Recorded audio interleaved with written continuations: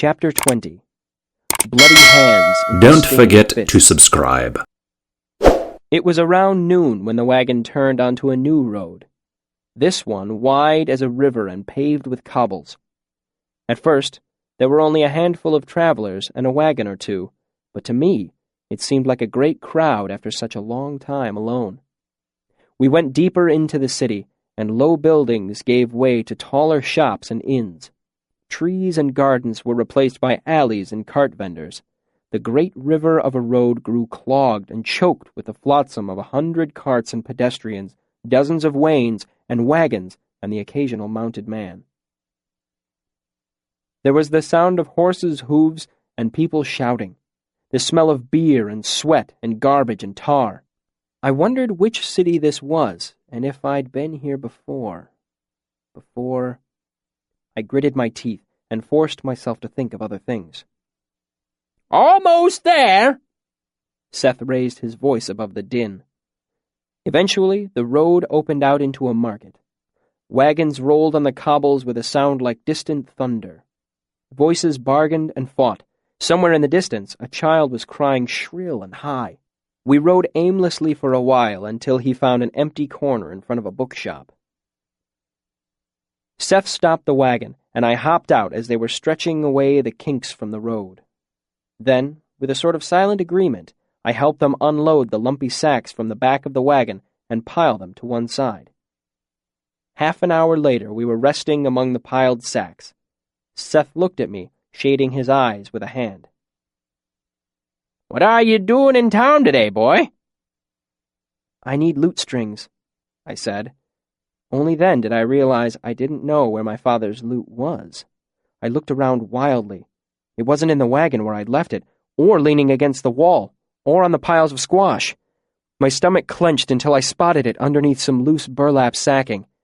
I walked over to it and picked it up with shaking hands. The older farmer grinned at me and held out a pair of the knobby squash we'd been unloading. "How would your mother like it if you brought home a couple of the finest orange buttersquash this side of the Eld?" "No, I can't," I stammered, pushing away a memory of raw fingers digging in the mud and the smell of burning hair. I mean, you've already—" I trailed off, clutching my lute closer to my chest and moving a couple of steps away. He looked at me more closely, as if seeing me for the first time. Suddenly, self-conscious, I imagined how I must look, ragged and half-starved. I hugged the lute and backed farther away. The farmer's hands fell to his side, and his smile faded. "Ah, lad," he said softly. He set the squash down, then turned back to me and spoke with a gentle seriousness. "Me and Jake'll be here selling until around about sundown. If you find what you're looking for by then, you'd be welcome to come back to the farm with us. The missus and me could sure use an extra hand some days. You'd be more than welcome. Wouldn't he, Jake?" Jake was looking at me too, pity written across his honest face. "Sure enough, Pa. She said so right afore we left." The old farmer continued to look at me with serious eyes. "This is Seward Square," he said, pointing at his feet. "We'll be here till dark, maybe a little after. You come back if'n you want to ride." His eyes turned worried. "You hear me? You can come back with us." I continued to back away, step by step, not sure why I was doing it, only knowing that if I went with him, I would have to explain, would have to remember. Anything was better than opening that door. No, thank you," I stammered. "You've helped so much. I'll be fine." I was jostled from behind by a man in a leather apron. Startled, I turned and ran. I heard one of them call out behind me, but the crowd drowned them out. I ran, my heart heavy in my chest. Tarbean is big enough that you cannot walk from one end to the other in a single day. Not even if you avoid getting lost or accosted in the tangled web of twisting streets and dead-end alleys. It was too big, actually. It was vast, immense. Seas of people, forests of buildings, roads wide as rivers. It smelled like urine and sweat and coal smoke and tar. If I had been in my right mind, I never would have gone there. In the fullness of time, I became lost. I took a turn too early or too late, then tried to compensate by cutting through an alley like a narrow chasm between two tall buildings. It wound like a gully carved by a river that had left to find a cleaner bed. Garbage drifted up the walls and filled the cracks between buildings and the alcove doorways. After I had taken several turns, I caught the rancid smell of something dead. I turned a corner and staggered against a wall as pain stars blinded me. I felt rough hands grab hold of my arms. I opened my eyes to see an older boy. He was twice my size, with dark hair and savage eyes. The dirt that smudged his face gave him the appearance of having a beard, making his young face strangely cruel. Two other boys jerked me away from the wall. I yelped as one of them twisted my arm. The older boy smiled at the sound and ran a hand through his hair. "What you doing here, Nalt? You lost?" His grin broadened. I tried to pull away, but one of the boys twisted my wrist and I gasped, "No!" "I think he's lost, Pike," the boy on my right said. The one on my left elbowed me sharply in the side of the head, and the alley tilted crazily around me. Pike laughed. "I'm looking for the woodworks," I muttered, slightly stunned. Pike's expression turned murderous. His hands grabbed my shoulders. "Did I ask you a question?" he shouted. "Did I say you could talk?" He slammed his forehead into my face, and I felt a sharp crack followed by an explosion of pain. "Hey, Pike!" The voice seemed to come from an impossible direction. A foot nudged my loot case, tipping it over. "Hey, Pike! Look at this!" Pike looked down at the hollow thump as the loot case fell flat against the ground. "What did you steal, Nalt?" "I didn't steal it." One of the boys holding my arms laughed. "Yeah, your uncle gave it to you so you could sell it to buy medicine for your sick grandma." He laughed again while I tried to blink the tears out of my eyes. I heard 3 clicks as the latches were undone. Then came the distinctive harmonic thrum as the loot was taken out of its case. "Your grandma's going to be mighty sorry you lost this, Nalt." Pike's voice was quiet. "Telu crush us!" the boy on my right exploded. "Pike, you know how much one of them's worth?" "Gold, Pike." "Don't say Telu's name like that," said the boy on my left. "What?" "Do not call on Telu save in the greatest need, for Telu judges every thought and deed," he recited. "Telu and his great glowing penis can piss all over me if that thing isn't worth 20 talents. That means we can get at least 6 from Dickon.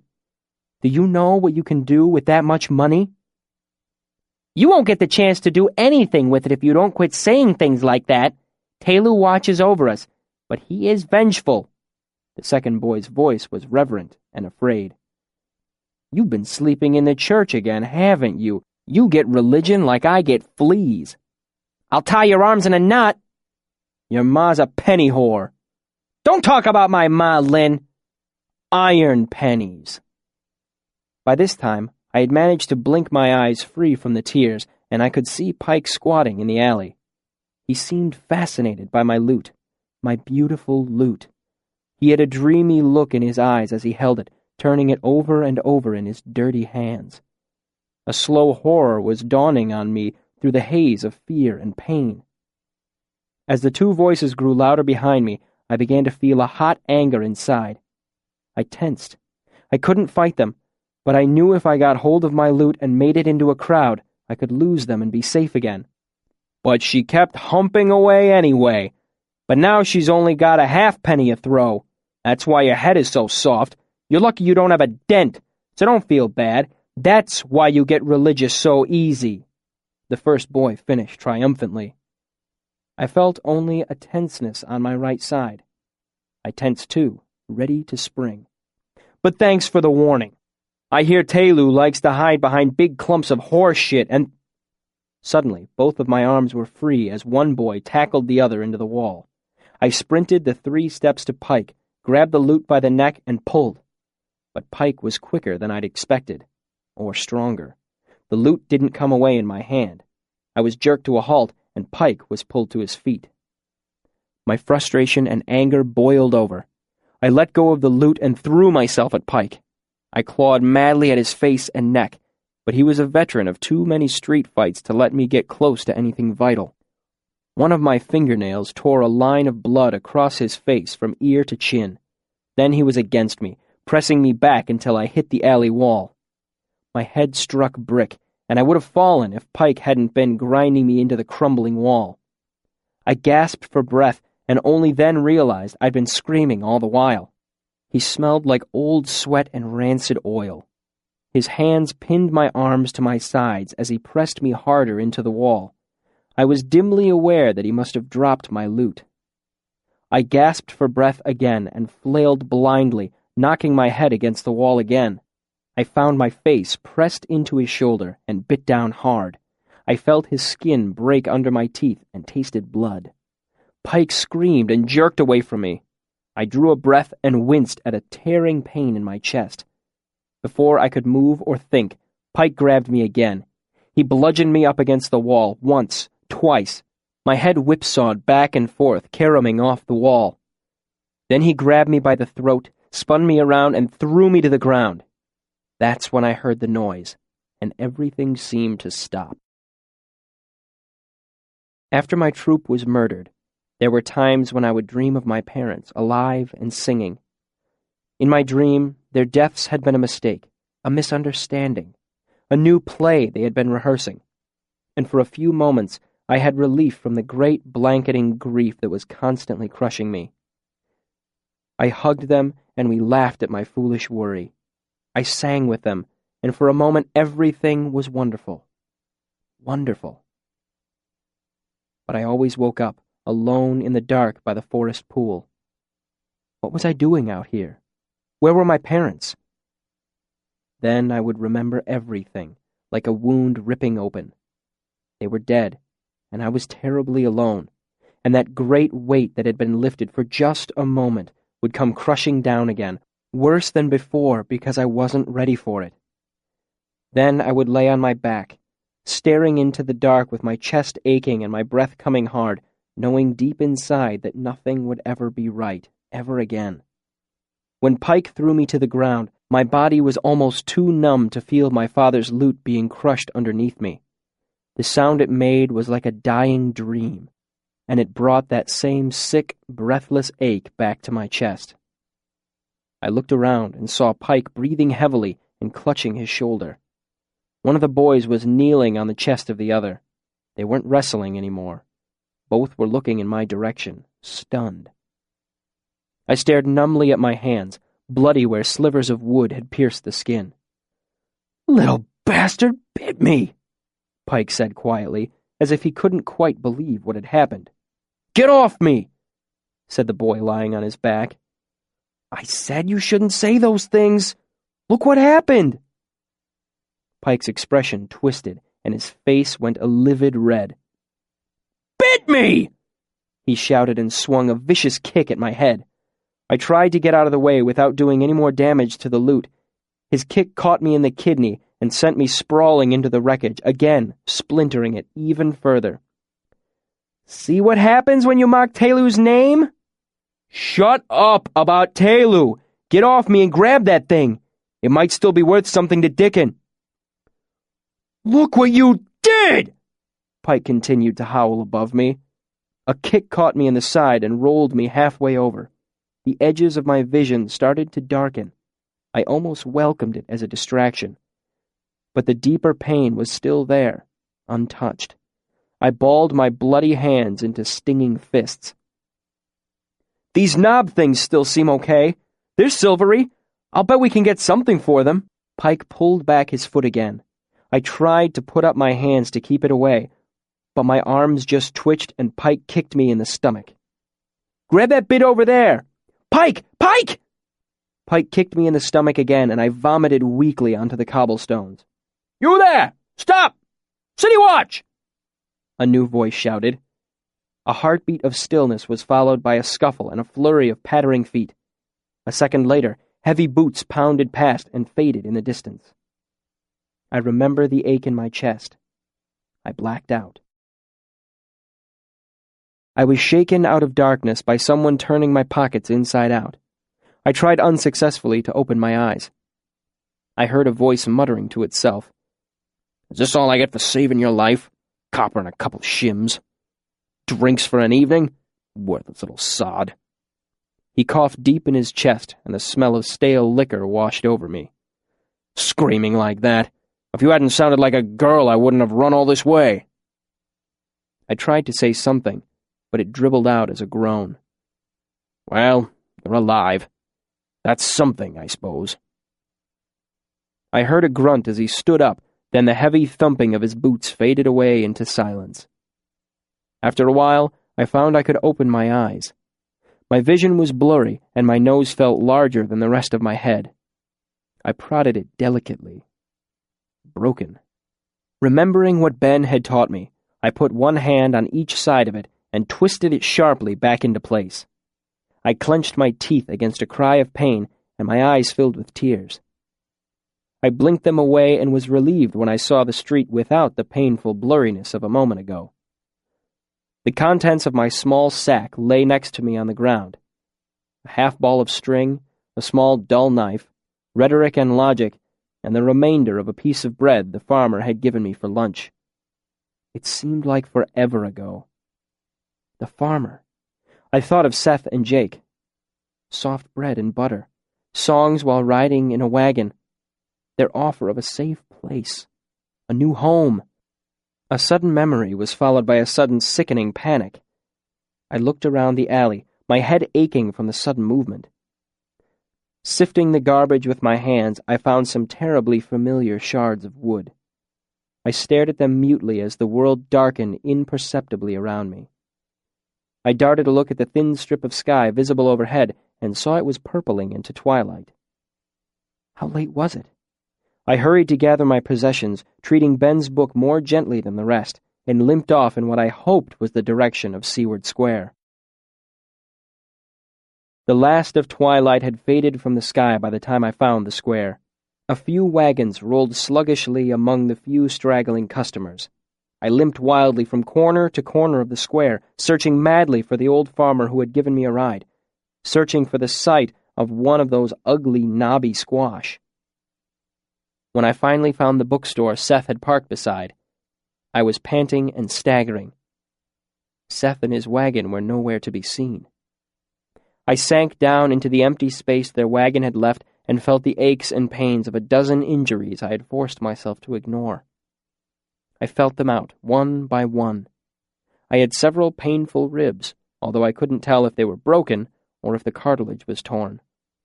I was dizzy and nauseous when I moved my head too quickly. Probably a concussion. My nose was broken, and I had more bruises and scrapes than I could conveniently count. I was also hungry. The last being the only thing I could do anything about. I took what was left of my piece of bread from earlier in the day and ate it. It wasn't enough, but it was better than nothing. I took a drink from a horse trough and was thirsty enough not to care that the water was brackish and sour. I thought of leaving, but it would take me hours of walking in my current condition.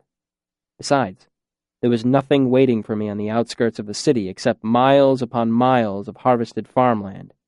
No trees to keep the wind away, no wood to make a fire, no rabbits to set traps for, no roots to dig, no heather for a bed. I was so hungry my stomach was a hard knot. Here, at least I could smell chicken cooking somewhere. I would have gone looking for the smell, but I was dizzy and my ribs hurt. Maybe tomorrow someone would give me something to eat. Right now, I was too tired. I wanted nothing more than to sleep. The cobblestones were losing the last of the sun's heat, and the wind was picking up. I moved back into the doorway of the bookshop to get out of the wind. I was almost asleep when the owner of the shop opened the door and kicked at me, telling me to shove off or he'd call the guard. I limped away as quickly as I could. After that, I found some empty crates in an alley. I curled up behind them, bruised and weary.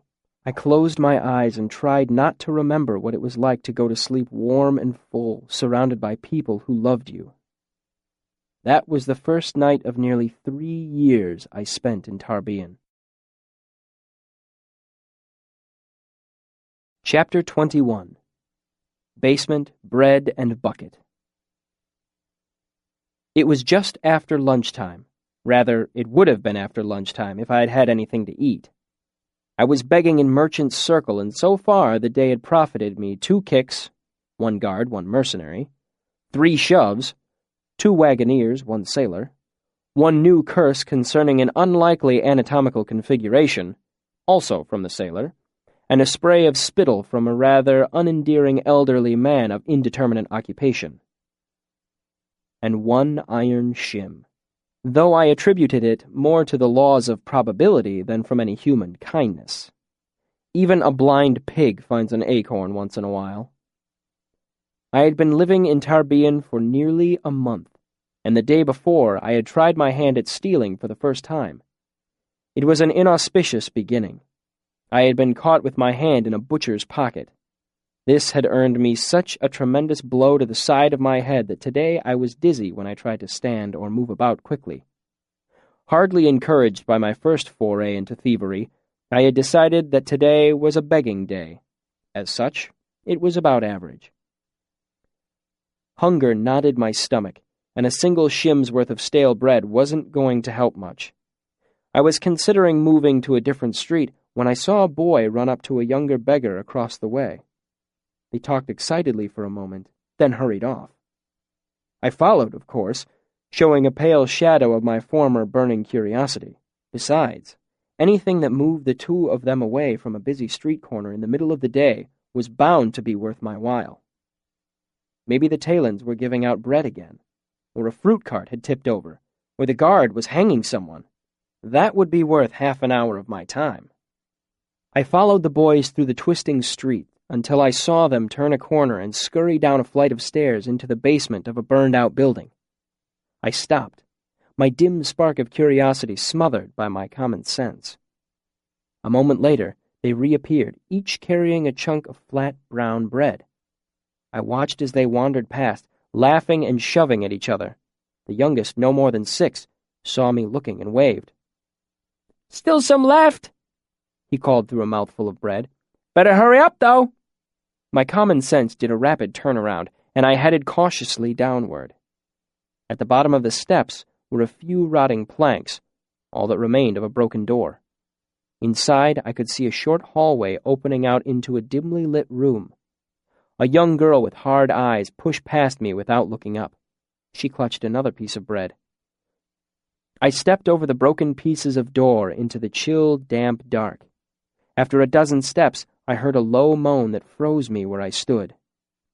It was almost an animal sound, but my ear told me it came from a human throat. I don't know what I expected, but it was nothing like what I found. 2 ancient lamps burned fish oil, throwing dim shadows against the dark stone walls. There were 6 cots in the room, all occupied. 2 children that were hardly more than babies shared a blanket on the stone floor, and another was curled up in a pile of rags. A boy my age sat in a dark corner, his head pressed against the wall. One of the boys moved slightly on his cot, as if stirring in his sleep, but something was wrong with the movement. It was too strained, too tense. I looked closer and saw the truth. He was tied to the cot. All of them were. He strained against the ropes and made the noise I had heard in the hall. It was clearer now, a long, moaning cry. "Ah! Ah!" For a moment, all I could do was think about every story I had ever heard about the Duke of Gibeah, about how he and his men had abducted and tormented people for 20 years before the church had gone in and put an end to it. What? Came a voice from the other room. The voice had an odd inflection to it, as if it wasn't really asking a question. The boy on the cot jerked against his ropes. "Ah! A man came through the doorway, brushing his hands on the front of his tattered robe. What? He repeated in the same, not questioning tone. His voice was old and tired around the edges, but at its center, it was patient. patient as a heavy stone or a mother cat with kittens, not the sort of voice I expected of a Duke of Gabia type to have. What? Hush, hush, Tanny. I wasn't gone, just stepped away. Now I'm here. His feet made slapping sounds against the bare stone floor. He was barefoot. I felt the tension slowly spill out of me. Whatever was going on here, it didn't seem nearly as sinister as I had originally thought. The boy stopped straining against the ropes when he saw the man approaching. "Ee-ah!" he said, and tugged against the ropes, restraining him. "What?" It was a question this time. "Ee-ah!" "Hmm?" The old man looked around and saw me for the first time. "Oh, hello." He looked back to the boy on the bed. "Well, aren't you the clever one today? Tanny called me in to see we have a visitor." Tanny's face broke into a terrific grin, and he gave a harsh, honking gasp of breath. In spite of the painful sound, it was clear he was laughing. Turning to look at me, the barefoot man said, "I don't recognize you. Have you been here before?" I shook my head. "Well, I've got some bread. Only 2 days old. If you carry some water for me, you can have as much as you can eat." He looked at me. "Does that sound all right?" I nodded. A chair, table, and an open barrel standing near one of the doors were the only furnishings in the room aside from the cots. 4 large, round loaves were stacked on the table. He nodded too, then began to move carefully toward the chair. He walked gingerly, as if it pained him to set his feet down. After he reached the chair and sank into it, he pointed to the barrel by the doorway. "Through the door there's a pump and bucket. Don't bother to hurry. It's not a race." As he spoke, he absent-mindedly crossed his legs and began to rub one of his bare feet. Inefficient circulation, a long-unused part of me thought. Increased risk of infection and considerable discomfort.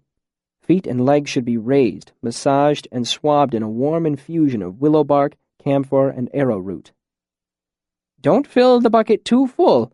I don't want you to hurt yourself or spill all over. It's wet enough down here." He eased his foot back to the floor and bent to gather up one of the tiny children who was beginning to stir restlessly on the blanket. As I filled the barrel, I snuck glances at the man. His hair was gray, but despite that and the slow, tender manner in which he walked, he wasn't very old. Perhaps 40, probably a little less. He wore a long robe, patched and mended to such a degree that I couldn't really guess at its original color or shape. Though nearly as ragged as I was, he was cleaner, which isn't to say that he was clean exactly, just cleaner than me. It wasn't hard to be. His name was Trappist. The patched robe was the only piece of clothing he owned. He spent nearly every moment of his waking life in that damp basement, caring for the hopeless people no one else would bother with. Most of them were young boys. Some, like Tanny, had to be restrained so they wouldn't hurt themselves or roll out of their beds. Others, like Jaspin, who had gone fever-mad 2 years ago, had to be restrained so they wouldn't hurt others. Palsied, crippled, catatonic, spastic, Trappist tended them all with equal and unending patience. I never once heard him complain of anything, not even his bare feet, which were always swollen and must have pained him constantly. He gave us children what help he could, a bit of food when he had some to spare. To earn a little something to eat, we carried water, scrubbed his floor, ran errands, and held the babies so they wouldn't cry. We did whatever he asked, and when there wasn't any food, we could always have a drink of water, a tired smile, and someone who looked at us as if we were human, not animals in rags. Sometimes it seemed that Trappist alone was trying to care for all the hopeless creatures in our corner of Tarbean. In return, we loved him with a silent ferocity that only animals can match. If anyone had ever raised a hand to Trappist, 100 howling children would have torn them to bloody scraps in the middle of the street. I stopped by his basement often in those first few months, then less and less as time went by. Trappist and Tanny were fine companions. None of us felt the need to talk much, and that suited me fine. But the other street children made me unspeakably nervous, so I visited infrequently, only when I was in desperate need of help or when I had something to share. Despite the fact that I was seldom there, it was good to know there was one place in the city where I wouldn't be kicked at, chased, or spit on. It helped when I was out on the rooftops alone, knowing that Trappist and the basement were there. It was almost like a home you could come back to. Almost.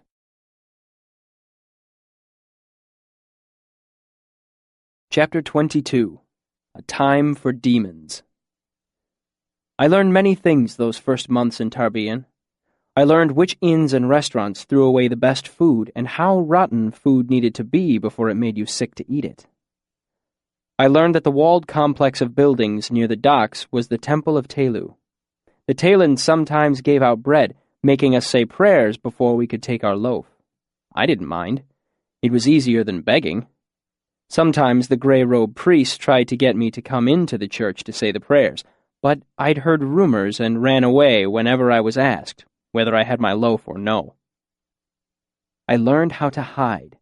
I had a secret place atop an old tannery where 3 roofs met, making a shelter from the wind and rain. Ben's book I secreted away under the rafters, wrapped in canvas. I handled it only rarely, like a holy relic. It was the last solid piece of my past, and I took every precaution to keep it safe. I learned that Tarbian is vast. You cannot understand it if you have not seen it yourself. It's like the ocean. I can tell you of the waves and water, but you don't begin to get an inkling of its size until you stand on the shore. You don't really understand the ocean until you are in the midst of it, nothing but ocean on all sides, stretching away endlessly. Only then do you realize how small you are, how powerless. Part of Tarbian's vastness is the fact that it's divided into 1,000 small pieces, each with its own personality. There was Downings, Drover Court, The Wash, Middletown, Tallows, Tunning, Dockside, the Tarway, Seamling Lane. You could live your whole life in Tarbian and never know all its parts. But for most practical purposes, Tarbian had 2 pieces: Waterside and Hillside. Waterside is where people are poor. That makes them beggars, thieves, and whores. Hillside is where people are rich. That makes them solicitors, politicians, and courtesans. I had been in Tarbian for 2 months when I first thought to try my hand at begging Hillside. Winter gripped the city firmly, and the midwinter pageantry was making the streets more dangerous than usual. This was shocking to me. Every winter for the entirety of my young life, our troupe had organized the midwinter pageantry for some town.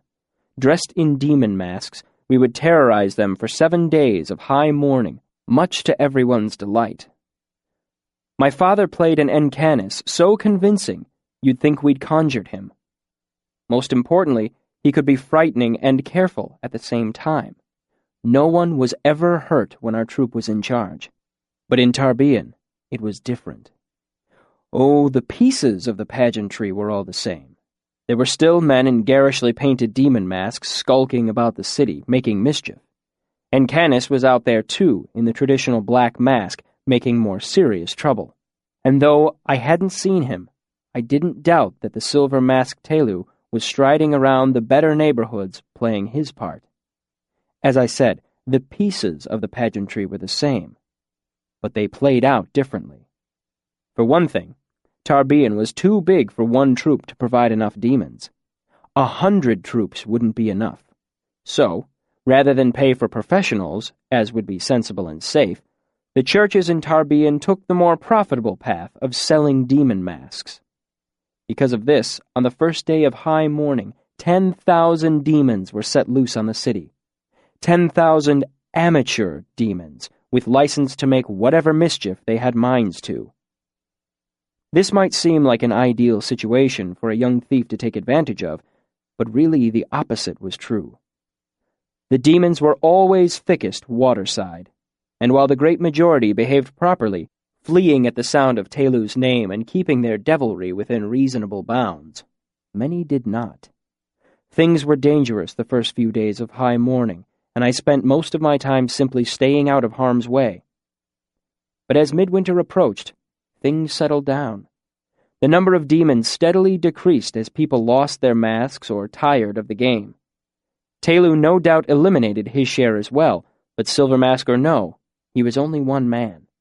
He could hardly cover the whole of Tarbean in just 7 days' time. I chose the last day of mourning for my trip to Hillside. Spirits are always high on Midwinter's Day, and high spirits mean good begging. Best of all, the ranks of the demons were noticeably thinned, which meant it was reasonably safe to be walking the streets again. I set out in the early afternoon, hungry because I couldn't find any bread to steal. I remember feeling vaguely excited as I headed toward Hillside. Maybe some part of me remembered what midwinter had been like with my family. Warm meals and warm beds afterward. Maybe I had been infected by the smell of evergreen boughs being gathered into piles and set ablaze in celebration of Telu's triumph. That day, I learned 2 things. I learned why beggars stay waterside, and I learned that no matter what the church might tell you, midwinter is a time for demons. I emerged from an alley and was instantly struck by the difference in atmosphere between this part of the city and where I had come from. Waterside, merchants wheedled and cajoled customers, hoping to lure them into their shops. Should that fail, they were not shy about bursting into fits of bellicosity, cursing or even openly bullying customers. Here the shop owners wrung their hands nervously. They bowed and scraped and were unfailingly polite. Voices were never raised. After the brutal reality of things waterside, it seemed to me as if I had stumbled into a formal ball. Everyone was dressed in new clothes. Everyone was clean, and they all seemed to be participating in some sort of intricate social dance. But there were shadows here, too. As I surveyed the street, I spotted a pair of men lurking in the alleyway across from me. Their masks were quite good, blood-red and fierce. One had a gaping mouth, and the other a grimace of pointed white teeth. They were both wearing the traditional black hooded robes, which I approved of. So many of the demons waterside didn't bother with the proper costume. The pair of demons slipped out to follow a well-dressed young couple who were strolling idly down the street, arm in arm. The demons stalked them carefully for nearly 100 feet, then one of them snatched the gentleman's hat and thrust it into a nearby snowdrift. The other grabbed the woman in a rough embrace and lifted her from the ground. She shrieked while the man struggled with the demon for possession of his walking stick, obviously flummoxed by the situation. Luckily, his lady had maintained her composure. "Teus! Teus!" she shouted. "Teus antausa eha!" At the sound of Telu's name, the 2 red-masked figures cowered, then turned and ran off down the street. Everyone cheered. One of the shopkeepers helped the gentleman retrieve his hat. I was rather surprised by the civility of it all. Apparently, even the demons were polite on the good side of town. Emboldened by what I had seen, I eyed the crowd, looking for my best prospects. I stepped up to a young woman. She wore a powder blue dress and had a wrap of white fur. Her hair was long and golden, curled artfully around her face. As I stepped forward, she looked down at me and stopped. I heard a startled intake of breath as one hand went to her mouth. "Pennies, ma'am." I held out my hand and made it tremble just a little. My voice trembled too. "Please?" I tried to look every bit as small and hopeless as I felt. I shuffled from foot to foot in the thin gray snow. "You poor dear," she sighed almost too quietly for me to hear. She fumbled with the purse at her side, either unable or unwilling to take her eyes from me. After a moment, she looked inside her purse and brought something out. As she curled my fingers around it, I felt the cold, reassuring weight of a coin. "Thank you, ma'am," I said automatically. I looked down for a moment and saw silver glinting through my fingers. I opened my hand and saw a silver penny. A whole silver penny. I gaped. A silver penny was worth 10 copper pennies, or 50 iron ones. More than that, it was worth a full belly every night for half a month. For an iron penny, I could sleep on the floor at the Red Eye for the night. For 2, I could sleep on the hearth by the embers of the evening fire. I could buy a rag blanket that I would hide on the rooftops, keeping me warm all winter. I looked up at the woman, who was still looking down at me with pitying eyes. She couldn't know what this meant. "Lady, thank you," my voice cracked. I remembered one of the things that we had said back when I lived in the troupe. "May all your stories be glad ones, and your roads be smooth and short." She smiled at me and might have said something, but I got a strange feeling near the base of my neck. Someone was watching me. On the street, you either develop a sensitivity to certain things, or your life is miserable and short. I looked around and saw a shopkeeper talking with a guard and gesturing in my direction. This wasn't some waterside guard. He was clean-shaven and upright. He wore a black leather jerkin with metal studs and carried a brass-bound club as long as his arm. I caught scraps of what the shopkeeper was saying. Customers. Who's going to buy chocolate with... He gestured my way again and said something I couldn't catch. "Pays you? That's right. Maybe I should mention..." The guard turned his head to look in my direction. I caught his eyes. I turned and ran. I headed for the first alley I saw, my thin shoes slipping on the light layer of snow that covered the ground. I heard his heavy boots pounding behind me as I turned in a second alley branching off from the first. My breath was burning in my chest as I looked for somewhere to go, somewhere to hide, but I didn't know this part of the city. There were no piles of trash to worm into, no burned-out buildings to climb through. I felt sharp frozen gravel slice through the thin sole of one of my shoes. Pain tore through my foot as I forced myself to keep running. I ran into a dead end after my third turning. I was halfway up one of the walls when I felt a hand close around my ankle and pull me to the ground. My head hit the cobblestones, and the world spun dizzily as the guard lifted me off the ground, holding me by one wrist and my hair. "Clever boy, aren't you?" he panted, his breath hot on my face. He smelled like leather and sweat. "You're old enough. You should know not to run by now." He shook me angrily and twisted my hair. I cried out as the alley tilted around me. He pressed me roughly against a wall. "You should know enough not to be coming hillside either." He shook me. "You dumb boy!" "No," I said muzzily as I felt for the cold wall with my free hand. "No!" My answer seemed to infuriate him. "No?" He bit off the word. "You got me in trouble, boy. I might get written up. If you aren't dumb, then you must need a lesson." He spun me around and threw me down. I slid in the greasy alley snow. My elbow struck the ground and my arm went numb.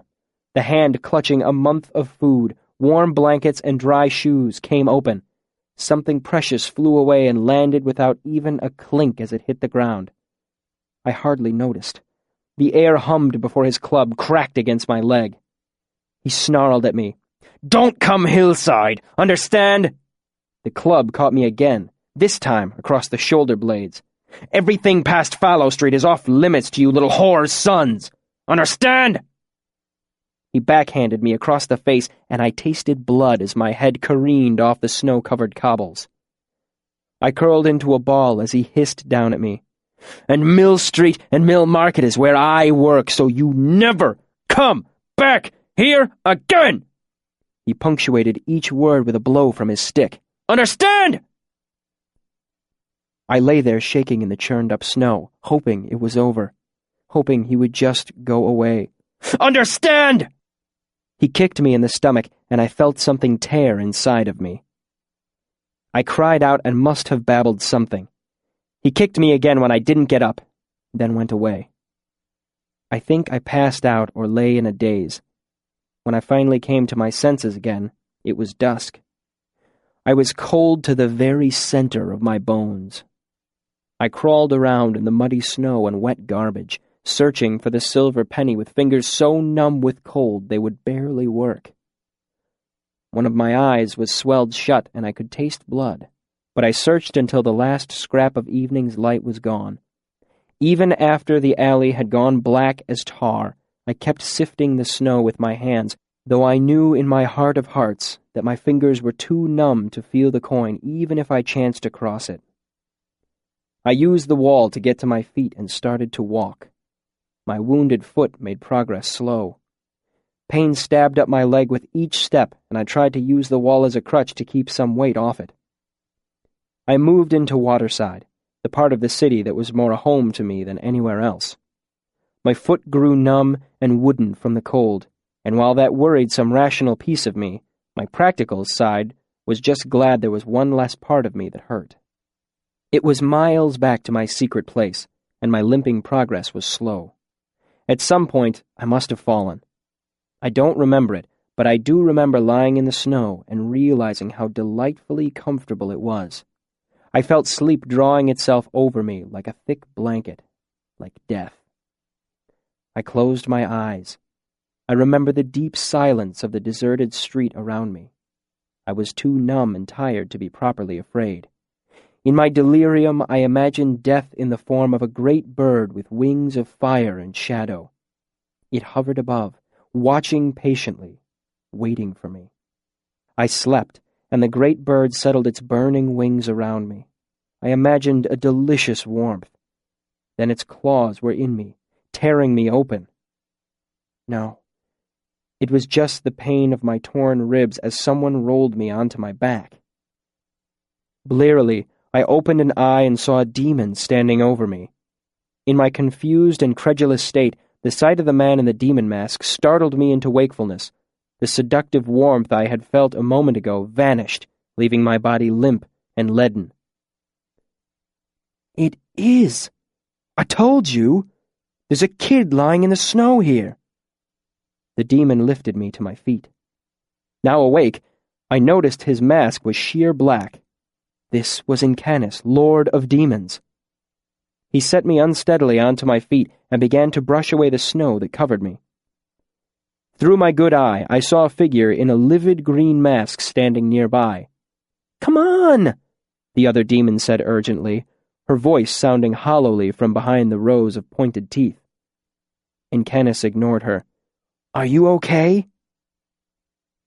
I couldn't think of a response, so I concentrated on keeping my balance as the man continued to brush the snow away with the sleeve of his dark robe. I heard the sound of distant horns.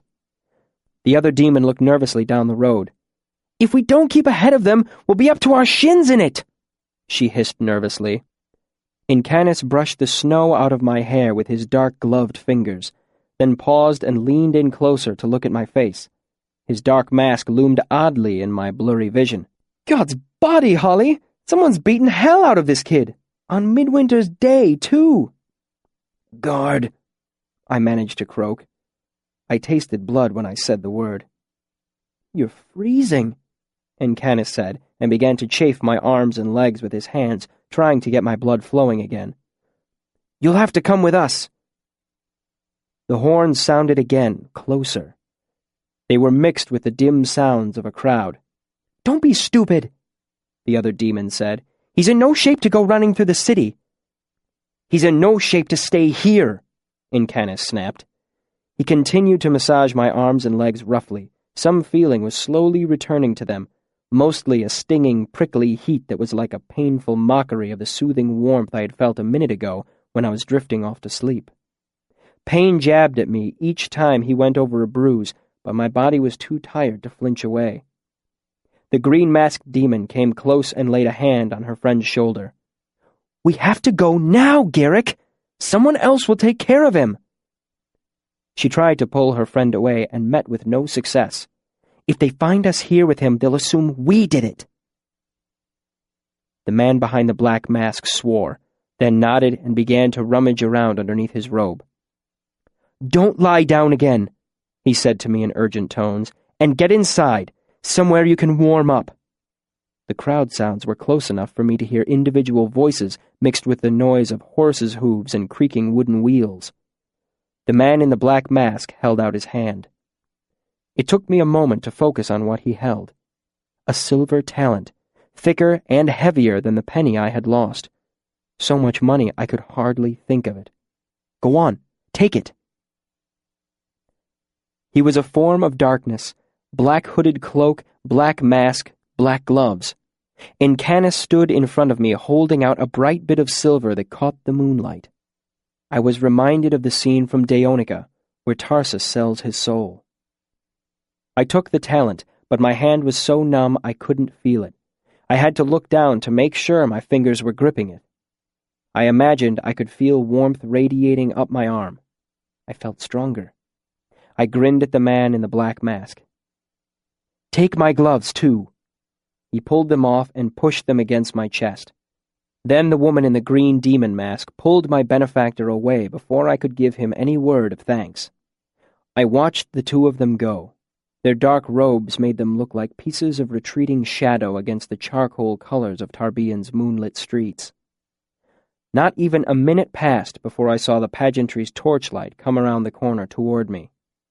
The voices of 100 men and women singing and shouting crashed over me like waves. I moved away until I felt my back press up against a wall.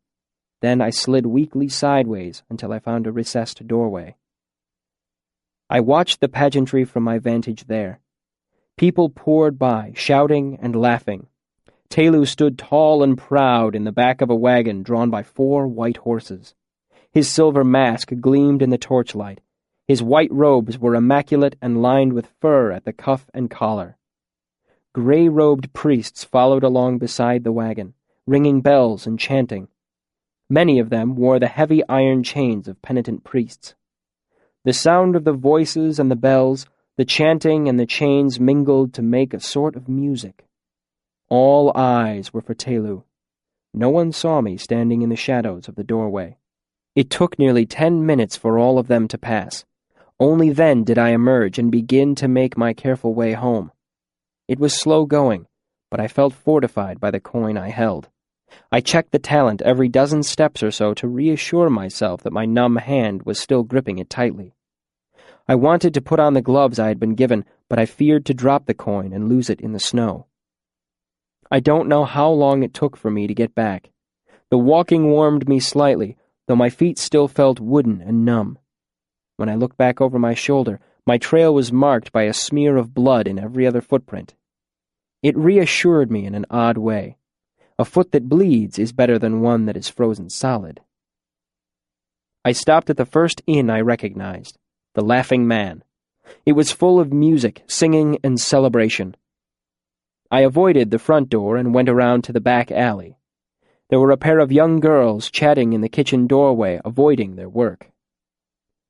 I limped up to them, using the wall as a crutch. They didn't notice me until I was nearly on top of them. The younger one looked up at me and gasped. I took a step closer. "Could one of you bring me food and a blanket? I can pay."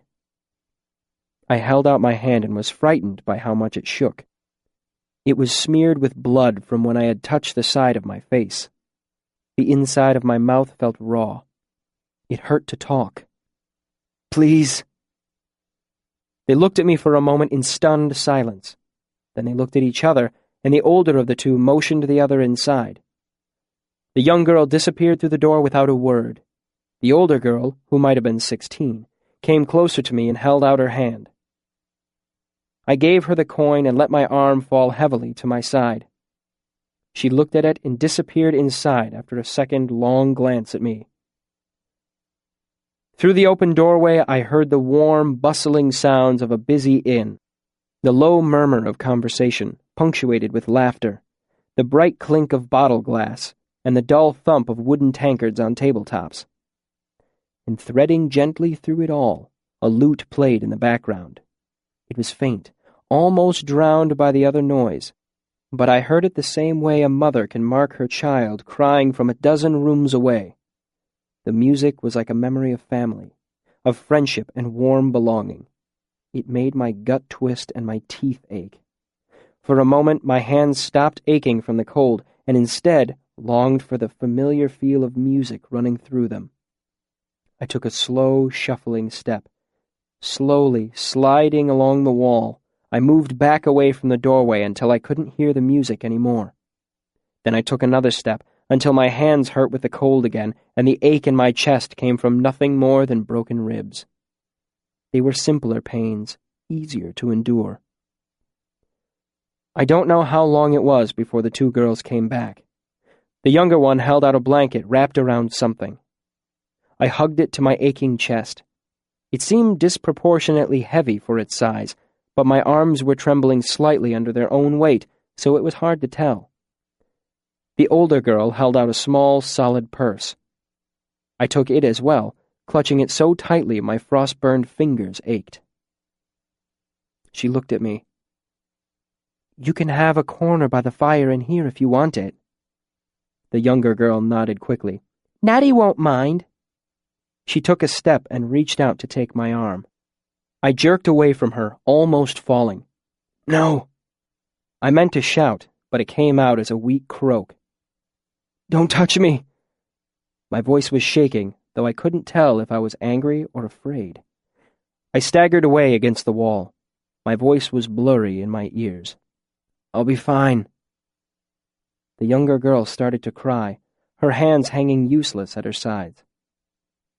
"I've got somewhere to go." My voice cracked and I turned away. I hurried off as fast as I could.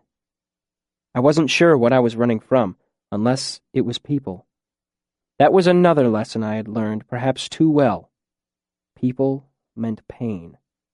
I heard a few muffled sobs behind me. It seemed a long while before I made it to the corner. I made it to my hidden place where the roofs of two buildings met underneath the overhang of a third. I don't know how I managed to climb up there.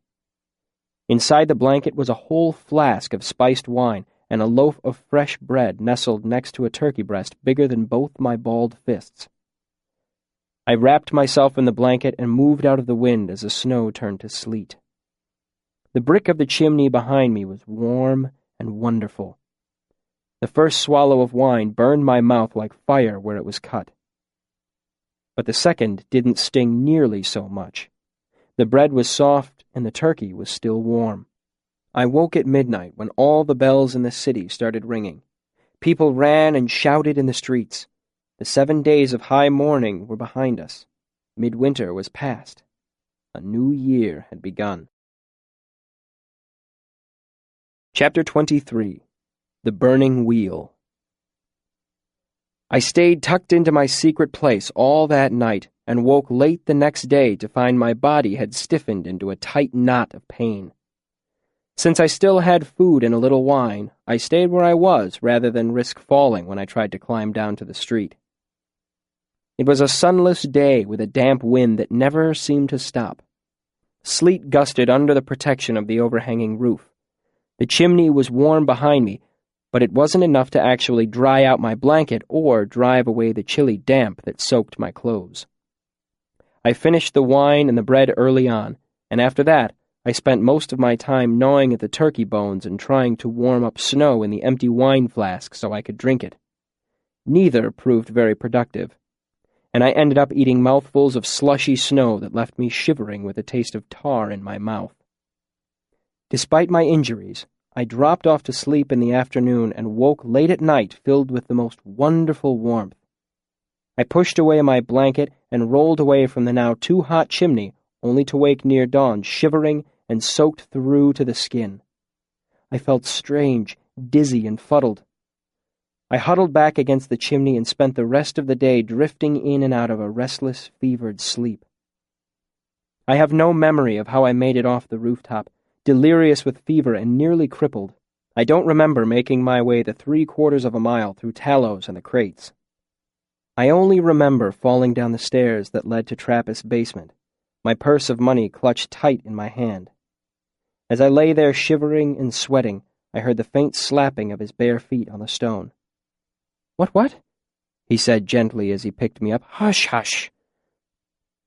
Trappist nursed me through the long days of my fever.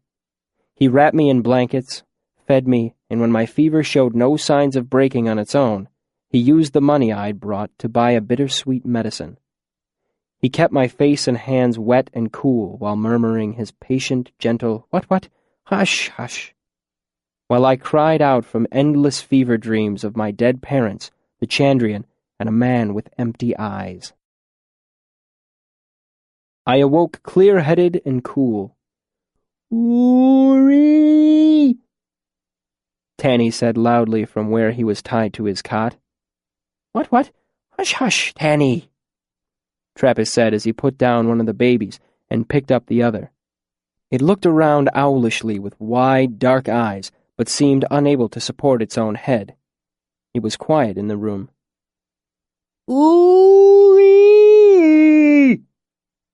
Tanny said again. I coughed, trying to clear my throat. "There's a cup on the floor next to you," Trappist said, brushing a hand along the head of the baby he held. "Ooh! Ooh!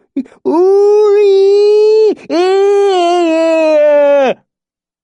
Tanny bellowed, strange half-gasps punctuating his cry. The noise agitated several of the others who moved restlessly in their cots. The older boy sitting in the corner raised his hands to the sides of his head and began to moan. He started rocking back and forth, gently at first, but then more and more violently, so that when he came forward, his head knocked against the bare stone of the wall. Trappist was at his side before the boy could do himself any real harm. He put his arms around the rocking boy. "Hush, hush, Lonnie, hush, hush." The boy's rocking slowed, but did not entirely subside. "Tanny, you know better than to make all that noise." His voice was serious, but not stern. "Why are you making trouble? Lonnie could hurt himself."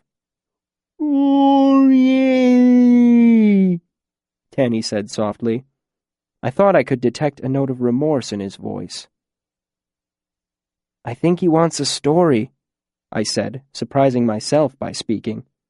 "Ah," Tanny said. "Is that what you want, Tanny?" "Ah." There was a quiet moment. "I don't know any stories," he said. Tanny remained stubbornly silent. Everyone knows one story, I thought. Everyone knows at least one. "Uri!" Trappist looked around at the quiet room, as if looking for an excuse. "Well," he said reluctantly, "it has been a while since we had a story, hasn't it?" He looked down at the boy in his arms. "Would you like a story, Lonnie?" Lonnie nodded a violent affirmation, nearly battering Trappist's cheek with the back of his head. "Will you be good and sit by yourself so I can tell a story?" Lonnie stopped rocking almost immediately. Trappist slowly unwrapped his arms and stepped away. After a long look to make sure the boy wouldn't hurt himself, he stepped carefully back to his chair. "Well," he muttered softly to himself as he stooped to pick up the baby he had set aside. "Do I have a story?" He spoke very quietly to the child's wide eyes. No, I don't. Can I remember one? I suppose I had better." He sat for a long moment, humming to the child in his arms, a thoughtful expression on his face. "Yes, of course." He sat up taller in his chair. "Are you ready?" This is a story from long ago, back before any of us were born, before our fathers were born too.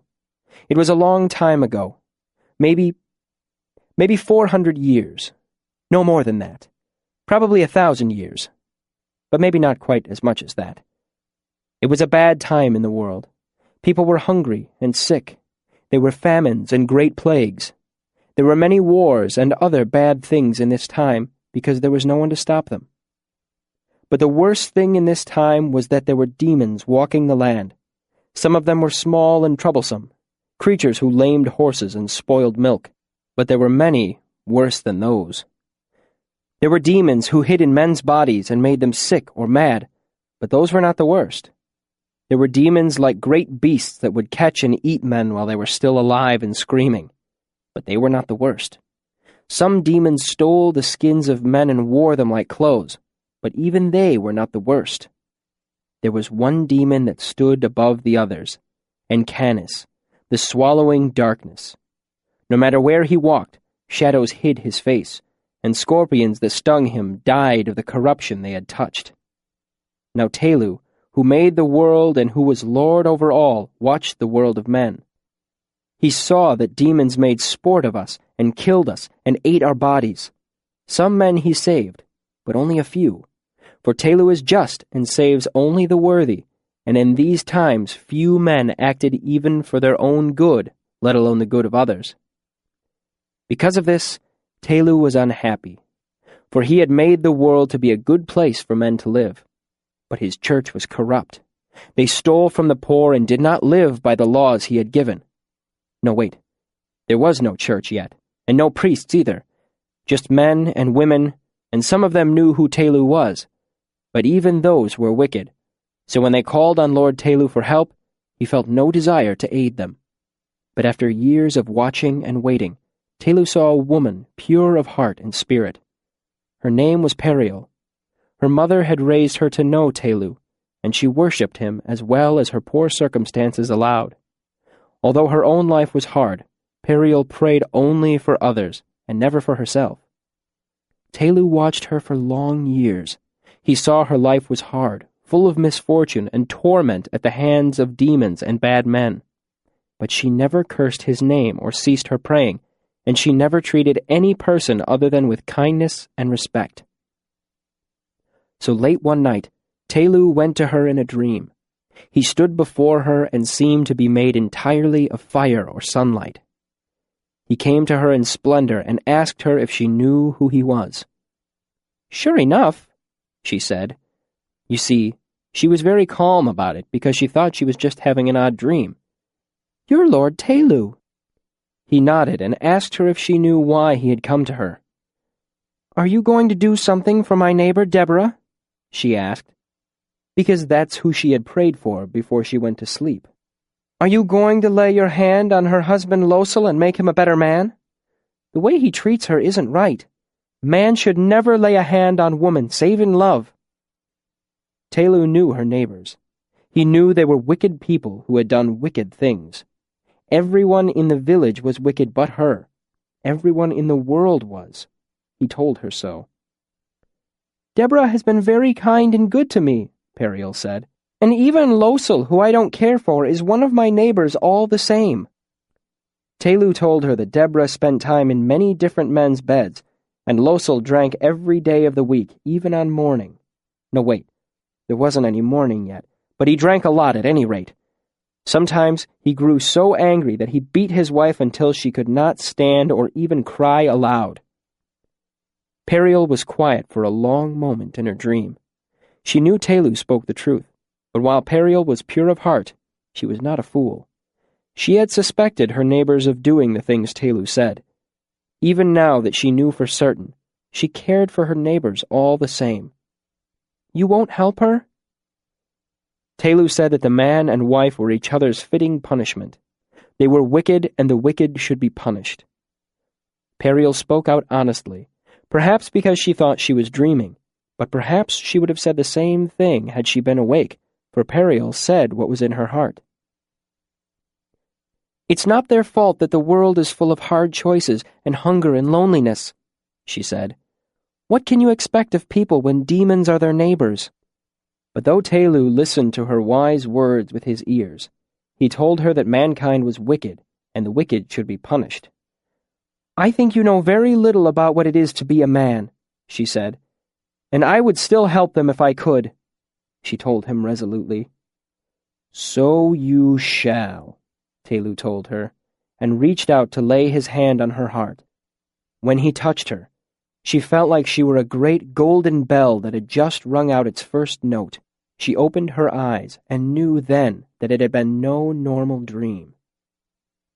Thus it was that she was not surprised to discover she was pregnant.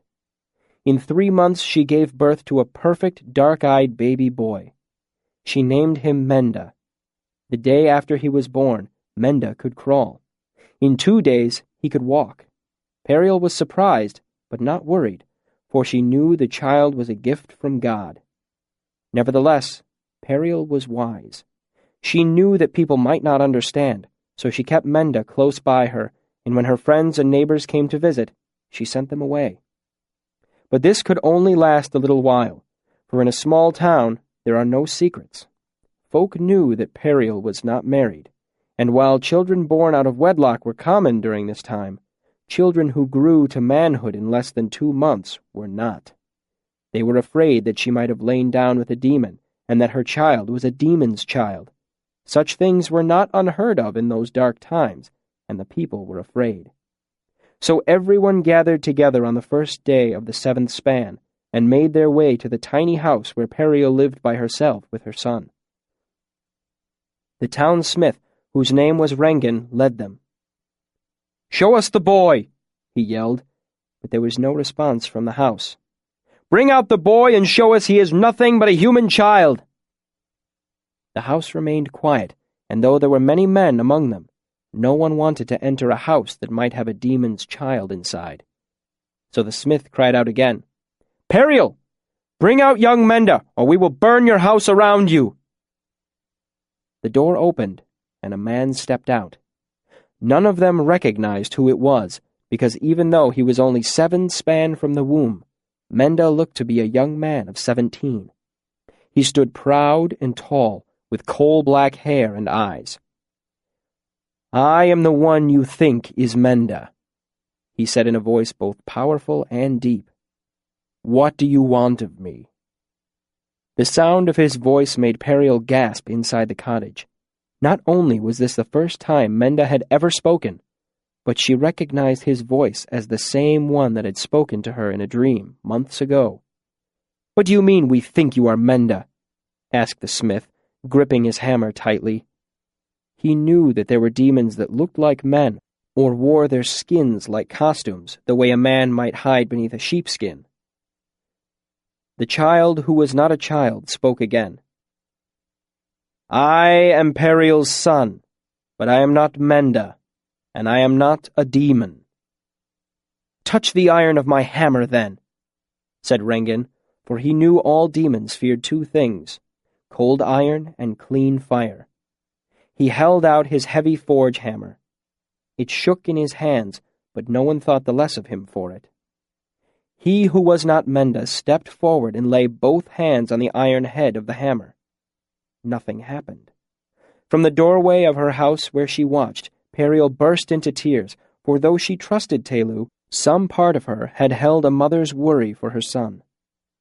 "I am not Menda, though that is what my mother called me. I am Telu, Lord above all. I have come to free you from demons and the wickedness of your own hearts. I am Telu, son of myself. Let the wicked hear my voice and tremble." And they did tremble, but some of them refused to believe. They called him a demon and threatened him. They spoke hard, frightened words. Some threw stones and cursed him and spat toward him and his mother.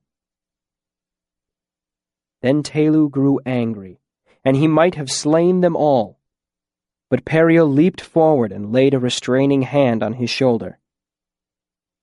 "What more can you expect?" she asked him quietly.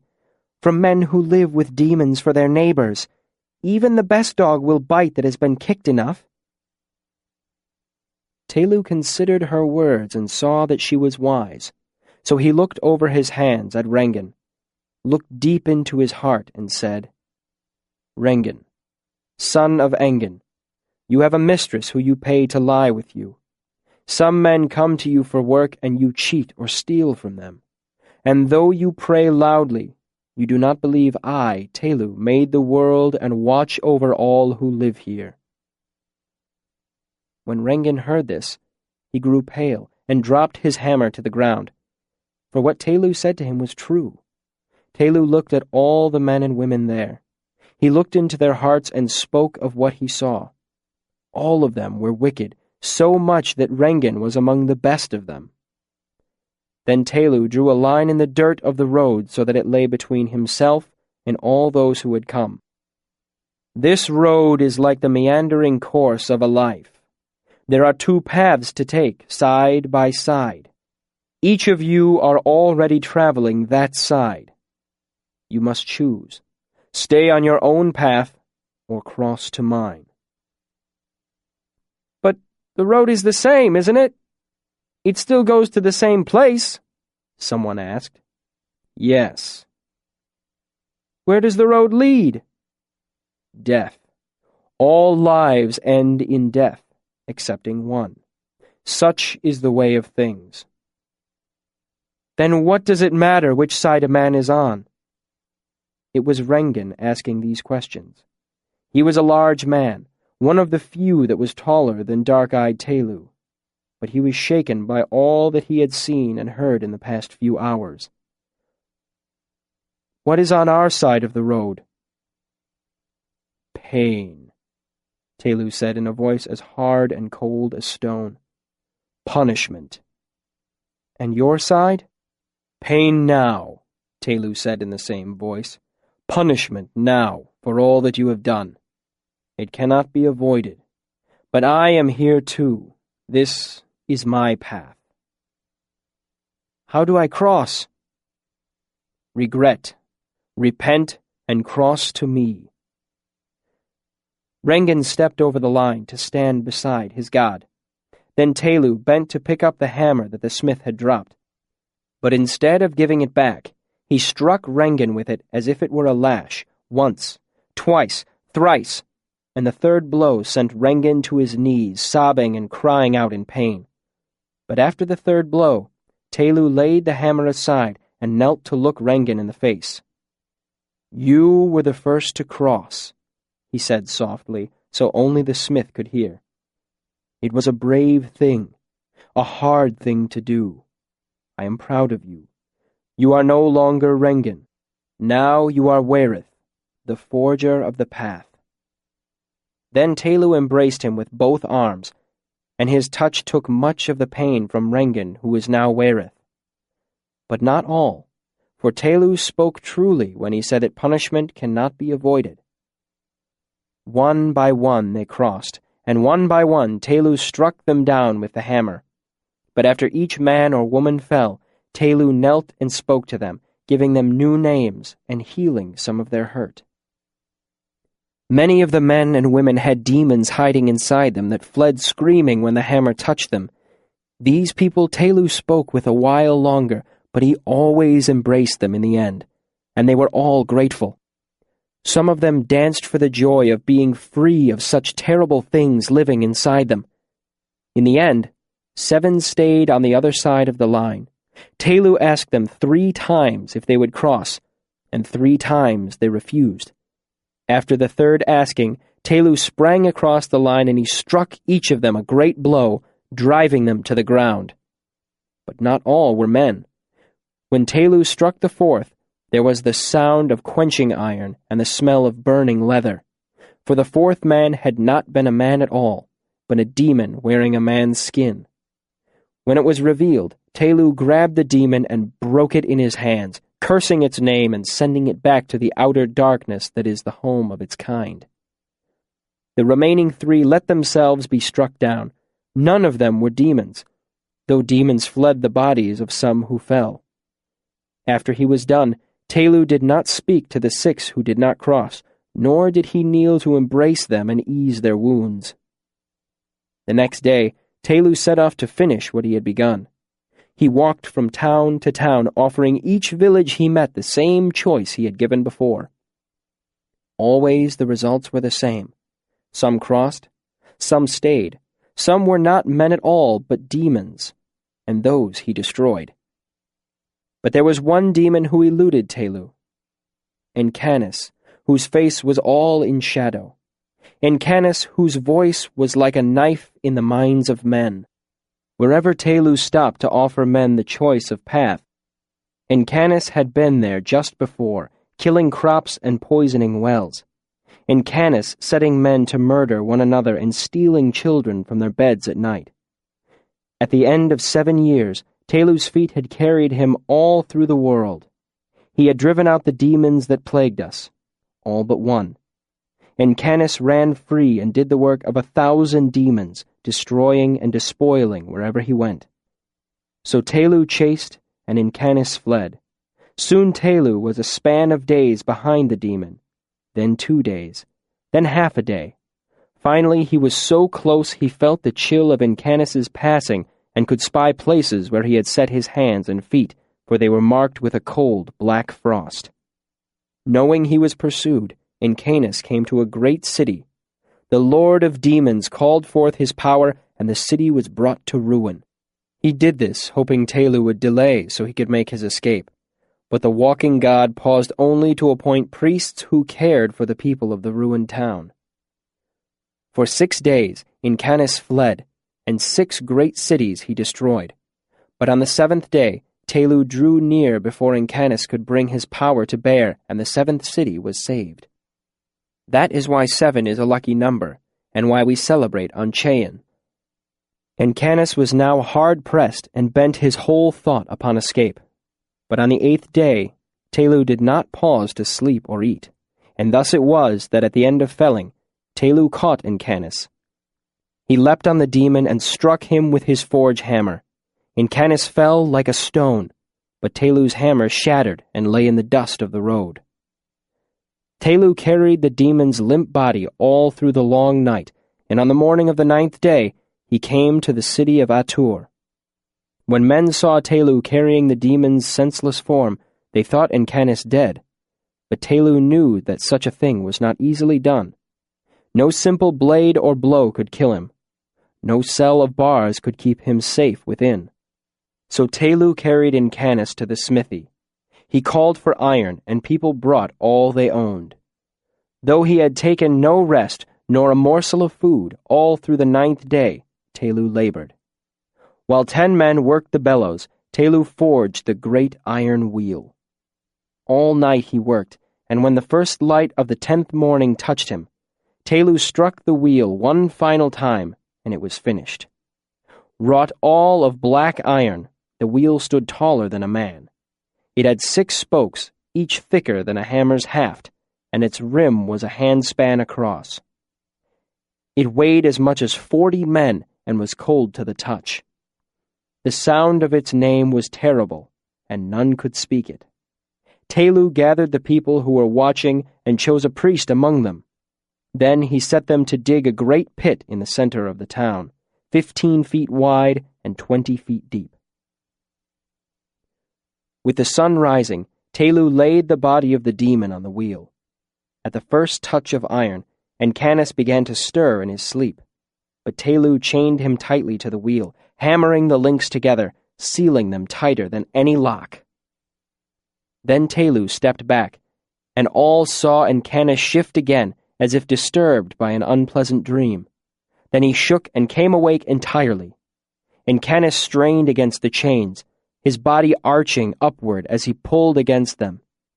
Where the iron touched his skin, it felt like knives and needles and nails, like the searing pain of frost, like the sting of 100 biting flies. Incanus thrashed on the wheel and began to howl as the iron burned and bit and froze him. To Telu, the sound was like a sweet music. He lay down on the ground beside the wheel and slept a deep sleep, for he was very tired. When he awoke, it was evening of the 10th day. Incanus was still bound to the wheel, but he no longer howled and fought like a trapped animal. Telu bent and with great effort lifted one edge of the wheel and set it leaning against a tree that grew nearby. As soon as he came close, Incanus cursed him in languages no one knew, scratching and biting. "You brought this on yourself," Telu said. That night there was a celebration. Telu sent men to cut 12 evergreens and use them to kindle a bonfire in the bottom of the deep pit they had dug. All night the townsfolk danced and sang around the burning fire. They knew the last and most dangerous of the world's demons was finally caught. And all night Incanus hung from his wheel and watched them, motionless as a snake. When the morning of the 11th day came, Telu went to Incanus a 3rd and final time. The demon looked worn and feral. His skin was sallow, and his bones pressed tight against his skin. But his power still lay around him like a dark mantle, hiding his face in shadow. "Incanus," Telu said, "this is your last chance to speak. Do it, for I know it is within your power." "Lord Telu, I am not Incanus." For that brief moment, the demon's voice was pitiful, and all who heard it were moved to sorrow. But then there was a sound like quenching iron, and the wheel rung like an iron bell. Incanis's body arched painfully at the sound, then hung limply from his wrists as the ringing of the wheel faded. "Try no tricks, Dark One. Speak no lies," Telu said sternly, his eyes as dark and hard as the iron of the wheel. "What then?" Incanis hissed, his voice like the rasp of stone on stone. "What? Rack and shatter you! What do you want of me?" "Your road is very short, Incanis, but you may still choose a side on which to travel." Incanis laughed. "You will give me the same choice you give the cattle? Yes, then, I will cross to your side of the path. I regret and The wheel rung again, like a great bell tolling long and deep. Incanis threw his body tight against the chains again, and the sound of his scream shook the earth and shattered stones for 1/2 mile in each direction. When the sounds of wheel and scream had faded, Incanis hung panting and shaking from his chains. "I told you to speak no lie, Incanis," Telu said, pitiless. "My path, then!" Incanis shrieked. "I do not regret. If I had my choice again, I would only change how fast I ran. Your people are like cattle my kind feed on, bite and break you. If you gave me 1/2 an hour, I would do such things that these wretched, gawping peasants would go mad with fear. I would drink their children's blood and bathe in women's tears." He might have said more, but his breath was short as he strained against the chains that held him. "So," Telu said, and stepped close to the wheel. For a moment it seemed like he would embrace Incanis, but he was merely reaching for the iron spokes of the wheel. Then, straining, Telu lifted the wheel above his head. He carried it, arms upstretched, toward the pit, and threw Incanis in. Through the long hours of night, a dozen evergreens had fed the fire. The flames had died in the early morning, leaving a deep bed of sullen coals that glimmered when the wind brushed them. The wheel struck flat, with Incanis on top. There was an explosion of spark and ash as it landed and sank inches deep into the hot coals. Incanis was held over the coals by the iron that bound and burned and bit at him.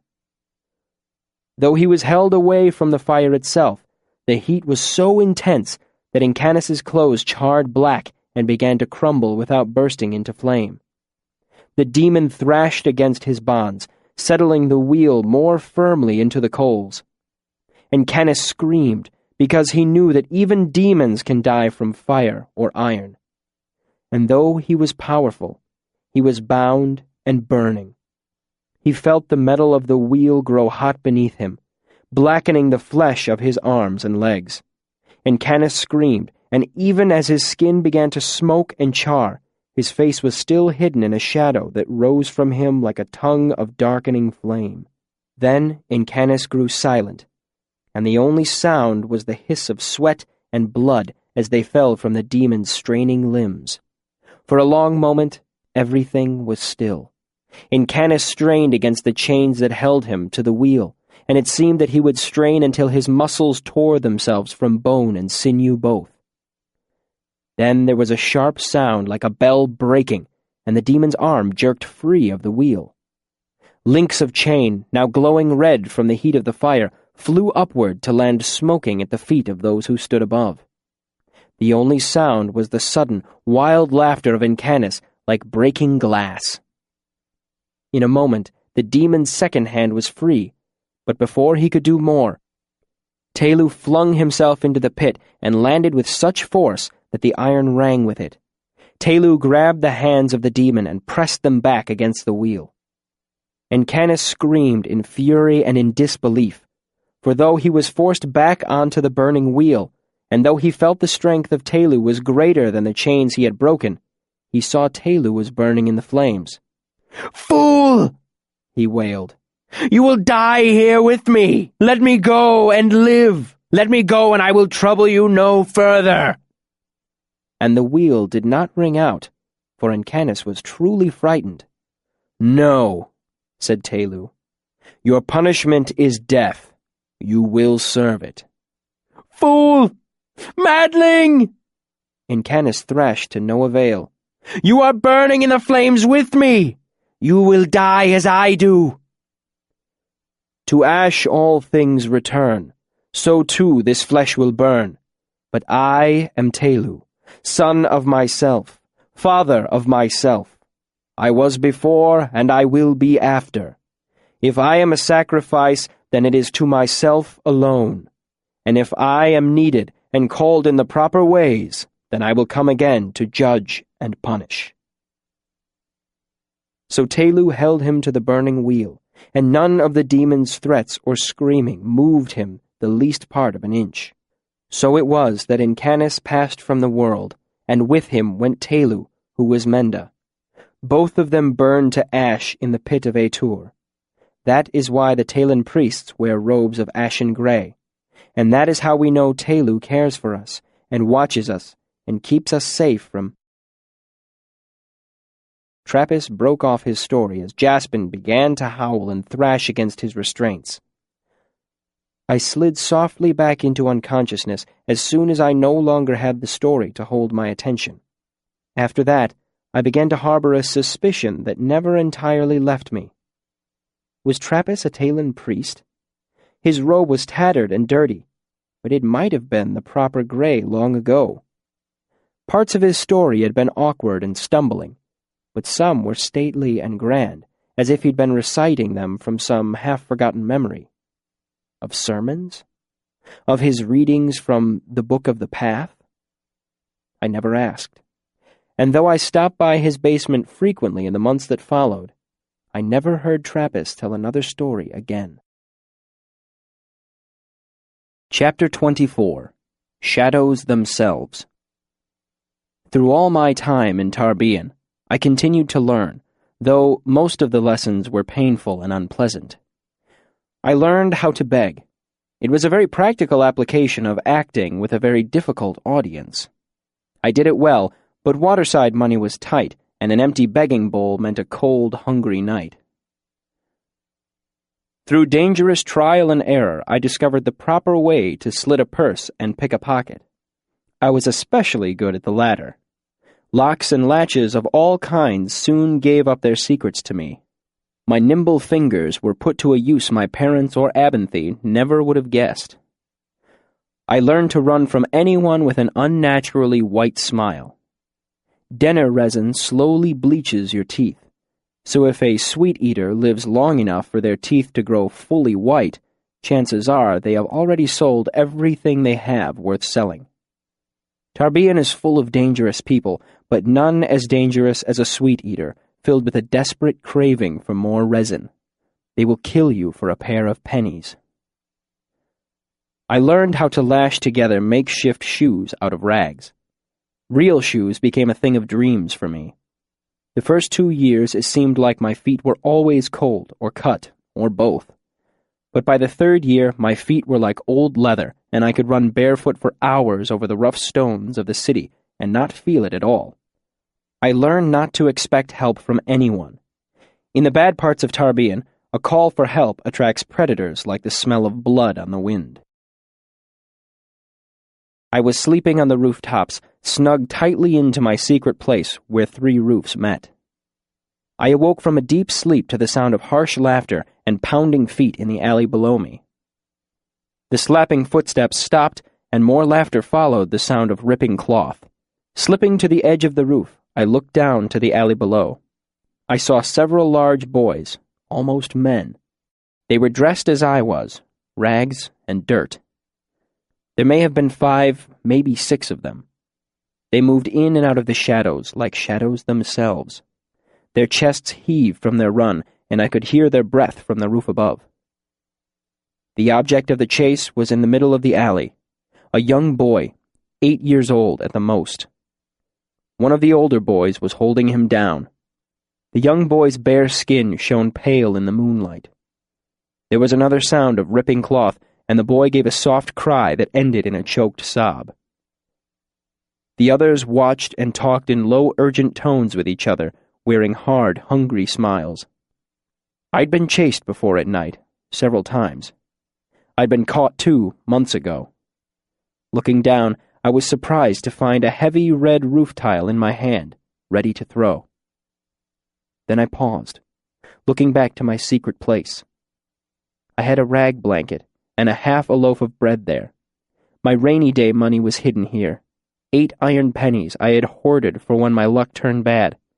And most valuable of all, Ben's book. I was safe here. Even if I hit one of them, the rest would be on the roof in 2 minutes. And then, even if I got away, I wouldn't have anywhere to go. I set down the tile. I went back to what had become my home, and curled myself into the shelter of the niche underneath the overhanging roof. I twisted my blanket in my hands and clenched my teeth, trying to shut out the low rumble of conversation, punctuated by coarse laughter and quiet, hopeless sobbing from below.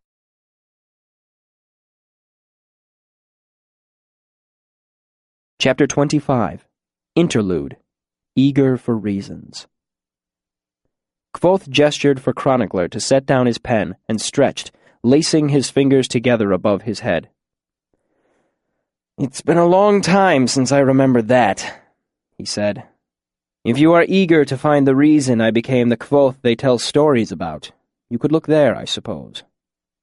Chronicler's forehead wrinkled. "What do you mean, exactly?" Kvothe paused for a long moment, looking down at his hands. "Do you know how many times I've been beaten over the course of my life?" Chronicler shook his head. Looking up, Kvothe grinned and tossed his shoulders in a nonchalant shrug. "Neither do I. You'd think that sort of thing would stick in a person's mind. You'd think I would remember how many bones I've had broken. You'd think I'd remember the stitches and bandages." He shook his head. "I don't. I remember that young boy sobbing in the dark, clear as a bell after all these years." Chronicler frowned. "You said yourself that there was nothing you could have done." "I could have," Kvothe said seriously, "and I didn't. I made my choice, and I regret it to this day. Bones mend. Regret stays with you forever." Kvothe pushed himself away from the table. "That's enough of Tarbean's darker side, I imagine." He came to his feet and gave a great stretch, arms over his head. "Why, Reshi?" The words poured out of Bast in a sudden gush. "Why did you stay there when it was so awful?" Kvothe nodded to himself, as if he'd been expecting the question. "Where else was there for me to go, Bast? Everyone I knew was dead." "Not everyone," Bast insisted. "There was Abinthy. You could have gone to him." "Hallowfell was hundreds of miles away, Bast," Kvothe said wearily as he wandered to the other side of the room and moved behind the bar. "Hundreds of miles without my father's maps to guide me. Hundreds of miles without wagons to ride or sleep in. Without help of any sort, or money, or shoes. Not an impossible journey, I suppose, but for a young child, still numb with the shock of losing his parents." Kvothe shook his head. "No. In Tarbean, at least, I could beg or steal. I'd managed to survive in the forest for a summer, barely. But over the winter—" He shook his head. "I would have starved or frozen to death." Standing at the bar, Kvothe filled his mug and began to add pinches of spice from several small containers, then walked toward the great stone fireplace, a thoughtful expression on his face. "You're right, of course. Anywhere would have been better than Tarbean." He shrugged, facing the fire. "But we are all creatures of habit. It is far too easy to stay in the familiar ruts we dig for ourselves. Perhaps I even viewed it as fair. My punishment for not being there to help when the Chandrian came. My punishment for not dying when I should have, with the rest of my family." Bast opened his mouth, then closed it, and looked down at the tabletop, frowning. Kvothe looked over his shoulder and gave a gentle smile. "I'm not saying it's rational, Bast. Emotions by their very nature are not reasonable things. I don't feel that way now, but back then I did. I remember." He turned back to the fire. "Ben's training has given me a memory so clean and sharp, I have to be careful not to cut myself sometimes." Kvothe took a mulling stone from the fire and dropped it into his wooden mug. It sank with a sharp hiss. The smell of searing clove and nutmeg filled the room. Kvothe stirred his cider with a long-handled spoon as he made his way back to the table. "You must also remember that I was not in my right mind. Much of me was still in shock, sleeping, if you will. I needed something or someone to wake me up." He nodded to Chronicler, who casually shook his writing hand to loosen it, then unstoppered his inkwell. Kvothe leaned back in his seat. "I needed to be reminded of things I had forgotten. I needed a reason to leave. It was years before I met someone who could do those things." He smiled at Chronicler. "Before I met Scarpy."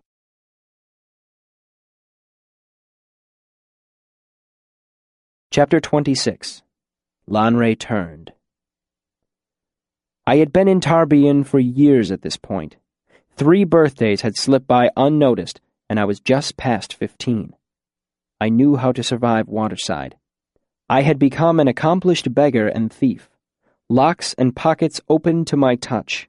I knew which pawnshops bought goods from Uncle, with no questions asked.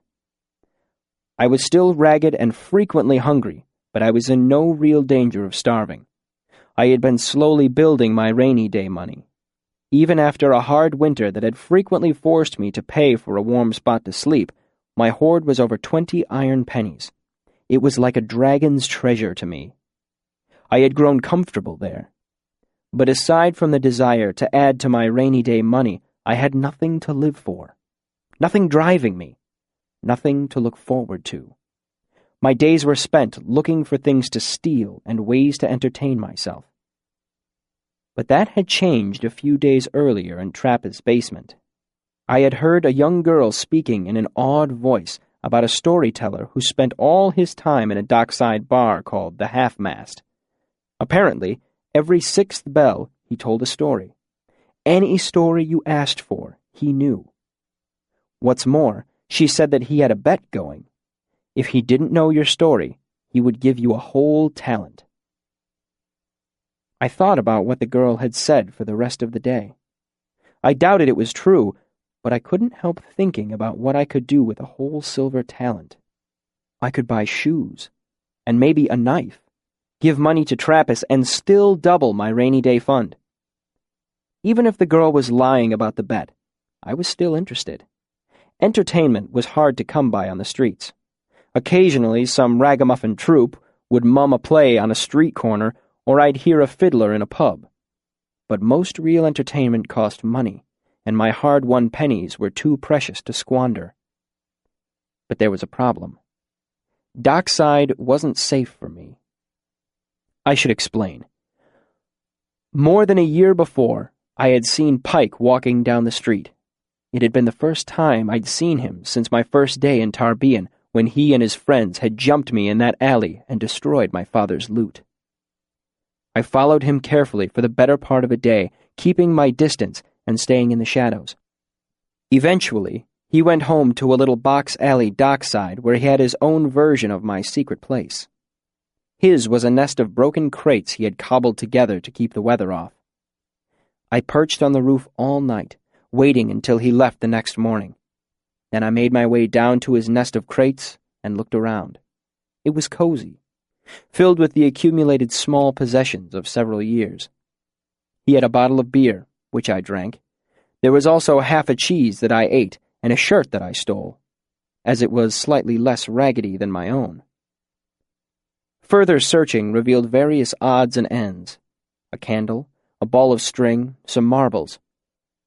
Most surprising were several pieces of sailcloth with charcoal drawings of a woman's face. I had to search for nearly 10 minutes until I found what I was really looking for. Hidden away behind everything else was a small wooden box that showed signs of much handling.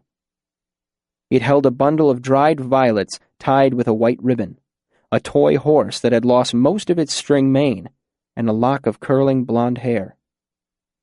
It took me several minutes with flint and steel to get the fire going. The violets were good tinder, and soon greasy clouds of smoke were billowing high into the air. I stood by and watched as everything Pike loved went up in flames. But I stayed too long savoring the moment. Pike and a friend came running down the box alley, drawn by the smoke, and I was trapped. Furious, Pike jumped me. He was taller by 6 inches and outweighed me by 50 pounds. Worse, he had a piece of broken glass wrapped with twine at one end, making a crude knife. He stabbed me once in the thigh right above my knee before I smashed his hand into the cobblestones, shattering the knife.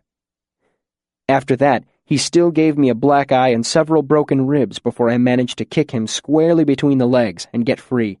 As I pelted away, he limped after me, shouting that he would kill me for what I'd done. I believed him. After patching up my leg, I took every bit of rainy day money I had saved and bought 5 pints of Dreg, a cheap, foul liquor strong enough to blister the inside of your mouth. Then I limped into dockside and waited for Pike and his friends to spot me. It didn't take long. I let him and 2 of his friends follow me for half a mile, past Seamling Lane and into Tallows. I kept to the main roads, knowing they wouldn't dare attack me in broad daylight when people were around. But when I darted into a side alley, they hurried to catch up, suspecting I was trying to make a run for it. However, when they turned the corner, no one was there.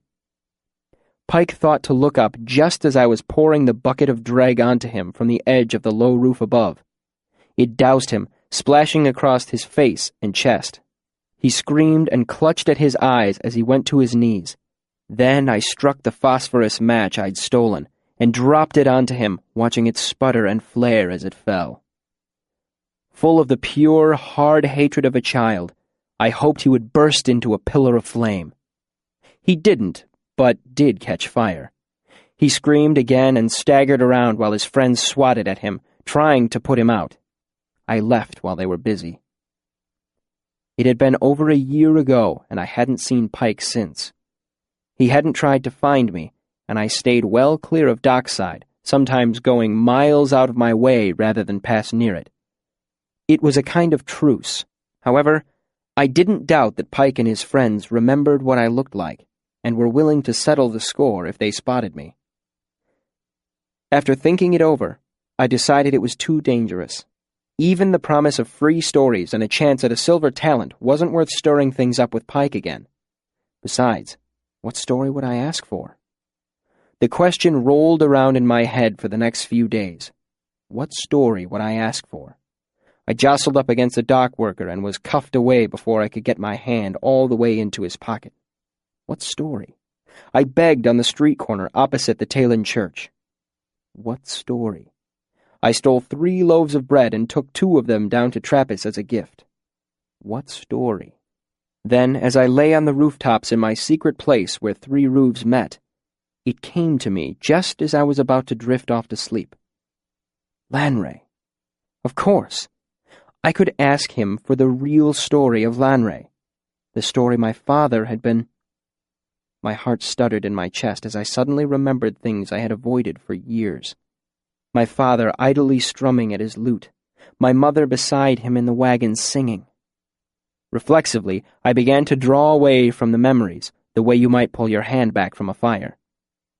But I was surprised to find that these memories held only a gentle ache, not the deep pain I expected. Instead, I found a small, budding excitement at the thought of hearing a story my father would have sought out, a story he himself might have told. Still, I knew it to be sheer folly to go running dockside for the sake of a story. All the hard practicality Tarbean had taught me over the years urged me to stay in my familiar corner of the world, where I was safe. The first thing I saw on entering the half-mast was Scarpy. He was sitting on a tall stool at the bar, an old man with eyes like diamonds and the body of a driftwood scarecrow. He was thin and weathered, with thick white hair on his arms and face and head. The whiteness of it stood out from his deep brown tan, making him seem splashed with wave foam. At his feet were a group of 20 children, some few my age, most younger. They were a strange mix to see, ranging from grubby, shoeless urchins like myself to reasonably well-dressed, well-scrubbed children who probably had parents and homes. None of them looked familiar to me, but I never knew who might be a friend of Pike's. I found a place near the door with my back to the wall and sank down onto my haunches. Scarpy cleared his throat once or twice in a way that made me thirsty. Then, with ritual significance, he looked mournfully into the clay mug that sat in front of him and carefully turned it upside down on the bar. The children surged forward, pressing coins onto the bar. I did a quick count: 2 iron halfpennies, 9 shims, and a drab. Altogether, just a little over 3 iron pennies in Commonwealth coin. Maybe he was no longer offering the silver talent bet. More likely, the rumor I'd heard was wrong.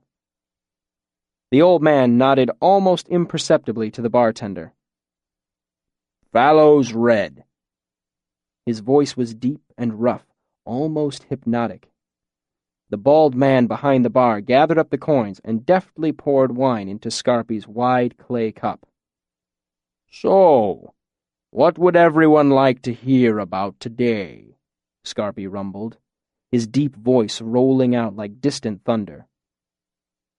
There was a moment of silence that again struck me as ritualistic, almost reverent. Then a babble burst forth from all the children at once.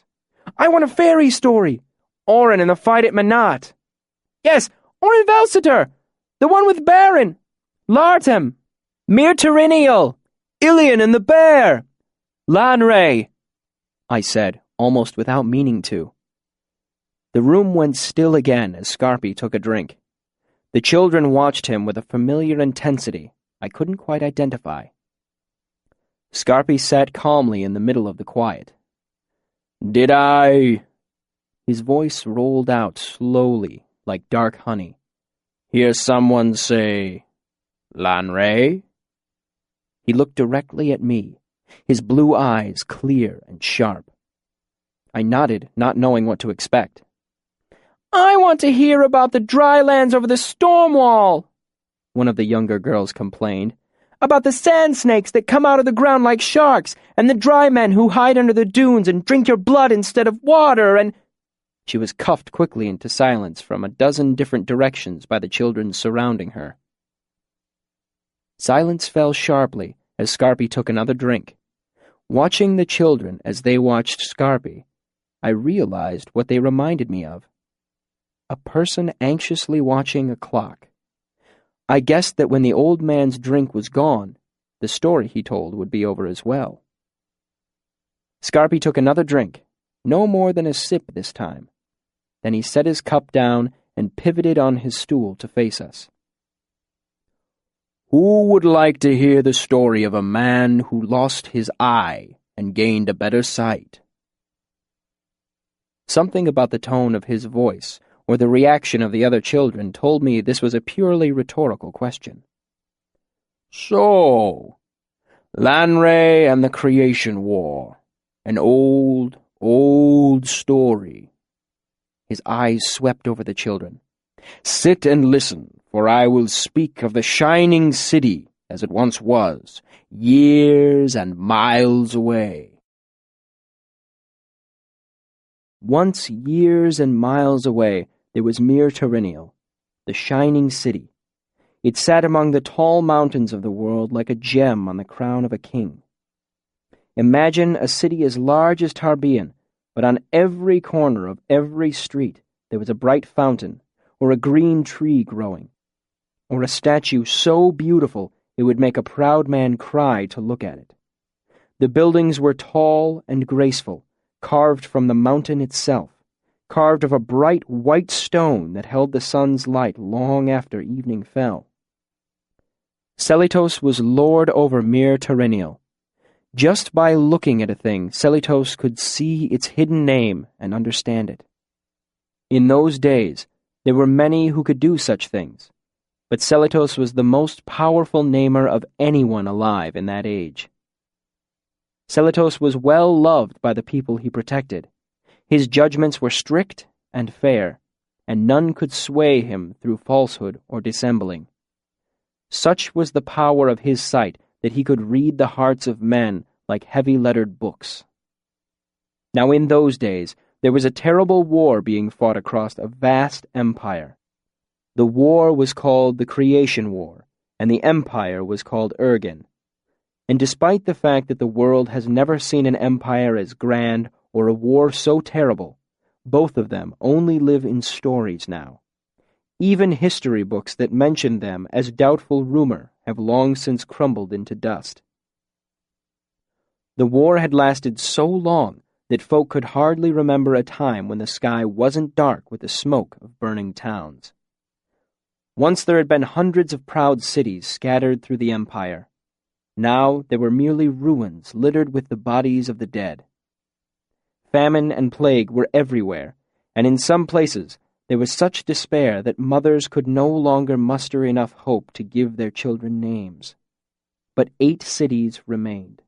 They were Belen, Antus, Vayaret, Tenusa, Emlyn, and the twin cities of Marilla and Morella. Last was Mir Tereniel, greatest of them all, and the only one unscarred by the long centuries of war. It was protected by the mountains and brave soldiers.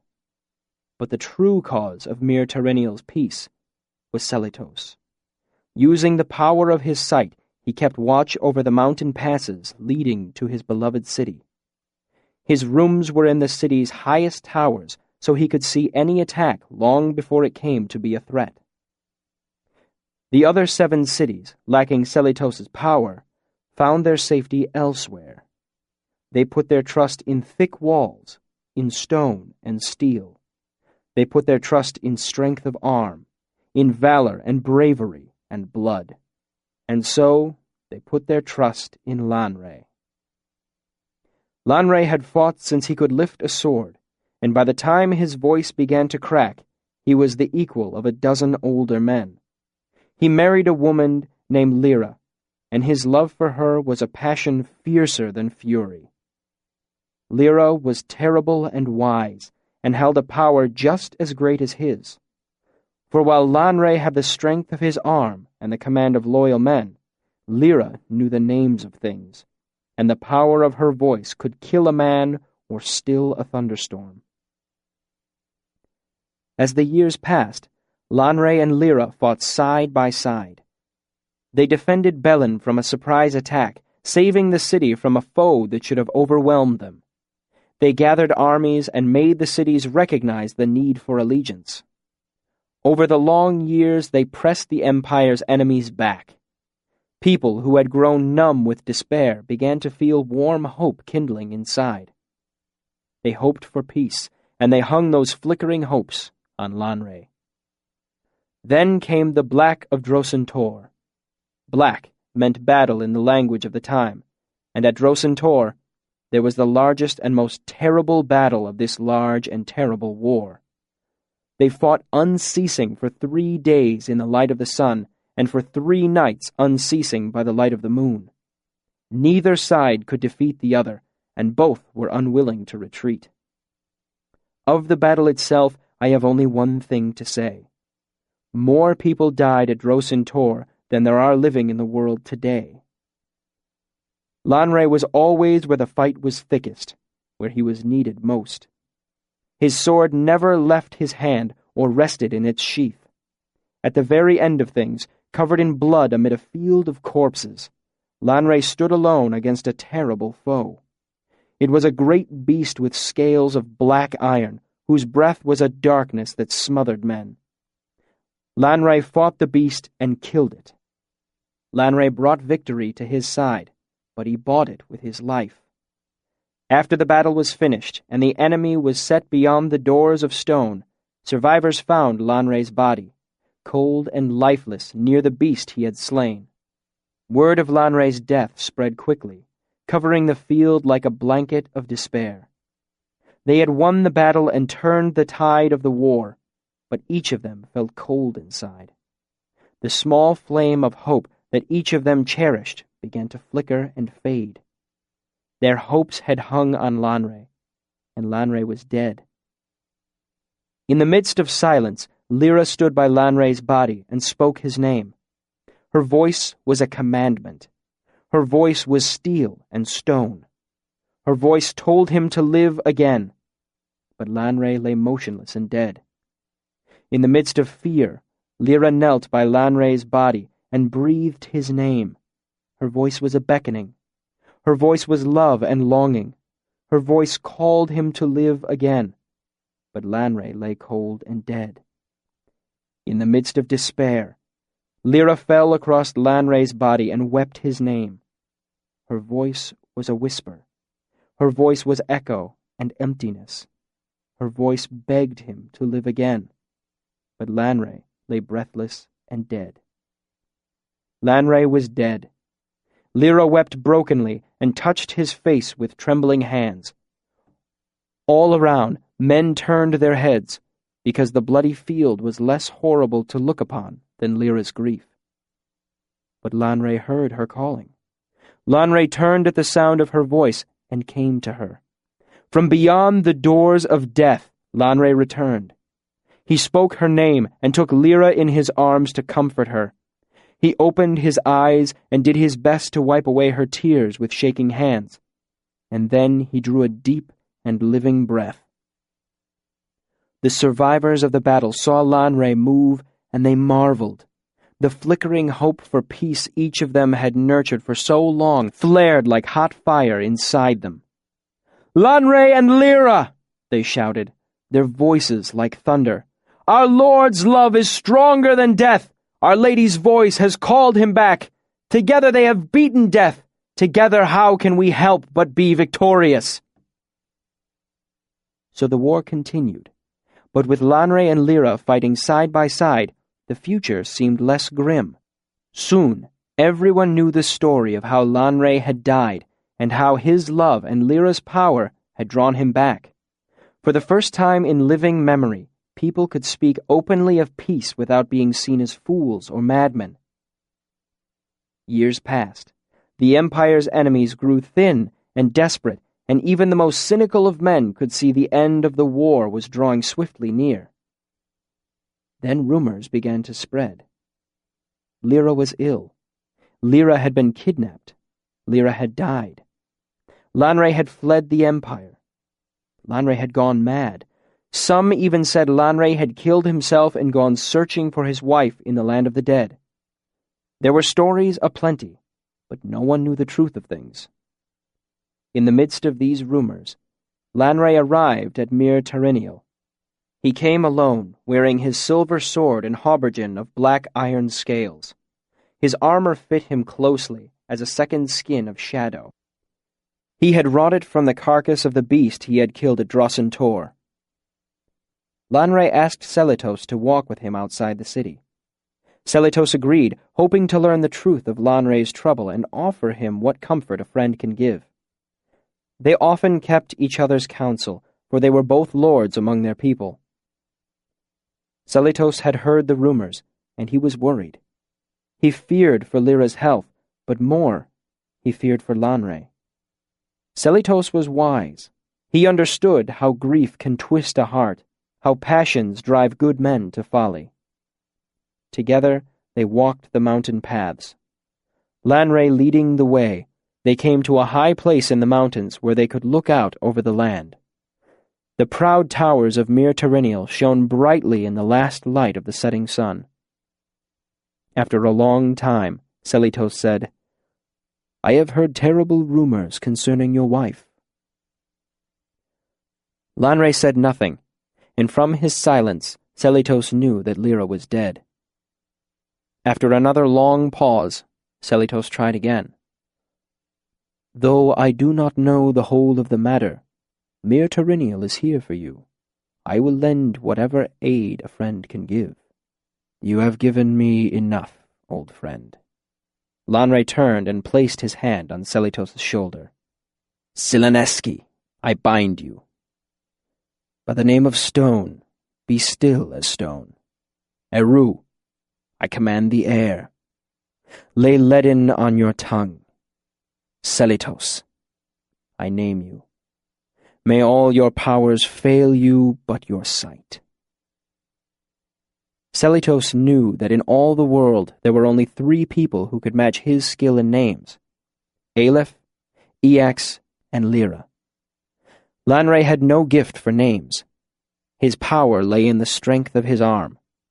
For him to attempt to bind Selitos by his name would be as fruitless as a boy attacking a soldier with a willow stick. Nevertheless, Lanre's power lay on him like a great weight, like a vice of iron, and Selitos found himself unable to move or speak. He stood still as stone and could do nothing but marvel. How had Lanre come by such power? In confusion and despair, Selitos watched night settle in the mountains. With horror, he saw that some of the encroaching blackness was, in fact, a great army moving upon Mir Terenial. Worse still, no warning bells were ringing. Selitos could only stand and watch as the army crept closer in secret. Mir Terenial was burned and butchered. The less that is said of it, the better. The white walls were charred black, and the fountains ran with blood. For a night and a day Selitos stood helpless beside Lanre, and could do nothing more than watch and listen to the screams of the dying, the ring of iron, the crack of breaking stone. When the next day dawned on the blackened towers of the city, Selitos found he could move.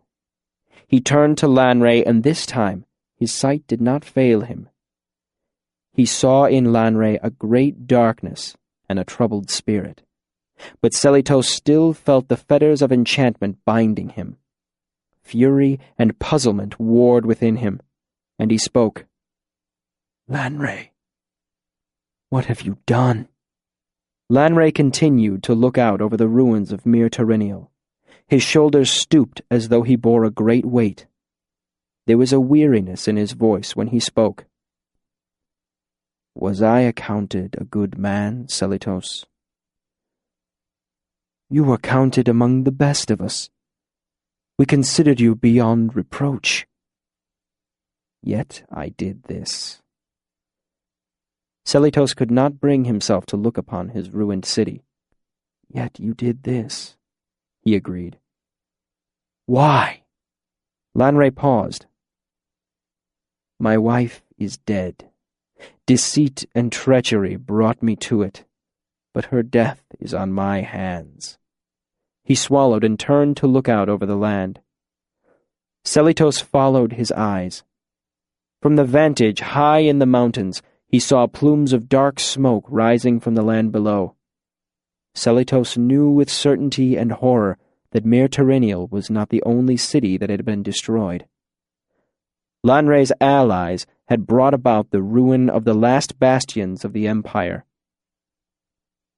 Lanre turned. "And I counted among the best." Lanre's face was terrible to look upon. Grief and despair had ravaged it. "I, considered wise and good, did all this." He gestured wildly. "Imagine what unholy things a lesser man must hold within his secret heart." Lanre faced Mir Terenial, and a sort of peace came over him. For them, at least, it is over. They are safe, safe from the 1,000 evils of the everyday, safe from the pains of an unjust fate. Selitos spoke softly. "Safe from the joy and wonder." "There is no joy!" Lanre shouted in an awful voice. Stones shattered at the sound, and the sharp edges of echo came back to cut at them. "Any joy that grows here is quickly choked by weeds. I am not some monster who destroys out of a twisted pleasure. I sow salt because the choice is between weeds and nothing." Selitos saw nothing but emptiness behind his eyes. Selitos stooped to pick up a jagged shard of mountain glass, pointed at one end. "Will you kill me with a stone?" Lanre gave a hollow laugh. "I wanted you to understand, to know it was not madness that made me do these things." "You are not mad," Selitos admitted. "I see no madness in you." "I hoped, perhaps, that you would join me in what I aim to do." Lanray spoke with a desperate longing in his voice. "This world is like a friend with a mortal wound. A bitter draught given quickly only eases pain." "Destroy the world?" Selitos said softly to himself. "You are not mad, Lanray. What grips you is something worse than madness. I cannot cure you." He fingered the needle-sharp point of the stone he held. "Will you kill me to cure me, old friend?" Lanray laughed again, terrible and wild. Then he looked at Selitos with sudden, desperate hope in his hollow eyes. "Can you?" he asked. "Can you kill me, old friend?" Selitos, his eyes unveiled, looked at his friend. He saw how Lanray, nearly mad with grief, had sought the power to bring Lyra back to life again. Out of love for Lyra, Lanray had sought knowledge where knowledge is better left alone, and gained it at a terrible price. But even in the fullness of his hard-won power, he could not call Lyra back. Without her, Lanray's life was nothing but a burden, and the power he had taken up lay like a hot knife in his mind. To escape despair and agony, Lanray had killed himself, taking the final refuge of all men, attempting to escape beyond the doors of death. But just as Lyra's love had drawn him back from past the final door before, so this time Lanray's power forced him to return from sweet oblivion. His new-won power burned him back into his body, forcing him to live. Selitos looked at Lanray and understood all. Before the power of his sight, these things hung like dark tapestries in the air about Lanray's shaking form. "I can kill you," Selitos said, then looked away from Lanray's expression, suddenly hopeful. "For an hour, or a day. But you would return, pulled like iron to a lodestone. Your name burns with the power in you. I can no more extinguish it than I could throw a stone and strike down the moon." Lanray's shoulders bowed. "I had hoped," he said simply, "but I knew the truth. I am no longer the Lanray you knew. Mine is a new and terrible name. I am Haliax, and no door can bar my passing. All is lost to me. No Lyra, no sweet escape of sleep, no blissful forgetfulness. Even madness is beyond me. Death itself is an open doorway to my power. There is no escape. I have only the hope of oblivion after everything is gone and the Aelu fall nameless from the sky." And as he said this, Lanray hid his face in his hands, and his body shook with silent, racking sobs. Selitos looked out on the land below and felt a small spark of hope. 6 plumes of smoke rose from the land below. Mir Terrenial was gone, and 6 cities destroyed. But that meant that all was not lost. 1 city still remained. In spite of all that had happened, Selitos looked at Lanray with pity, and when he spoke, it was with sadness in his voice.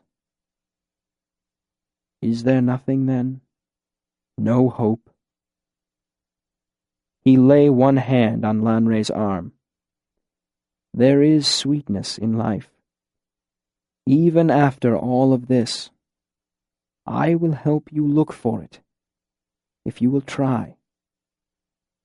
"No," said Lanray. He stood to his full height, his face regal behind the lines of grief. "There is nothing sweet. I will sow salt, lest the bitter weeds grow." I am sorry, Selitos said, and stood upright as well. Then Selitos spoke in a great voice. Never before has my sight been clouded. I failed to see the truth inside your heart. Selitos drew a deep breath. By my eye I was deceived. Never again. He raised the stone and drove its needle point into his own eye. His scream echoed among the rocks as he fell to his knees, gasping, May I never again be so blind! A great silence descended, and the fetters of enchantment fell away from Selitos. He cast the stone at Lanray's feet and said, By the power of my own blood I bind you. By your own name let you be accursed. Selitos spoke the long name that lay in Lanray's heart, and at the sound of it the sun grew dark and wind tore stones from the mountainside. Then Selitos spoke, This is my doom upon you. May your face be always held in shadow, black as the toppled towers of my beloved Mir Terinial. This is my doom upon you. Your own name will be turned against you, that you shall have no peace. This is my doom upon you and all who follow you. May it last until the world ends and the Elu fall nameless from the sky. Selitos watched as a darkness gathered about Lanray. Soon nothing could be seen of his handsome features, only a vague impression of nose and mouth and eyes. All the rest was shadow, black and seamless. Then Selitos stood and said, You have beaten me once through guile, but never again. Now I see truer than before, and my power is upon me. I cannot kill you, but I can send you from this place. Begone! The sight of you is all the fouler, knowing that you once were fair. But even as he spoke them, the words were bitter in his mouth. Lanray, his face in shadow, darker than a starless night, was blown away like smoke upon the wind. Then Selitos bowed his head and wept hot tears of blood upon the earth. It wasn't until Scarpi stopped speaking that I noticed how lost in the story I had become. He tilted his head back and drained the last of the wine from his wide clay cup. He turned it upside down and set it on the bar with a dull thump of finality. There was a small clamor of questions, comments, pleas, and thanks from the children who had remained still as stones throughout the story.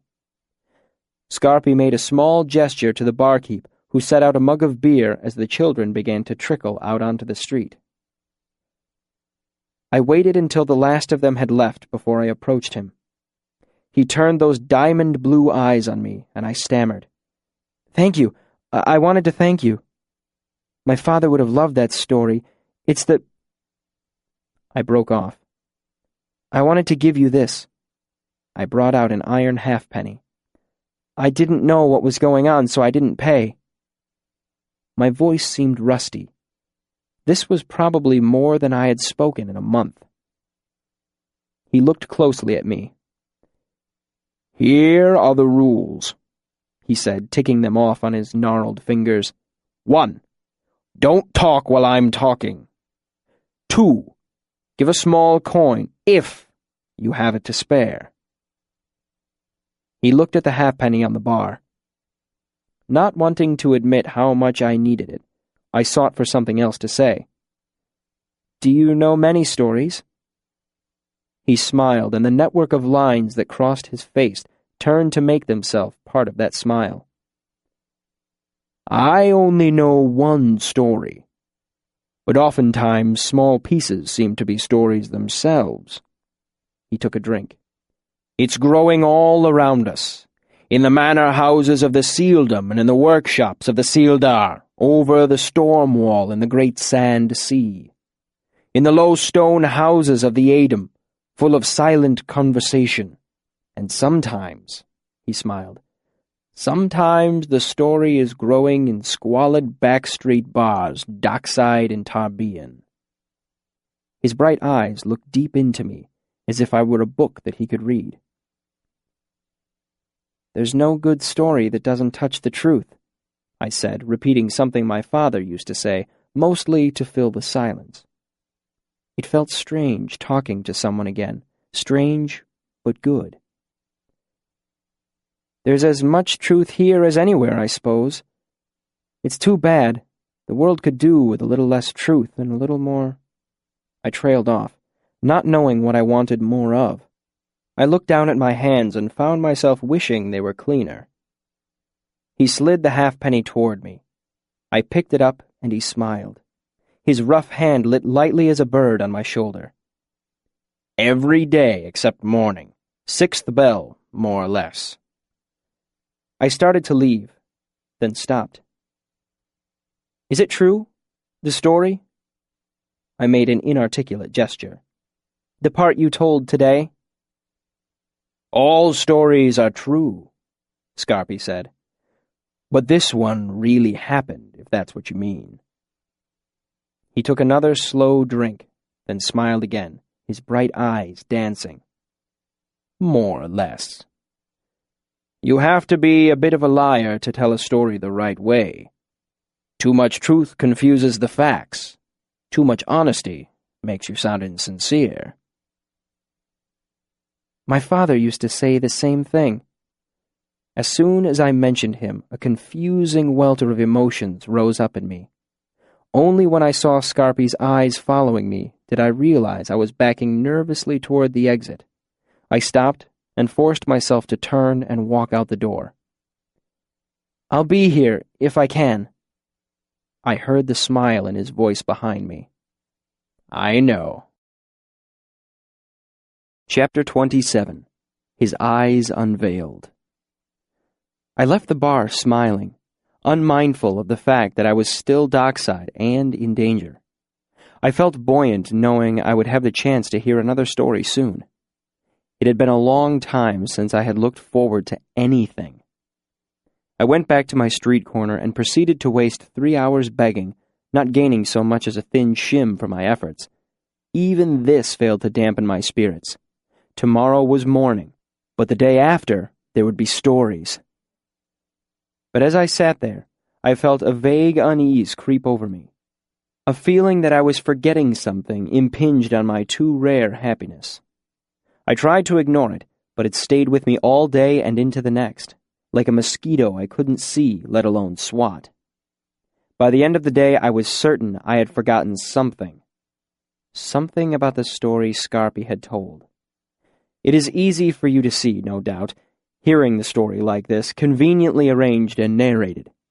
Keep in mind that I had been living like an animal in Tarbean for nearly 3 years. Pieces of my mind were still asleep, and my painful memories had been gathering dust behind the door of forgetfulness. I had grown used to avoiding them, the same way a cripple keeps weight off an injured leg.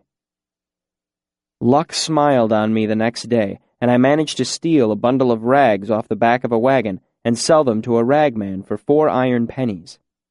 Too hungry to worry about tomorrow, I bought a thick slice of cheese and a warm sausage, then a whole loaf of fresh bread and a warm apple tart. Finally, on a whim, I went to the back door of the nearby inn and spent my final penny on a mug of strong beer. I sat on the steps of a bakery across the street from the inn and watched people coming and going as I enjoyed my best meal in months. Soon, twilight faded into darkness, and my head began to spin pleasantly from the beer. But as the food settled in my belly, the nagging sensation returned, stronger than before. I frowned, irritated that something would spoil an otherwise perfect day.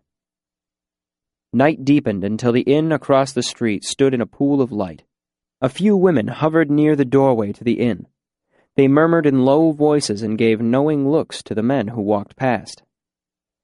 I drank off the last of the beer and was about to cross the street and return the mug when I saw a flicker of torchlight approaching.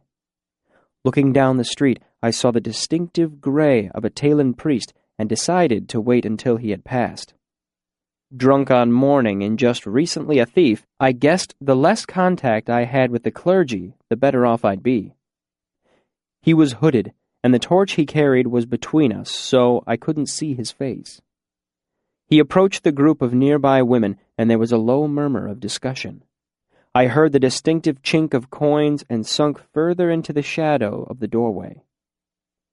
The Talon turned and headed back the way he had come. I remained still, not wanting to draw his attention, not wanting to have to run for safety while my head was spinning. This time, however, the torch was not between us. When he turned to look in my direction, I could see nothing of his face, only darkness under the cowl of his hood, only shadow. He continued on his way, unaware of my presence or uncaring, but I stayed where I was, unable to move. The image of the hooded man, his face hidden in shadow, had thrown open a door in my mind, and memories were spilling out. I was remembering a man with empty eyes and a smile from a nightmare, remembering the blood on his sword, cinder, his voice like a chill wind. "Is this your parents' fire?" Not him. The man behind him. The quiet one who had sat beside the fire. The man whose face was hidden in shadow. Haliax. This had been the half-remembered thing hovering on the edge of my awareness since I had heard Scarpy's story. I ran to the rooftops and wrapped myself in my rag blanket. Pieces of story and memory slowly fit together. I began to admit impossible truths to myself. The Chandrian were real. Haliax was real. If the story Scarpy had told was true, then Lanre and Haliax were the same person. The Chandrian had killed my parents, my whole troupe. Why?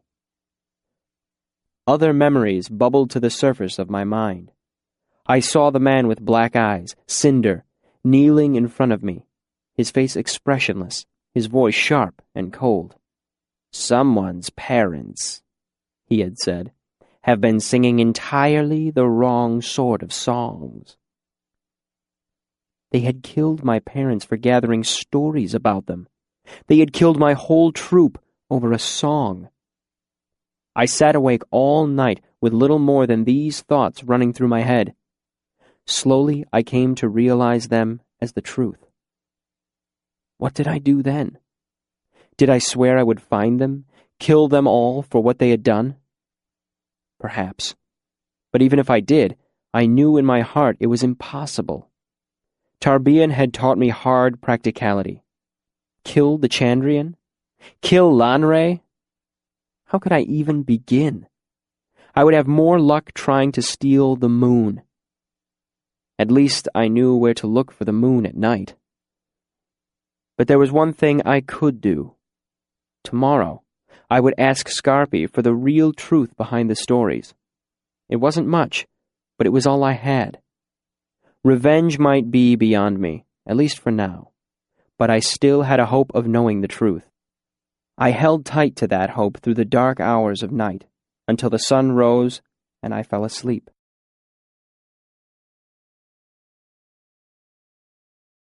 Chapter 28. Telu's Watchful Eye. The next day I came blearily awake to the sound of the hour being struck. I counted 4 bells, but didn't know how many I might have slept through.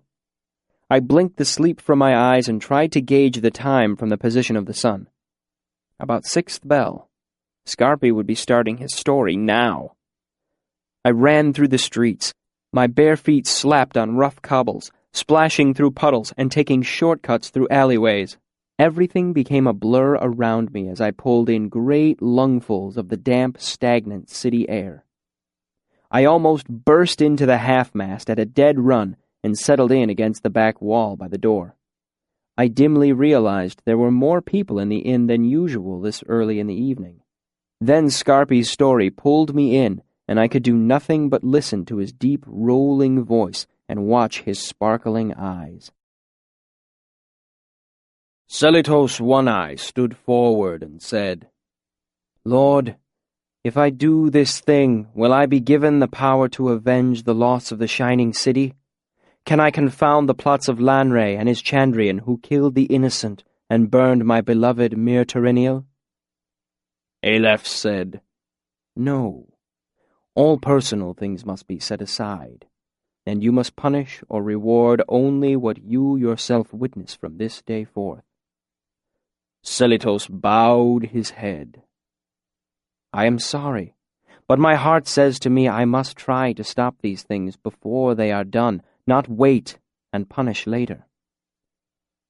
Some of the Ruach murmured agreement with Selitos and went to stand with him, for they remembered Mir Teriniel and were filled with rage and hurt at Lanray's betrayal. Selitos went to Aleph and knelt before him. "I must refuse, for I cannot forget, but I will oppose him with these faithful Ruach beside me. I see their hearts are pure. We will be called the Emir, in memory of the ruined city. We will confound Lanray and any who follow him. Nothing will prevent us from attaining the greater good." Most of the Ruach hung back from Selitos too. They were afraid, and they did not wish to become involved in great matters. But Telu stood forward, saying, "I hold justice foremost in my heart. I will leave this world behind that I might better serve it, serving you." He knelt before Aleph, his head bowed, his hands open at his sides. Others came forward. Tall Kirill, who had been burned but left living in the ash of Mir Teriniel. Dia, who had lost 2 husbands to the fighting, and whose face and mouth and heart were hard and cold as stone. Enlas, who would not carry a sword or eat the flesh of animals, and who no man had ever known to speak hard words. Fair Giza, who had 100 suitors in Belen before the walls fell, the first woman to know the unasked-for touch of man. Lakelta, who laughed easily and often, even when there was woe thick about him. Imet, hardly more than a boy, who never sang and killed swiftly without tears. Ordal, the youngest of them all, who had never seen a thing die, stood bravely before Aleph, her golden hair bright with ribbon. And beside her came Andon, whose face was a mask with burning eyes, whose name meant anger. They came to Aleph, and he touched them. He touched their hands and eyes and hearts. The last time he touched them, there was pain, and wings tore from their backs that they might go where they wished.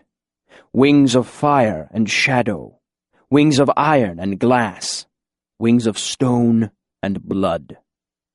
Then Aleph spoke their long names, and they were wreathed in a white fire. The fire danced along their wings, and they became swift. The fire flickered in their eyes, and they saw into the deepest hearts of men. The fire filled their mouths, and they sang songs of power. Then the fire settled on their foreheads like silver stars, and they became at once righteous and wise and terrible to behold. Then the fire consumed them, and they were gone forever from mortal sight. None but the most powerful can see them, and only then with great difficulty and at great peril. They mete out justice to the world, and Telu is the greatest of them all. I have heard enough. The speaker wasn't loud, but he may as well have shouted. When Scarpy told a story, any interruption was like chewing a grain of sand in a mouthful of bread. From the back of the room, 2 men in dark cloaks came toward the bar. One tall and proud, one short and hooded. As they walked, I saw a flash of gray robe beneath their cloaks. Talon priests. Worse, I saw 2 other men with armor under their cloaks. I hadn't seen it while they were sitting, but now that they were moving, it was painfully obvious they were church strongmen. Their faces were grim, and the lines of their cloaks spoke of swords to me.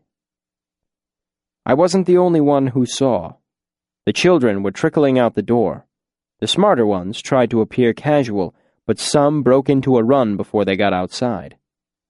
against common sense, 3 children stayed. There was a Sealdish boy with lace on his shirt, a little girl with bare feet, and myself.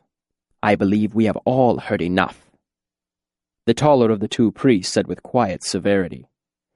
He was lean, with sunken eyes that smoldered like half-hidden coals. A carefully trimmed beard the color of soot sharpened the edges of his knife-blade face. He handed his cloak to the shorter, hooded priest. Underneath, he wore the pale gray robe of the Talons. Around his neck was a set of silver scales. My heart sunk deep into the pit of my stomach. Not just a priest, but a justice. I saw the other 2 children slip out the door. The justice spoke. "Under Telu's watchful eye, I charge you with heresy." "Witnessed," said the second priest from within his robe. The justice motioned to the mercenaries. "Bind him." This the mercenaries did with rough efficiency. Scarpi endured the whole thing placidly, without saying a word. The justice watched his bodyguard begin to tie Scarpi's wrists, then turned his body slightly away as if dismissing the storyteller from his mind. He took a long look around the room, his inspection finally ending with the bald, aproned man behind the bar. "Taylor's blessing be upon you," the owner of the half-mast stammered explosively.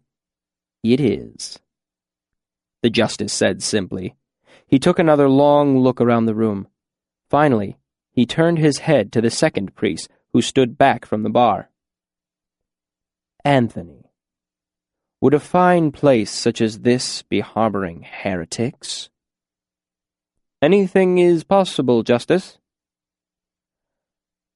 "Ah," the justice said softly, and looked slowly around the room, once again ending with an inspection of the man behind the bar. "Can I offer your honors a drink, if it please you?" the owner offered quickly. There was only silence. "I mean, a drink for you and your brothers, a fine barrel of fallow white, to show my thanks. I let him stay because his stories were interesting at first." He swallowed hard and hurried on. "But then he started to say wicked things. I was afraid to throw him out because he's obviously mad, and everyone knows God's displeasure falls heavy on those who raise their hands to madmen." His voice broke, leaving the room suddenly quiet. He swallowed, and I could hear the dry click his throat made from where I stood by the door. "A generous offer," the justice said finally. "Very generous," echoed the shorter priest. "However, strong drink sometimes tempts men to wicked actions." "Wicked," whispered the priest. "And some of our brothers have taken vows against the temptations of the flesh. I must refuse." The justice's voice dripped pious regret. I managed to catch Scarpi's eye. He gave me a little half-smile. My stomach churned. The old storyteller didn't seem to have any idea what sort of trouble he was in. But at the same time, deep inside me, something selfish was saying, if you'd come earlier and found out what you needed to know, it wouldn't be so bad now, would it? The barman broke the silence. "Could you take the price of the barrel then, sirs, if not the barrel itself?" The justice paused, as if thinking. "For the sake of the children?" the bald man pleaded. "I know you will use the money for them." The justice pursed his lips. "Very well," he said after a moment. "For the sake of the children." The shorter priest's voice had an unpleasant edge. "The children." The owner managed a weak smile. Scarpi rolled his eyes at me and winked. "You would think," Scarpi's voice rolled out like thick honey, "fine churchmen such as yourselves could find better things to do than arresting storytellers and extorting money from honest men." The clinking of the barman's coins trailed off, and the room seemed to hold its breath. With a studied casualness, the justice turned his back towards Scarpi and spoke over one shoulder toward the shorter priest. "Anthony, we seem to have found a courteous heretic. How strange and wonderful. We should sell him to a rue troupe. In a way, he resembles a talking dog." Scarpy spoke to the man's back. "It's not as if I expect you to bound off looking for Haliax and the Seven yourself. Small deeds for small men, I always say. I imagine the trouble is in finding the job small enough for men such as yourselves. But you are resourceful. You could pick trash or check brothel beds for lice when you're visiting." Turning, the justice snatched the clay cup off the bar and dashed it against Scarpy's head, shattering it. "Do not speak in my presence," he crackled. "You know nothing." Scarpy shook his head a little, as if to clear it. A trickle of red lined its way down his driftwood face, down into one of his seafoam eyebrows. "I suppose that could be true. Telu always said—" "Do not speak his name!" the justice screamed, his face a livid red. "Your mouth dirties it. It is a blasphemy upon your tongue."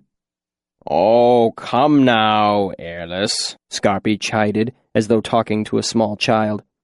"Telu hates you even more than the rest of the world does, which is quite a bit." The room became unnaturally still. The justice's face grew pale. "God have mercy on you," he said in a cold, trembling voice. Scarpy looked at the justice mutely for a moment. Then he started to laugh. Great, booming, helpless laughter from the bottom of his soul.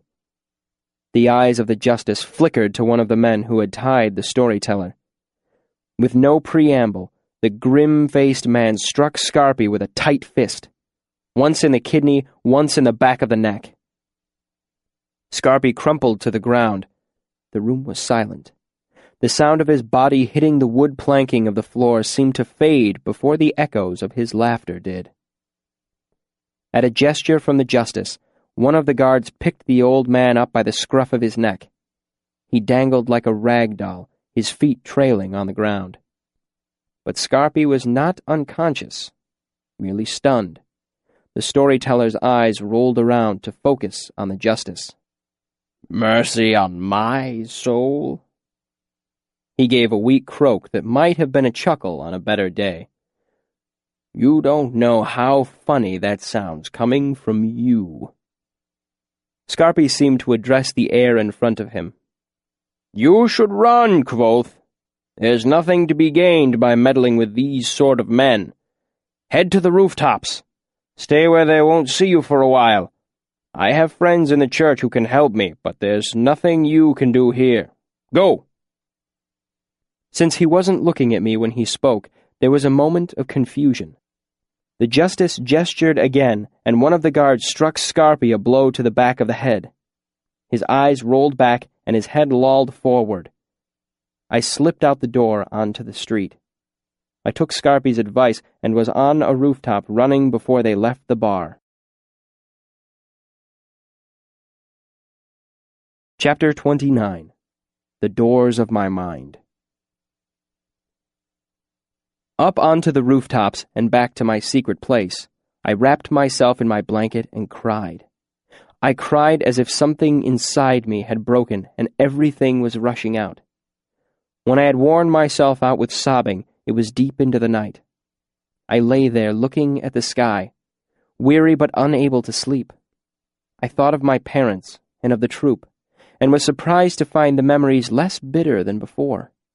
For the first time in years, I used one of the tricks Ben had taught me for calming and sharpening the mind. It was harder than I remembered, but I did it. If you have ever slept the whole night without moving, then awoke in the morning, your body stiff with inaction. If you can remember how that first terrific stretch feels, pleasant and painful, then you may understand how my mind felt after all these years, stretching awake on the rooftops of Tarbean. I spent the rest of that night opening the doors of my mind. Inside, I found things long forgotten. my mother fitting words together for a song, diction for the stage, 3 recipes for tea to calm nerves and promote sleep, finger scales for the lute. My music. Had it really been years since I held a lute? I spent a long time thinking about the Chandrian, about what they had done to my troupe, what they had taken from me. I remembered blood and the smell of burning hair and felt a deep, sullen anger burning in my chest. I will admit I thought dark, vengeful thoughts that night. But my years in Tarbean had instilled an iron-hard practicality. I knew revenge was nothing more than a childish fantasy. I was 15. What could I possibly do? I did know one thing. It had come to me as I lay remembering. It was something Haliax had said to Cinder. Who keeps you safe from the Emir, the singers, the scythe, from all that would harm you in the world. The Chandrian had enemies. If I could find them, they would help me. I had no idea who the singers or the scythe were, but everyone knew that the Emir were church knights, the strong right hand of the Aeturan Empire. Unfortunately, everyone also knew that there had been no Emir in 300 years. They had been disbanded when the Aeturan Empire collapsed. But Haliax had spoken of them as if they still existed. And Scarpi's story implied that the Emir had begun with Seletos, not with the Aeturan Empire as I had always been taught. There was obviously more to the story, more that I needed to know. The more I thought on it, the more questions arose. The Chandrian obviously didn't kill everyone who gathered stories or sang songs about them.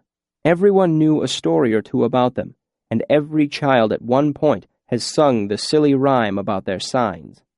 What made my parents' song so different? I had questions. There was only one place for me to go, of course. I looked over my meager possessions. I had a rag blanket and a burlap sack with some straw that I used for a pillow. I had a pint bottle with a cork in it, half full of clean water. A piece of canvas sailcloth that I weighted down with bricks and used as a windbreak on cold nights. A crude pair of salt dice and a single tatty shoe that was too small for me, but that I hoped to trade for something else. And 27 iron pennies in common coin, my rainy day money. A few days ago it had seemed like a vast treasure trove, but now I knew it would never be enough. As the sun was rising, I removed rhetoric and logic from its hiding place underneath a rafter. I unwrapped the scrap of treated canvas I used to protect it, and was relieved to find it dry and well. I felt the smooth leather in my hands. I held it to my face and smelled the back of Ben's wagon, spice and yeast with the bitter tang of acids and chemical salts mingled in. It was the last tangible piece of my past. I opened it to the first page and read the inscription Ben had made more than 3 years ago. Quoth, defend yourself well at the university. Make me proud. Remember your father's song. Be wary of folly. Abinthy. I nodded to myself and turned the page.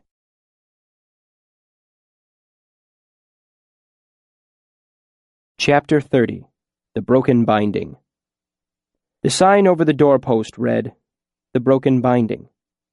I took it to be an auspicious sign and walked in. A man sat behind a desk.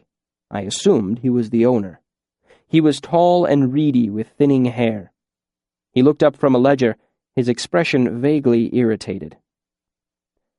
Deciding to keep niceties to a minimum, I walked to his desk and handed him the book. How much would you give me for this? He leafed through it professionally, feeling the paper between his fingers, checking the binding. He shrugged. Couple of jots. It's worth more than that, I said indignantly. It's worth what you can get for it, he said matter-of-factly. I'll give you 1.5. 2 talents, and I have the option to buy it back for a month. He gave a short, barking laugh. This is not a pawn shop." He slid the book across the desk toward me with one hand as he picked up his pen with the other. 20 days? He hesitated, then gave the book another cursory once-over and brought out his purse. He pulled out 2 heavy silver talents. It was more money than I'd seen in one place for a long, long time. He slid them across the desk. I restrained the desire to snatch them up immediately and said, "I'll need a receipt." This time, he gave me such a long, hard look that I began to get a little nervous. It was only then I realized how I must look, covered in a year's worth of alley dirt, trying to get a receipt for a book I'd obviously stolen. Eventually, he gave another bland shrug and scratched out a note on a slip of paper. At the bottom of it, he drew a line and made a motion with his pen. "Sign here." I looked at the paper. It read, "I, by signing below, hereby attest to the fact that I can neither read nor write." I looked up at the owner. He held a straight face. I dipped the pen and carefully wrote the letters D.D. as if they were initials. He fanned the ink dry and slid my receipt across the desk toward me. "What does D stand for?" he asked with the barest hint of a smile. "Defeasance," I said. "It means to render something null and void, usually a contract. The second D is for decrepitate, which is the act of throwing someone into a fire." He gave me a blank look. "Decrepitation is the punishment for forgery in Junpui. I think false receipts fall in that category." I made no move to touch the money or the receipt. There was a tense silence. "This isn't Junpui," he said, his face carefully composed. "True enough," I admitted. "You have a keen sense of defalcation. Perhaps I should add a third D." He gave another sharp, barking laugh and smiled. "You've convinced me, young master." He pulled out a fresh slip of paper and set it in front of me. "You write me a receipt, and I will sign it." I took up the pen and wrote, "I, the undersigned, do agree to return the copy of the book Rhetoric and Logic, with the inscription, to Quoth, to the bearer of this note in exchange for 2 silver pennies, provided he present this receipt before the date—" I looked up. "What day is it?" "Shuden, the 35th. I had fallen out of the habit of keeping track of the date. On the streets, one day is largely the same as the next, save that people are a little more drunk on Hepton, a little more generous on morning. But if it was the 35th, then I only had 5 days to get to the university. I knew from Ben that admissions only lasted until Kendling. If I missed them, I would have to wait 2 months for the next term to start. I filled in the date on the receipt and drew a line for the bookseller to sign. He looked a little bemused as I slid the paper toward him.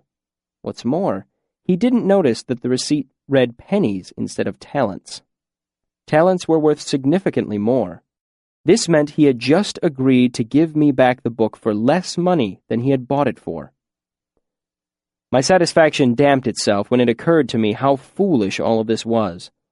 Pennies or talents, I wouldn't have enough money to buy the book back in 2 span.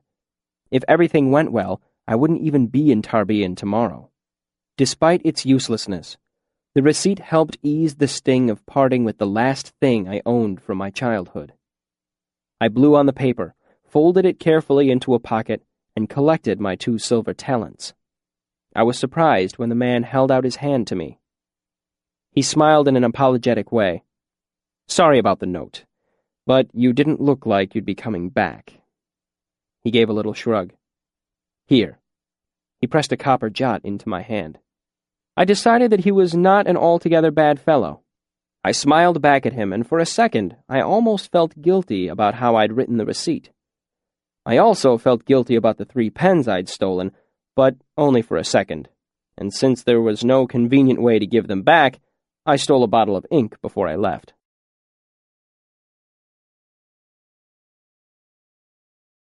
Chapter 31. The Nature of Nobility. The 2 talents had a reassuring weight to them that had nothing to do with how heavy they were. Anyone who has been without money for a long time will know what I'm talking about. My first investment was a good leather purse. I wore it underneath my clothes, tight against my skin. Next was a real breakfast, a plateful of hot eggs and a slice of ham, bread that was fresh and soft, plenty of honey and butter on the side, and a glass of milk not 2 days from the cow. It cost me 5 iron pennies. It may be the best meal I ever ate. It felt strange sitting at a table, eating with a knife and fork. It felt strange being around people. It felt strange having a person bring me food. As I mopped up the remnants of my breakfast with an end of bread, I realized that I had a problem. Even in this slightly grubby inn waterside, I was attracting attention. My shirt was nothing more than an old burlap sack with holes for my arms and head. My pants were made out of canvas and too big by several degrees. They reeked of smoke, grease, and stagnant alley water. I'd been holding them up with a length of rope I had dug out of some trash. I was filthy, barefoot, and I stank. Should I buy clothes or try to find a bath? If I bathed first, I would have to wear my old clothes afterward. However, if I tried to buy clothes looking the way I did now, I might not even be let into the store, and I doubted that anyone would want to measure me for a fit. The innkeep came to take my plate, and I decided on a bath first, mainly because I was sick to death of smelling like a weak dead rat. I smiled up at him. "Where can I find a bath near here?" "Here, if you have a couple of pennies." He looked me over. "Or I'll work you an hour instead, a good hard hour. The hearth could use scrubbing." "I'll need a lot of water and soap." 2 hours, then. I've got dishes, too. Hearth first, then bath, then dishes. Fair?" An hour or so later, my shoulders ached, and the hearth was clean. He showed me to a back room with a large wooden tub and a grate on the floor. There were pegs along the wall for clothes, and a sheet of tin nailed to the wall served as a crude mirror. He brought me a brush, a bucket of steaming water, and a cake of lye soap. I scrubbed until I was sore and pink. The innkeeper brought a second bucket of hot water, then a third. I gave a silent prayer of thanks that I didn't seem to be lousy. I had probably been too filthy for any self-respecting louse to take up residence. As I rinsed myself for the last time, I looked at my discarded clothes. Cleaner than I'd been in years. I didn't want to touch them, let alone wear them. If I tried to wash them, they'd simply fall apart. I dried myself off, and I used the rough brush to pull through the snarls in my hair. It was longer than it had seemed when it was dirty. I wiped the fog from the makeshift mirror and was surprised. I looked old. Older, at any rate. Not only that, I looked like some young noble's son. My face was lean and fair. My hair needed a bit of a trim, but was shoulder-length and straight, as was the current fashion. The only thing missing was a noble's clothes. That gave me an idea. Still naked, I wrapped myself in a towel and left by the back door. I took my purse, but kept it out of sight. It was a little before noon, and people were everywhere. Needless to say, quite a few eyes were turned in my direction. I ignored them at first and set a brisk pace, not trying to hide. I composed my features in an impassive, angry mask without a trace of embarrassment. I stopped by a father and son loading burlap sacks into a cart. The son was about 4 years older than me and a head and shoulders taller. "Boy!" I snapped. "Where can I buy some clothes around here?" I looked pointedly at his shirt. "Decent clothes," I amended. He looked at me, his expression somewhere between confusion and anger. His father hurriedly took off his hat and stepped in front of his son. "Your lordship might try Bentley's. It's plain stuff, but it's only a street or two away." I darkened my expression. "Is it the only place about?" He gaped. Well, it could. There's one. I waved him impatiently into silence. Where is it? Simply point, since your wits have left you. He pointed, and I strode off. As I walked, I remembered one of the young page parts I used to play in the troupe.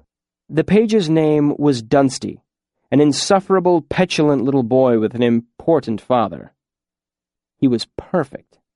I gave my head an imperious tilt, set my shoulders a little differently, and made a couple of mental adjustments. I threw open the door and stormed in. There was a man in a leather apron who I can only assume was Bentley. He was 40-ish, thin, and balding. He jumped at the sound of his door banging against the wall. He turned to look at me, his expression incredulous. Fetch me a robe, lackwit. I'm sick of being gawked at by you and every other muler that decided to go marketing today. I slouched into a chair and sulked. When he didn't move, I glared at him. Did I stutter? Are my needs perhaps inobvious? I tugged at the edge of my towel to demonstrate. He stood there, gaping. I lowered my voice menacingly. If you don't bring me something to wear, I stood up and shouted, I'll tear this place apart! I'll ask my father for your stones as a midwinter gift! I'll have his dogs mount your dead corpse! Do you have any idea who I am? Bentley scurried away, and I threw myself back into the chair. A customer I hadn't noticed until now made a hurried exit, stopping briefly to curtsy to me before she left. I fought back the urge to laugh. After that, it was surprisingly easy. I kept him running about for half an hour, bringing me one piece of clothing or another. I mocked the material, the cut, and the workmanship of everything he brought out. In short, I was the perfect little brat. In truth, I couldn't have been more pleased. The clothing was plain, but well made. Indeed, compared to what I had been wearing an hour before, a clean burlap sack would have been a great step up. If you haven't spent much time in court or in large cities, you won't understand why this was so easy for me to accomplish. Let me explain. Noble sons are one of nature's great destructive forces, like floods or tornadoes. When you're struck with one of these catastrophes, the only thing an average man can do is grit his teeth and try to minimize the damage. Bentley knew this. He marked the shirt and pants and helped me out of them. I got back into the robe he had given me, and he began sewing like the devil was breathing down his back. I flounced back into the chair. You might as well ask. I can tell you're dying of curiosity. He looked up briefly from his stitching. Sir? The circumstances surrounding my current state of undress? Ah, yes. He tied off the thread and began on the pants. I will admit to a slight curiosity, no more than proper. I'm not one to pry into anyone's business. Ah, I nodded, pretending disappointment. A laudable attitude. There followed a long moment. The only sound was that of thread being drawn through cloth. I fidgeted. Finally, I continued as if he had asked me. A whore stole my clothes. Really, sir? Yes, she tried to get me to trade them for my purse, the bitch. Bentley looked up briefly, genuine curiosity on his face. Wasn't your purse with your clothes, sir? I looked shocked. Certainly not. A gentleman's hand is never far away from his purse, so my father says. I waved my purse at him to make my point. I noticed him trying to suppress a laugh, and it made me feel a little better. I'd made the man miserable for almost an hour. The least I could give him was a story to tell his friends. She told me if I wanted to keep my dignity, then I'd give her my purse and walk home wearing my clothes. I shook my head scornfully. Wanton, I said to her. A gentleman's dignity isn't in his clothes. If I handed over my purse simply to save myself an embarrassment, then I would be handing over my dignity. I looked thoughtful for a second, then spoke softly as if thinking aloud. It only follows that a gentleman's dignity is in his purse, then. I looked at the purse in my hands and gave a long pause. I think I heard my father say something of the sort the other day." Bentley gave a laugh that he turned into a cough, then stood up and shook out the shirt and pants. "There you go, sir. Fit you like a glove now." A hint of a smile played around his lips as he handed them to me. I slid out of the robe and pulled on the pants. "They'll get me home, I suppose. How much for your trouble, Bentley?" I asked. He thought for a second. 1 and 2. I began to lace up my shirt and said nothing. "Sorry, sir," he said quickly. "Forgot who I was dealing with." He swallowed. 1 even would do nicely." Taking out my purse, I put 1 silver talent into his hand and looked him in the eye. "I will be needing some change."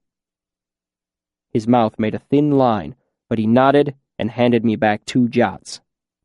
I tucked the coins away and tied my purse firmly underneath my shirt, then gave him a meaningful look and patted it. I saw the smile tug at his lips again. "Goodbye, sir." I picked up my towel, left the store, and started my altogether less conspicuous walk back to the inn where I had found breakfast and a bath. "What can I get for you, young sir?" the innkeeper asked as I approached the bar. He smiled and wiped his hands on his apron. "A stack of dirty dishes and a rag." He squinted at me, then smiled and laughed. "I thought you'd run off naked through the streets." "Not quite naked." I laid his towel on the bar. "There was more dirt than boy before, and I would have bet a solid mark your hair was black. You really don't look the same." He marveled mutely for a second. "Would you like your old clothes?" I shook my head. "Throw them away. Actually, burn them and make sure no one accidentally breathes the smoke." He laughed again. "I did have some other items, though," I reminded him. He nodded and tapped the side of his nose. "Right enough. Just a second." He turned and disappeared through a doorway behind the bar. I let my attention wander around the room. It seemed different now that I wasn't attracting hostile stares. The fieldstone fireplace with the black kettle simmering. The slightly sour smells of varnished wood and spilled beer. The low rumble of conversation. I've always had a fondness for taverns. It comes from growing up on the road, I think. A tavern is a safe place, a refuge of sorts. I felt very comfortable just then, and it occurred to me that it wouldn't be a bad life, owning a place like this. "Here you go, then." The innkeeper laid down 3 pens, a jar of ink, and my receipt from the bookstore. "These gave me almost as much of a puzzle as why you had run off without your clothes." "I'm going to the university," I explained. He raised an eyebrow. "A little young, aren't you?" I felt a nervous chill at his words, but shrugged it off. "They take all kinds." He nodded politely, as if that explained why I had shown up barefoot and reeking of back alleys. After waiting for a while to see if I'd elaborate, the barman poured himself a drink. "No offense, but you don't exactly look to be the sort who would want to be washing dishes anymore." I opened my mouth to protest. An iron penny for an hour's work was a bargain I was hesitant to pass up. 2 pennies was the same as a loaf of bread, and I couldn't count all the times I had been hungry in the last year. Then I saw my hands resting on the bar. They were pink and clean. I almost didn't recognize them from my own. I realized then I didn't want to do the dishes. I had more important things to do. I stood back from the bar and got a penny from my purse. "Where's the best place to find a caravan leaving for the north?" I asked. "Drover's Lot, up hillside. 1/4 mile past the mill on Green Street." I felt a nervous chill when hillside was mentioned. I ignored it as best I could and nodded. "You have a lovely inn here. I'd count myself lucky to have one as nice when I've grown up." I handed him the penny. He broke into a huge smile and handed back the penny. "With such nice compliments, you come back any time." Chapter 32. Coppers, Cobblers, and Crowds. It was about an hour before noon when I stepped out onto the street. The sun was out and the cobblestones were warm beneath my feet. As the noise of the market rose to an irregular hum around me, I tried to enjoy the pleasant sensation of having a full belly and a clean body. But there was a vague unease in the pit of my stomach, like the feeling you get when someone's staring at the back of your head. It followed me until my instincts got the better of me, and I slipped into a side alley quick as a fish. As I stood pressed against a wall, waiting, the feeling faded. After a few minutes, I began to feel foolish. I trusted my instincts, but they gave false alarms every now and again.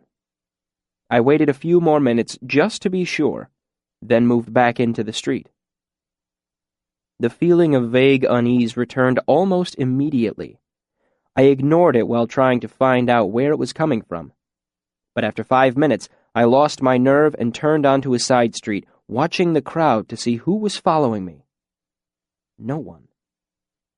It took a nerve-wracking half hour and 2 more alleys before I finally figured out what it was. It felt strange to be walking with the crowd. Over the last couple years, crowds had become a part of the scenery of the city to me. I might use a crowd to hide from a guard or a storekeeper. I might move through a crowd to get where I was going. I might even be going in the same direction as the crowd, but I was never a part of it. I was so used to being ignored, I almost ran from the first merchant who tried to sell me something. Once I knew what was bothering me, the greater part of my unease left. Fear tends to come from ignorance. Once I knew what the problem was, it was just a problem, nothing to fear.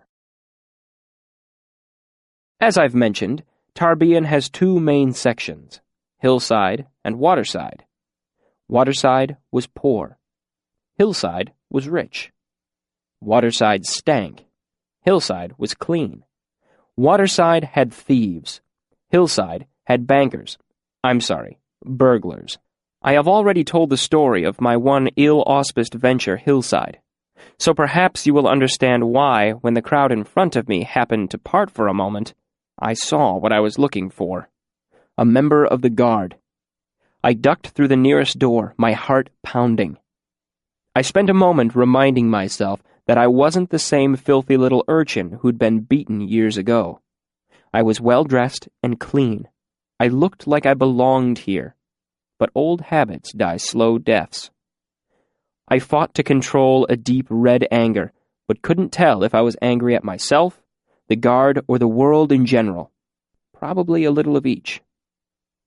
"Be right with you," came a cheerful voice from a curtained doorway. I looked around the shop. Light from the front window fell across a crowded workbench and dozens of shelved pairs of shoes. I decided I could have picked a worse store to wander into. "Let me guess," came the voice again from the back. A grandfather gray man emerged from behind the curtain carrying a long piece of leather.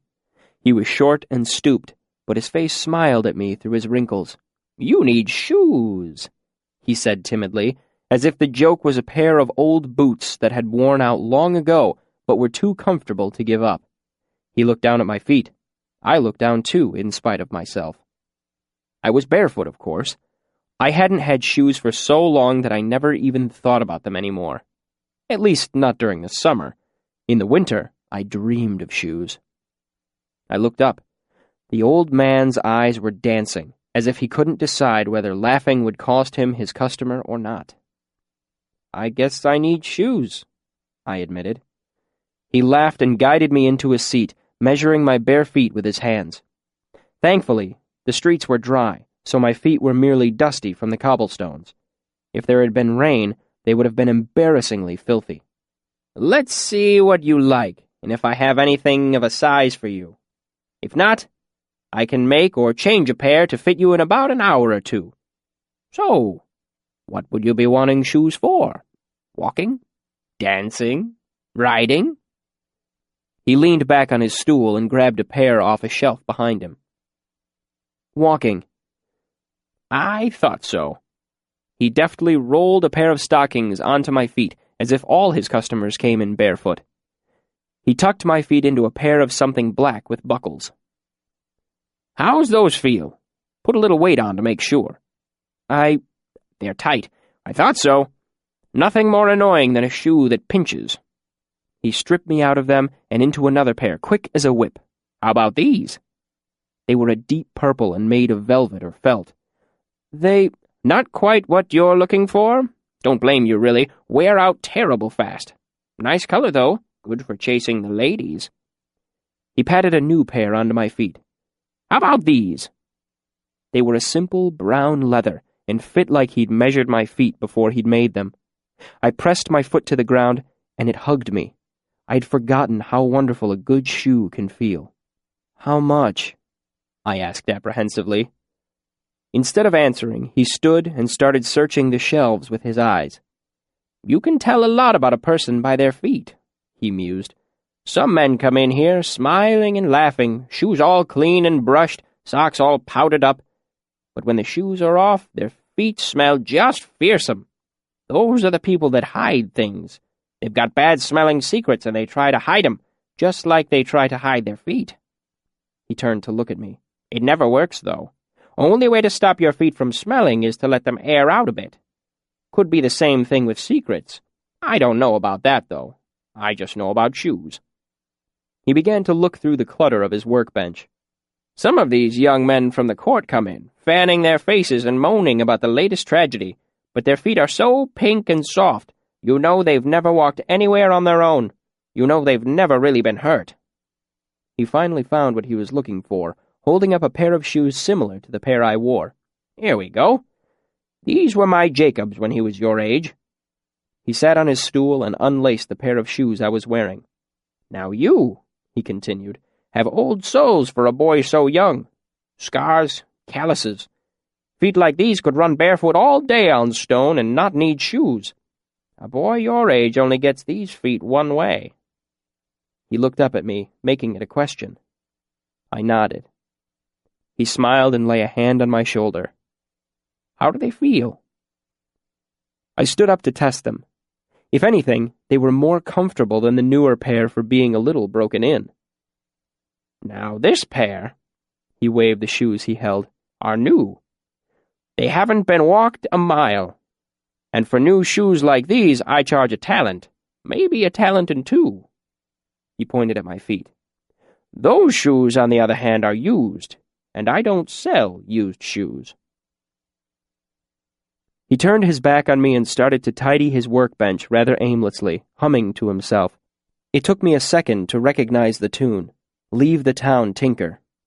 I knew that he was trying to do me a favor, and a week ago I would have jumped at the opportunity for free shoes. But for some reason, I didn't feel right about it. I quietly gathered up my things and left a pair of copper jots on his stool before I left. Why? Because pride is a strange thing, and because generosity deserves generosity in return. But mostly because it felt like the right thing to do, and that is reason enough. 4 days. 6 days if raining. Rowant was the third wagoner I'd asked about going north to Imre, the town nearest the university. He was a thick-bodied Sealdish man with a fierce black beard that hid most of his face. He turned away and barked curses in Siaru at a man loading a wagon with bolts of cloth. When he spoke his native language, he sounded like an angry rock slide. His rough voice lowered to a rumble as he turned back to me. 2 copper jots, not pennies. You can ride in the wagon if there is space. You can sleep underneath at night if you want. You eat in the evening with us. Lunch is just bread. If a wagon gets stuck, you help push." There was another pause while he shouted at the men. There were 3 wagons being packed with trade goods, while the 4th was achingly familiar, one of the wheeled houses I had spent most of my early life riding. Rowant's wife, Rita, sat in the front of that wagon. Her mien wavered from severe when she watched the men loading the wagons to smiling when she spoke with a girl standing nearby. I assumed the girl was a passenger like myself. She was my age, perhaps a year older, but a year makes a great deal of difference at that time of life. The Tal have a saying about children of our age. The boy grows upward, but the girl grows up. She was dressed practically for traveling, pants and a shirt, and was just young enough for it not to seem improper. Her bearing was such that if she had been a year older, I would have been forced to see her as a lady. As it was, when she spoke with Rita, she moved back and forth between a genteel grace and a childlike exuberance. She had long, dark hair and, simply said, she was beautiful. It had been a long time since I had seen anything beautiful. Rowant followed my gaze and continued. Everyone helps set camp at night. Everyone takes a turn watching. You fall asleep during your watch, you get left behind. You eat with us, whatever my wife cooks.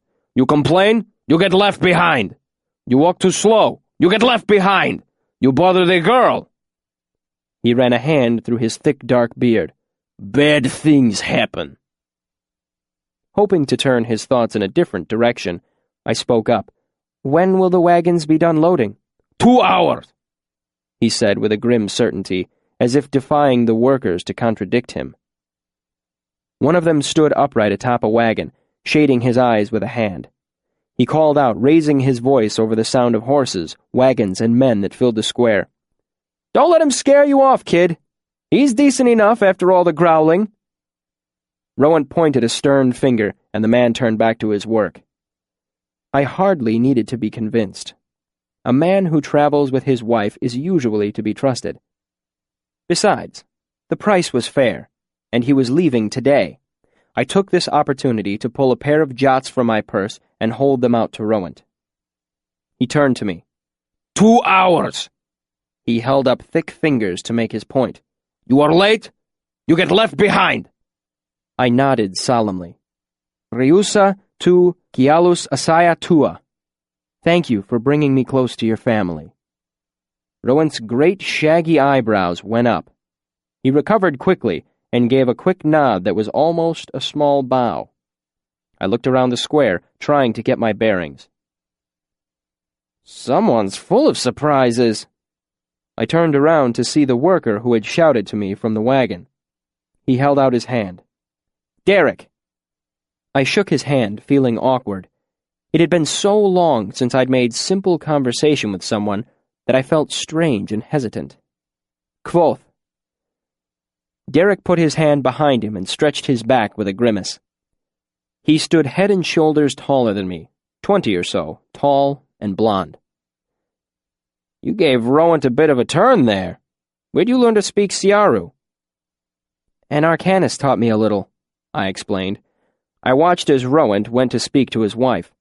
The dark-haired girl looked in my direction and smiled. I looked away, not knowing what to make of it. He shrugged. I'll leave you to fetch your things, then. Rowant's all growl and not much gruff, but he won't wait once the wagons are packed. I nodded, even though my things were non-existent. I did have a little shopping to do. They say you can find anything in Tarbean if you have enough money. For the most part, they are right. I made my way down the stairs to Trappist's basement. It felt strange to make the trip wearing shoes. I was used to the cool damp of stone underfoot when I came to pay a visit. As I made my way down the short hallway, a boy in rags emerged from the inner rooms holding a small winter apple. He pulled up short when he saw me, then scowled, his eyes narrow and suspicious. Looking down, he brushed roughly past me. Without even thinking about it, I slapped his hand away from my purse and turned to look at him, too stunned for words. He bolted outside, leaving me confused and disturbed. We never stole from each other here. Out on the streets, it was everyone for themselves. But Trappist's basement was the closest thing to a sanctuary we had, like a church. None of us would risk spoiling that. I took the last few steps into the main room and was relieved to see that everything else seemed normal. Trappist wasn't there, probably off collecting charity to help him care for his children. There were 6 cots, all full, and more children lying on the floor. Several grubby urchins stood around a bushel basket on the table, clutching winter apples. They turned to stare at me, their expressions flinty and spiteful. It dawned on me then. None of them recognized me. Clean and well-dressed, I looked like some regular boy come wandering in. I didn't belong. Just then, Trappist came back, carrying several flat loaves of bread under one arm and a squalling child in the other. "Ari," he called to one of the boys standing near the bushel basket, "come help. We've got a new visitor and she needs changing." The boy hurried over and took the child out of Trappist's arm. He laid the bread on the table next to the bushel basket, and all the children's eyes fixed on him attentively. My stomach went sour. Trappist hadn't even looked at me. What if he didn't recognize me? What if he told me to leave? I didn't know if I could cope with that. I began to edge toward the door. Trappist pointed to the children one at a time. "Let me see. David, you empty and scrub the drinking barrel. It's getting brackish. When he's done, Nathan can fill it from the pump." "Can I take twice?" Nathan asked. "I need some for my brother." "Your brother can come for his own bread," Trappist said gently, then looked more closely at the boy, sensing something. "Is he hurt?" Nathan nodded, looking at the floor. Trappist laid a hand on the boy's shoulder. "Bring him down. We'll see to him." "It's his leg," Nathan blurted, seeming close to tears. "It's all hot, and he can't walk." Trappist nodded and gestured to the next child. "Jen, you help Nathan bring his brother back." They hurried out. "Tam, since Nathan's gone, you carry the water instead. Quoth, you run for soap." He held out a halfpenny. "Go to Marna's in the wash. You'll get better from her if you tell her who it's for." I felt a sudden lump form in my throat. He knew me. I can't hope to explain to you how much of a relief it was. Trappist was the closest thing I had to a family. The thought of him not knowing me had been horrifying. "I don't have time to run an errand, Trappist," I said hesitantly. "I'm leaving. I'm heading inland, to Imre." "Are you then?" he asked, then paused and gave me a second, closer look. "Well then, I guess you are." Of course, Trappist never saw the clothes, only the child inside them.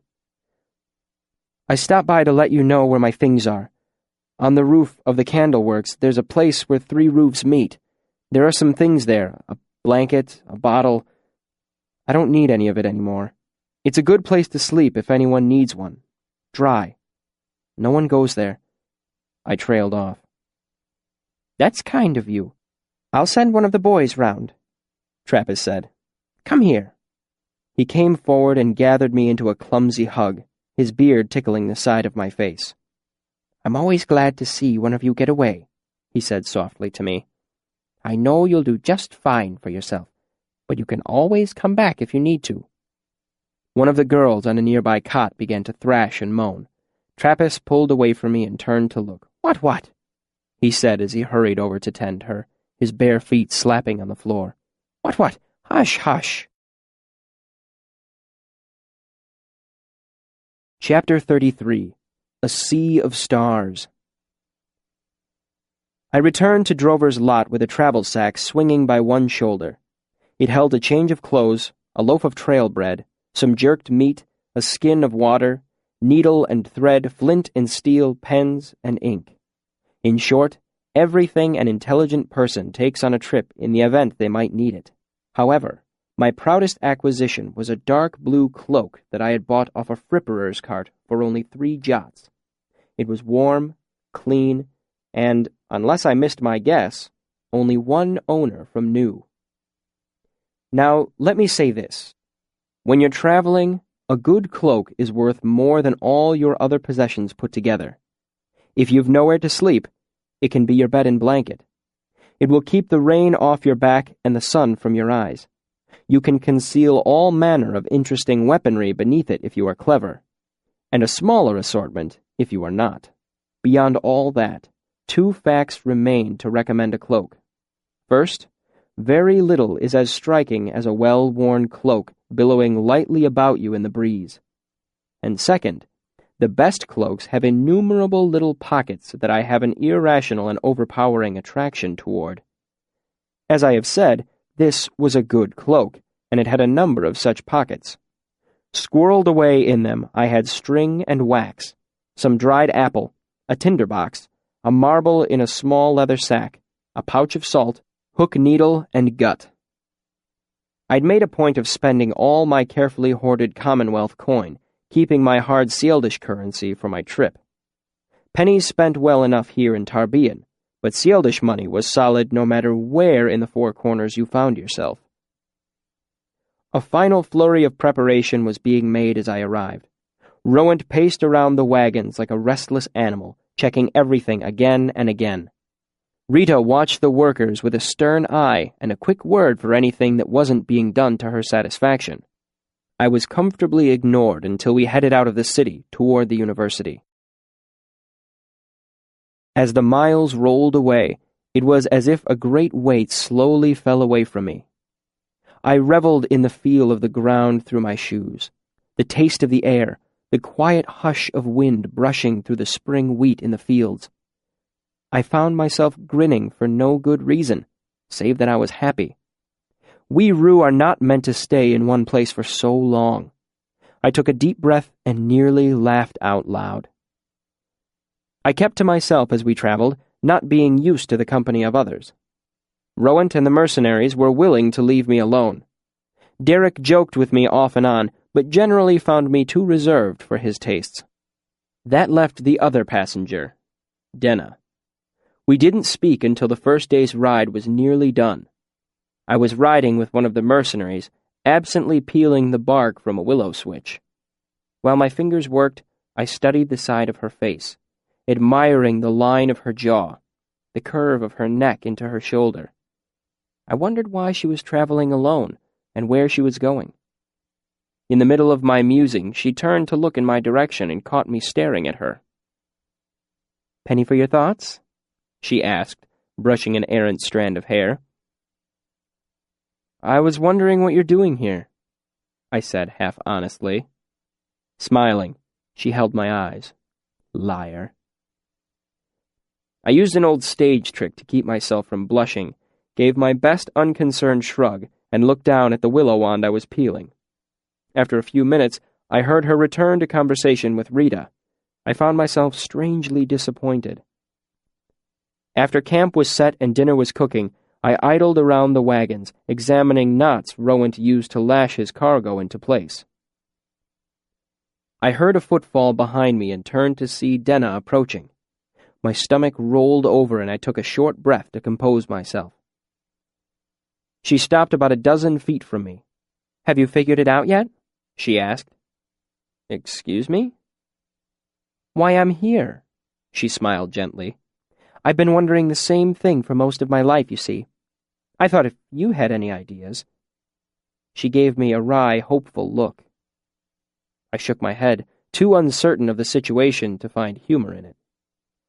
"All I've been able to guess is that you're going somewhere." She nodded seriously. "That's as much as I've guessed, too." She paused to look at the circle the horizon made around us. The wind caught her hair and she brushed it back again. "Do you happen to know where I'm going?" I felt a smile begin a slow creep onto my face. It felt odd. I was out of practice smiling. "Don't you know?" "I have suspicions. Right now I'm thinking Annalyn." She rocked onto the edges of her feet, then back to the flats. "But I've been wrong before." A silence settled over our conversation. Denna looked down at her hands, fidgeting with a ring on her finger, twisting it. I caught a glimpse of silver and a pale blue stone. Suddenly, she dropped her hands to her sides and looked up at me. "Where are you going?" "The university." She arched an eyebrow, looking 10 years older. So certain. She smiled and was suddenly young again. "How does it feel to know where you are going?" I couldn't think of a reply, but was saved from the need for one by Rita calling us for supper. Denna and I walked toward the campfire, together.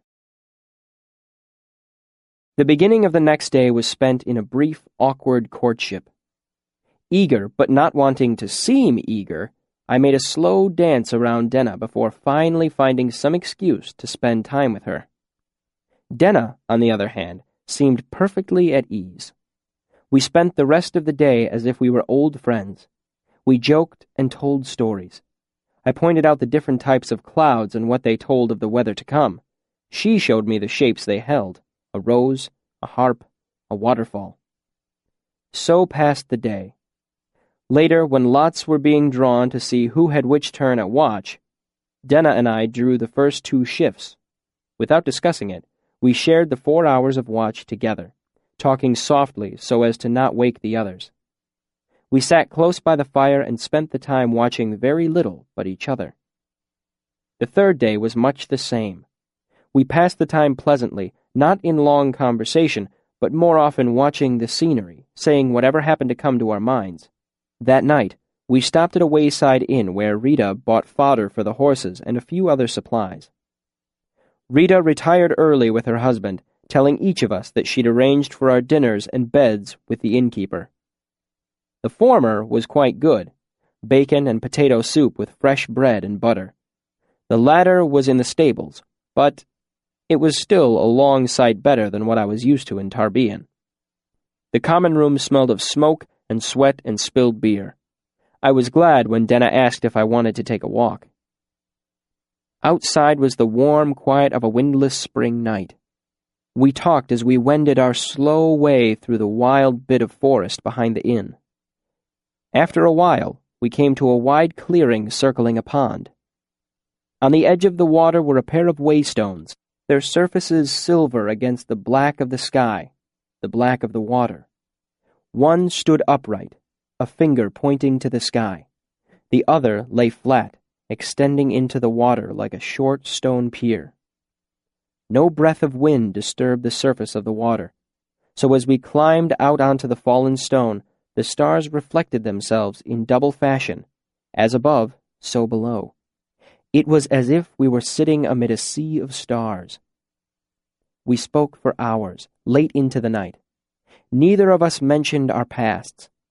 I sensed that there were things she would rather not talk about, and by the way she avoided questioning me, I think she guessed the same. We spoke of ourselves instead, of fond imaginings and impossible things. I pointed to the skies and told her the names of stars and constellations. She told me stories about them I had never heard before. My eyes were always returning to Denna. She sat beside me, arms hugging her knees. Her skin was more luminous than the moon, her eyes wider than the sky, deeper than the water, darker than the night. It slowly began to dawn on me that I'd been staring at her wordlessly for an impossible amount of time. Lost in my thoughts, lost in the sight of her. But her face didn't look offended or amused. It almost looked as if she were studying the lines of my face, almost as if she were waiting. I wanted to take her hand. I wanted to brush her cheek with my fingertips. I wanted to tell her that she was the first beautiful thing I had seen in 3 years, that the sight of her yawning to the back of her hand was enough to drive the breath from me, how I sometimes lost the sense of her words in the sweet fluting of her voice. I wanted to say that if she were with me then, somehow nothing could ever be wrong for me again. In that breathless second, I almost asked her. I felt the question boiling up from my chest. I remember drawing a breath, then hesitating. What could I say? Come away with me? Stay with me? Come to the university? No. Sudden certainty tightened in my chest like a cold fist. What could I ask her? What could I offer? Nothing. Anything I said would sound foolish. A child's fantasy. I closed my mouth and looked across the water. Inches away, Denna did the same. I could feel the heat of her. She smelled like road dust and honey, and the smell the air holds seconds before a heavy summer rain. Neither of us spoke. I closed my eyes. The closeness of her was the sweetest, sharpest thing my life had ever known. Chapter 34. Yet to Learn. The next morning, I blearily awoke after 2 hours of sleep, bundled myself onto one of the wagons, and proceeded to drowse away the morning. It was nearly noon before I realized that we had taken on another passenger at the inn last night. His name was Jazen, and he had paid Rowant for passage to Annalyn. He had an easy manner and an honest smile. He seemed an earnest man. I did not like him. My reason was simple. He spent the entire day riding next to Denna. He flattered her outrageously and joked with her about becoming one of his wives. She seemed unaffected by the late hours we had kept the night before, looking as bright and fresh as ever. The result was that I spent the day being irritated and jealous while acting unconcerned. Since I was too proud to join their conversation, I was left to myself. I spent the day thinking sullen thoughts, trying to ignore the sound of his voice and occasionally remembering the way Denna had looked last night with the moon reflecting off the water behind her. That night, I was planning to ask Denna to go for a walk after everyone turned in for the night. But before I could approach her, Jazen went to one of the wagons and brought back a large black case with brass buckles along the side. The sight of it made my heart turn sideways in my chest. Sensing the group's anticipation, though not mine in particular, Jazen slowly undid the brass clasps and drew out his lute with an air of studied nonchalance. It was a trooper's lute. Its long, graceful neck and round bowl were painfully familiar. Sure of everyone's attention, he cocked his head and strummed, pausing to listen to the sound. Then, nodding to himself, he started to play. He had a fair tenor and reasonably clever fingers. He played a ballad, then a light, quick drinking song, then a slow, sad melody in a language that I didn't recognize, but suspected might be Yiddish. Lastly, he played Tinker Tanner, and everyone came in on the chorus. Everyone but me.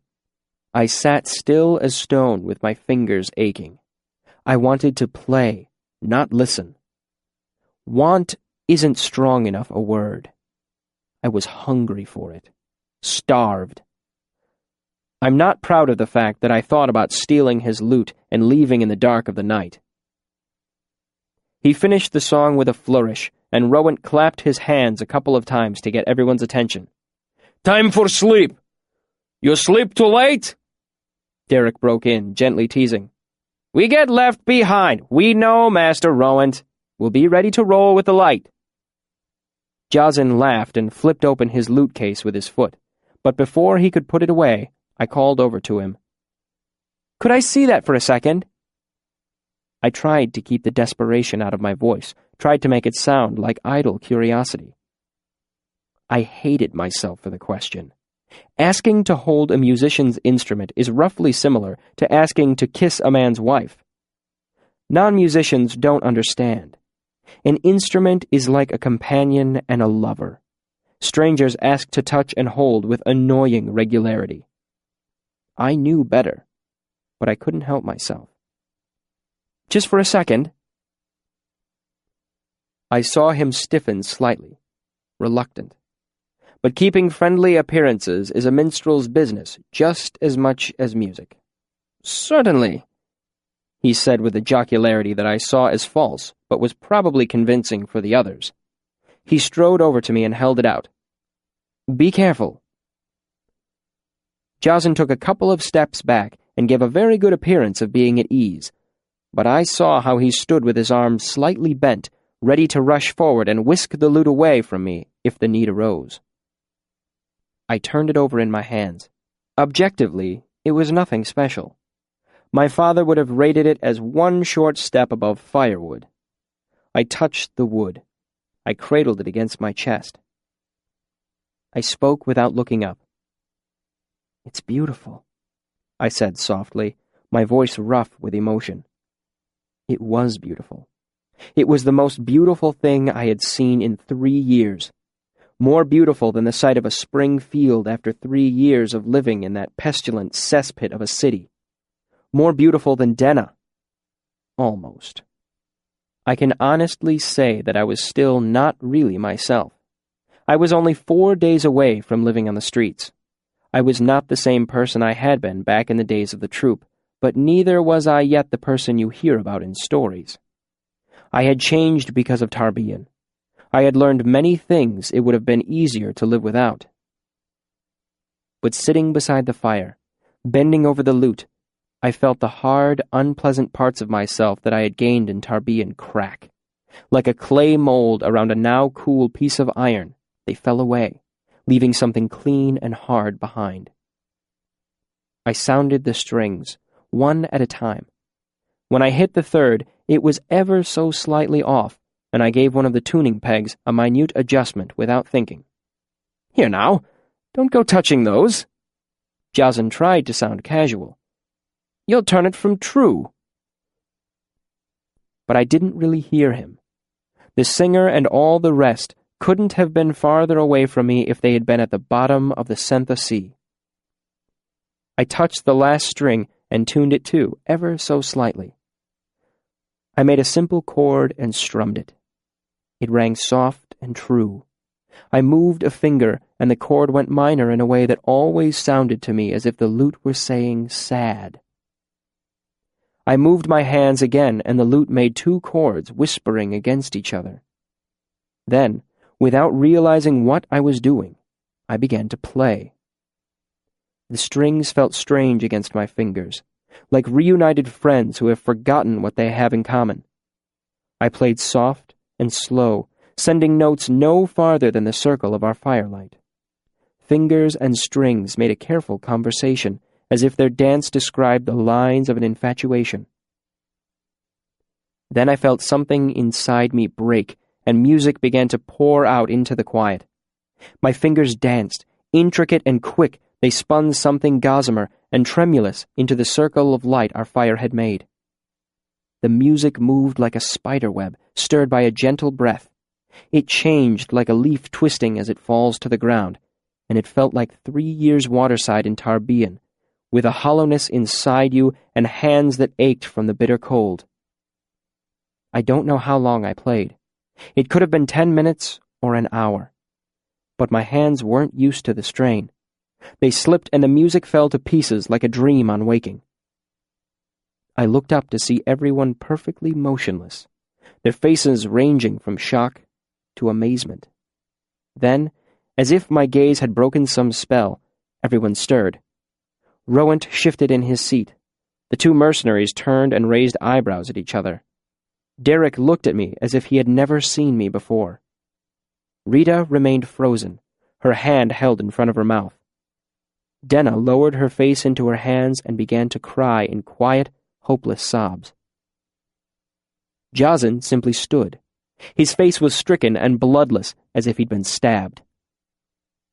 I held out the lute, not knowing whether to thank him or apologize. He took it numbly. After a moment, unable to think of anything to say, I left them sitting by the fire and walked toward the wagons.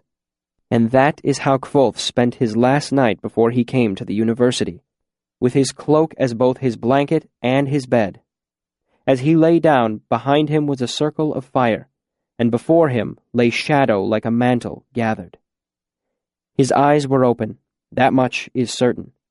But who among us can say they know what he was seeing?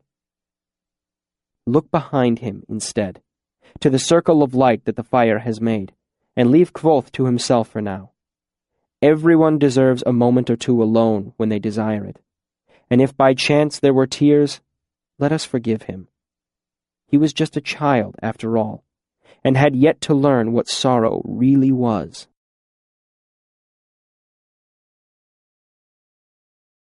Chapter 35. A Parting of Ways. The weather held fair, which meant that the wagons rolled into Imre just as the sun was setting. My mood was sullen and hurt. Denna had shared a wagon with Jason the whole of the day, and I, being foolish and proud, had kept my distance. A whirl of activity sprang up as soon as the wagons rolled to a stop. Rowant began to argue with a clean-shaven man in a velvet hat before he had brought his wagon to a full stop. After the initial bout of bargaining, a dozen men began unloading bolts of cloth, barrels of molasses, and burlap sacks of coffee. Rita cast a stern eye over the lot of them. Jocelyn scuttled around, trying to keep his luggage from being damaged or stolen. My own luggage was easier to manage, as I only had my travel sack. I retrieved it from between some bolts of cloth and moved away from the wagons. I slung it over one shoulder and looked around for Denna. I found Rita instead. "You were a great help on the road," she said clearly. Her Turan was much better than Rowan's, with hardly any trace of Siaro accent at all. "It is nice to have someone along who can unhitch a horse without being led by the hand." She held out a coin to me. I took it without thinking.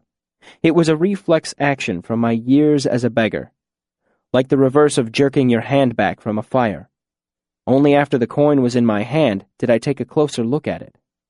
It was a whole copper jot, fully half of what I had paid to travel with them to Imre.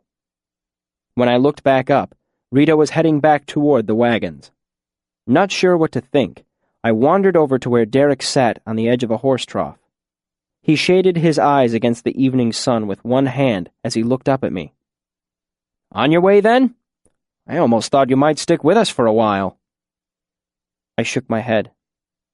"Rita just gave me a jot." He nodded.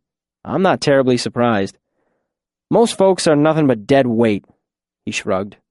"And she appreciated your playing. Have you ever thought of trying out as a minstrel? They say Imre's a good place for it." I steered the conversation back to Rita. "I don't want Rowan to be angry with her. He seems to take his money pretty seriously."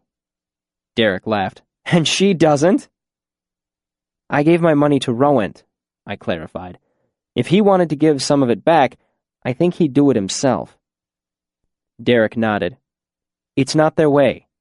A man doesn't give money away." "That's my point," I said. "I don't want her to get in trouble." Derek waved his hands back and forth, cutting me off. "I'm not doing a good job of explaining myself," he said. "Rowan knows. He might have even sent her over to do it. But grown Sieldish men don't give away money. It's seen as womanish behavior. They don't even buy things if they can help it. Didn't you notice that Rita was the one who bargained for our rooms and food at the inn a few nights ago?" I did remember, now that he mentioned it. "But why?" I asked. Derek shrugged. "There isn't any why. It's just the way they do things. That's why so many Sieldish caravans are husband-wife teams." "Derek!" Rowan's voice came from behind the wagons. He sighed as he stood up. "Duty calls," he said. "See you around." I tucked the jot into my pocket and thought about what Derek had said. The truth was, my troupe had never gone so far north as to make it into the Skjold. It was unnerving to think I wasn't as world-wise as I'd thought. I slung my travel sack over my shoulder and looked around one last time, thinking that perhaps it would be best if I left without any troublesome goodbyes. Denna was nowhere to be seen. That settled it then. I turned to leave, and found her standing behind me. She smiled a little awkwardly with her hands clasped behind her back. She was lovely as a flower and totally unconscious of it. I was suddenly short of breath, and I forgot myself, my irritation, my hurt. "You're still going?" she asked. I nodded. "You could come to Annalyn with us," she suggested. "They say the streets are paved with gold there. You could teach Jazen to play that lute he carries around." She smiled. "I've asked him. He said he wouldn't mind." I considered it. For half a heartbeat, I almost threw my whole plan aside just to stay with her a little longer. But the moment passed, and I shook my head. "Don't look like that," she chided me with a smile. "I'll be there for a while. If things don't work out for you here..." She trailed off hopefully. I didn't know what I could do if things didn't work out for me here. I was hanging all my hopes on the university. Besides, Annalyn was hundreds of miles away. I barely owned the clothes on my back. How would I find her? Denna must have seen my thoughts reflected on my face. She smiled playfully. I guess I'll just have to come looking for you then. We rue are travelers. Our lives are composed of meetings and partings, with brief, bright acquaintances in between. Because of this, I knew the truth. I felt it, heavy and certain in the pit of my stomach. I would never see her again. Before I could say anything, she looked nervously behind her. I had better go. Watch for me. She flashed her impish smile again before turning to walk away. I will, I called after her. I'll see you where the roads meet. She glanced back and hesitated for a moment, then waved and ran off into the early evening twilight.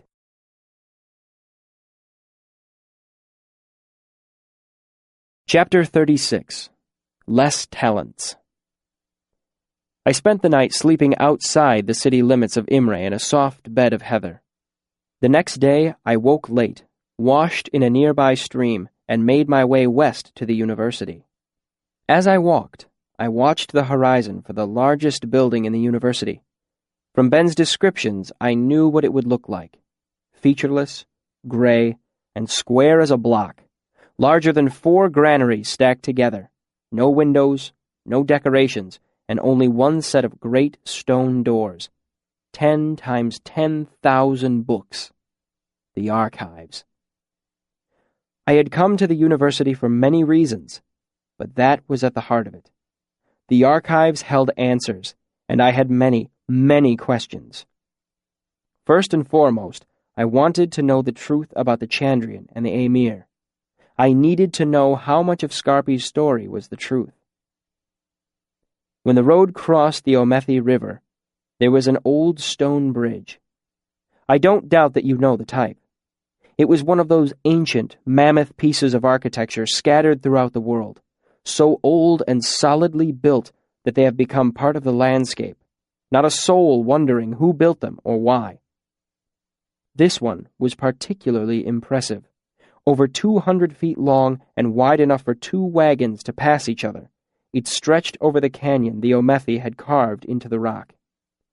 When I reached the crest of the bridge, I saw the archives for the first time in my life, rising like some great greystone over the trees to the west. The university lay at the heart of a small city, though truthfully, I hesitate to call it a city at all. It was nothing like Tarbian, with its twisting alleys and garbage smell. It was more of a town, with wide roads and clean air. Lawns and gardens were spaced between small houses and shops. But since this town had grown up to serve the peculiar needs of the university, a careful observer could note small differences in the services the town provided. For instance, there were 2 glass blowers, 3 fully stocked apothecaries, 2 binderies, 4 booksellers, 2 brothels, and a truly disproportionate number of taverns. One of them had a large wooden sign nailed to its door proclaiming, "No sympathy." I wondered what non-arcane visitors might think of the warning. The university itself consisted of about 15 buildings that bore little resemblance to each other. Muse had a circular central hub with 8 wings radiating in each direction so it looked like a compass rose. Hollows was simple and square, with stained glass windows showing Tecum in a classic pose, standing barefoot in the mouth of his cave, speaking to a group of students. Main's was the most distinctive building of the lot. It covered nearly 1.5 acres and looked like it had been cobbled together from a number of smaller, mismatched buildings. As I approached the archives, its gray, windowless surface reminded me of an immense greystone. It was hard to believe, after all the years of waiting, that I was finally there. I circled around it until I found the entrance, a massive pair of stone doors standing wide open. Over them, chiseled deep into the stone, were the words Vorfalen Renata More. I didn't recognize the language. It wasn't Siaru, maybe Yiddish or Temic. Yet another question I needed answers for. Through the stone doors were a small antechamber with a more ordinary set of wooden doors inside. I tugged them open and felt cool, dry air brush past me. The walls were bare gray stone, lit with a distinctive, unwavering reddish light of sympathy lamps. There was a large wooden desk with several large ledger-type books lying open atop it. At the desk sat a young man who looked to be a full-blooded Sield, with the characteristic ruddy complexion and dark hair and eyes. "Can I help you?" he asked, his voice thick with the harsh burr a Sierra accent makes. "I'm here for the archives," I said stupidly. My stomach was dancing with butterflies. My palms were sweaty. He looked me over, obviously wondering at my age. "Are you a student?" "Soon," I said. "I haven't been through admissions yet." "You'll need to do that first," he said seriously. "I can't let anyone in unless they're in the book." He gestured at the ledgers on the desk in front of him. The butterflies died. I didn't bother to hide my disappointment. "Are you sure I can't look around just for a couple of minutes? I've come an awfully long way." I looked at the two sets of double doors leading out of the room, one labeled Tomes, the other Stacks. Behind the desk, a smaller door was labeled Scrivs Only. His expression softened somewhat. "I cannot. There would be trouble." He looked me over again. "Are you really going through admissions?" His skepticism was obvious, even through his thick accent. I nodded. "I just came here first," I said, looking around the empty room, eyeing the closed doors, trying to think of some way to persuade him to let me in. He spoke before I could think of anything. "If you're really going, you should hurry. Today is the last day. Sometimes they don't go much longer than noon." My heart beat hard and quick in my chest. I'd assumed they would run all day. "Where are they?" "Hollows." He gestured toward the outer door. "Down, then left.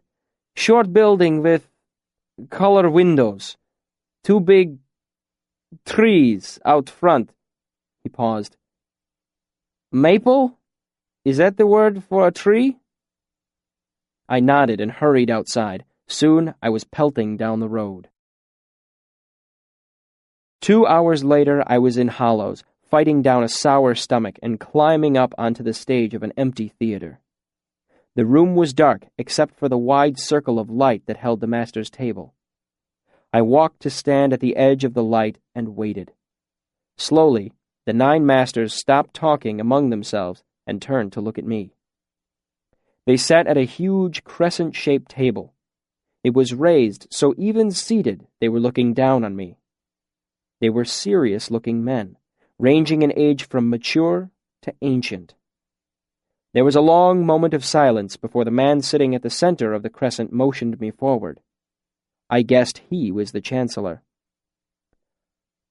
"Come up where we can see you. That's right. Hello. Now, what's your name, boy?" "Kvothe, sir." "And why are you here?" I looked him in the eye. "I want to attend the university. I want to be an arcanist." I looked around at each of them. Some seemed amused. None looked particularly surprised. "You are aware," the Chancellor said, "that the university is for continuing one's education, not beginning it?" "Yes, Chancellor, I know." "Very well," he said. "May I have your letter of introduction?" I didn't hesitate. "I'm afraid I don't have one, sir. Is it absolutely necessary?"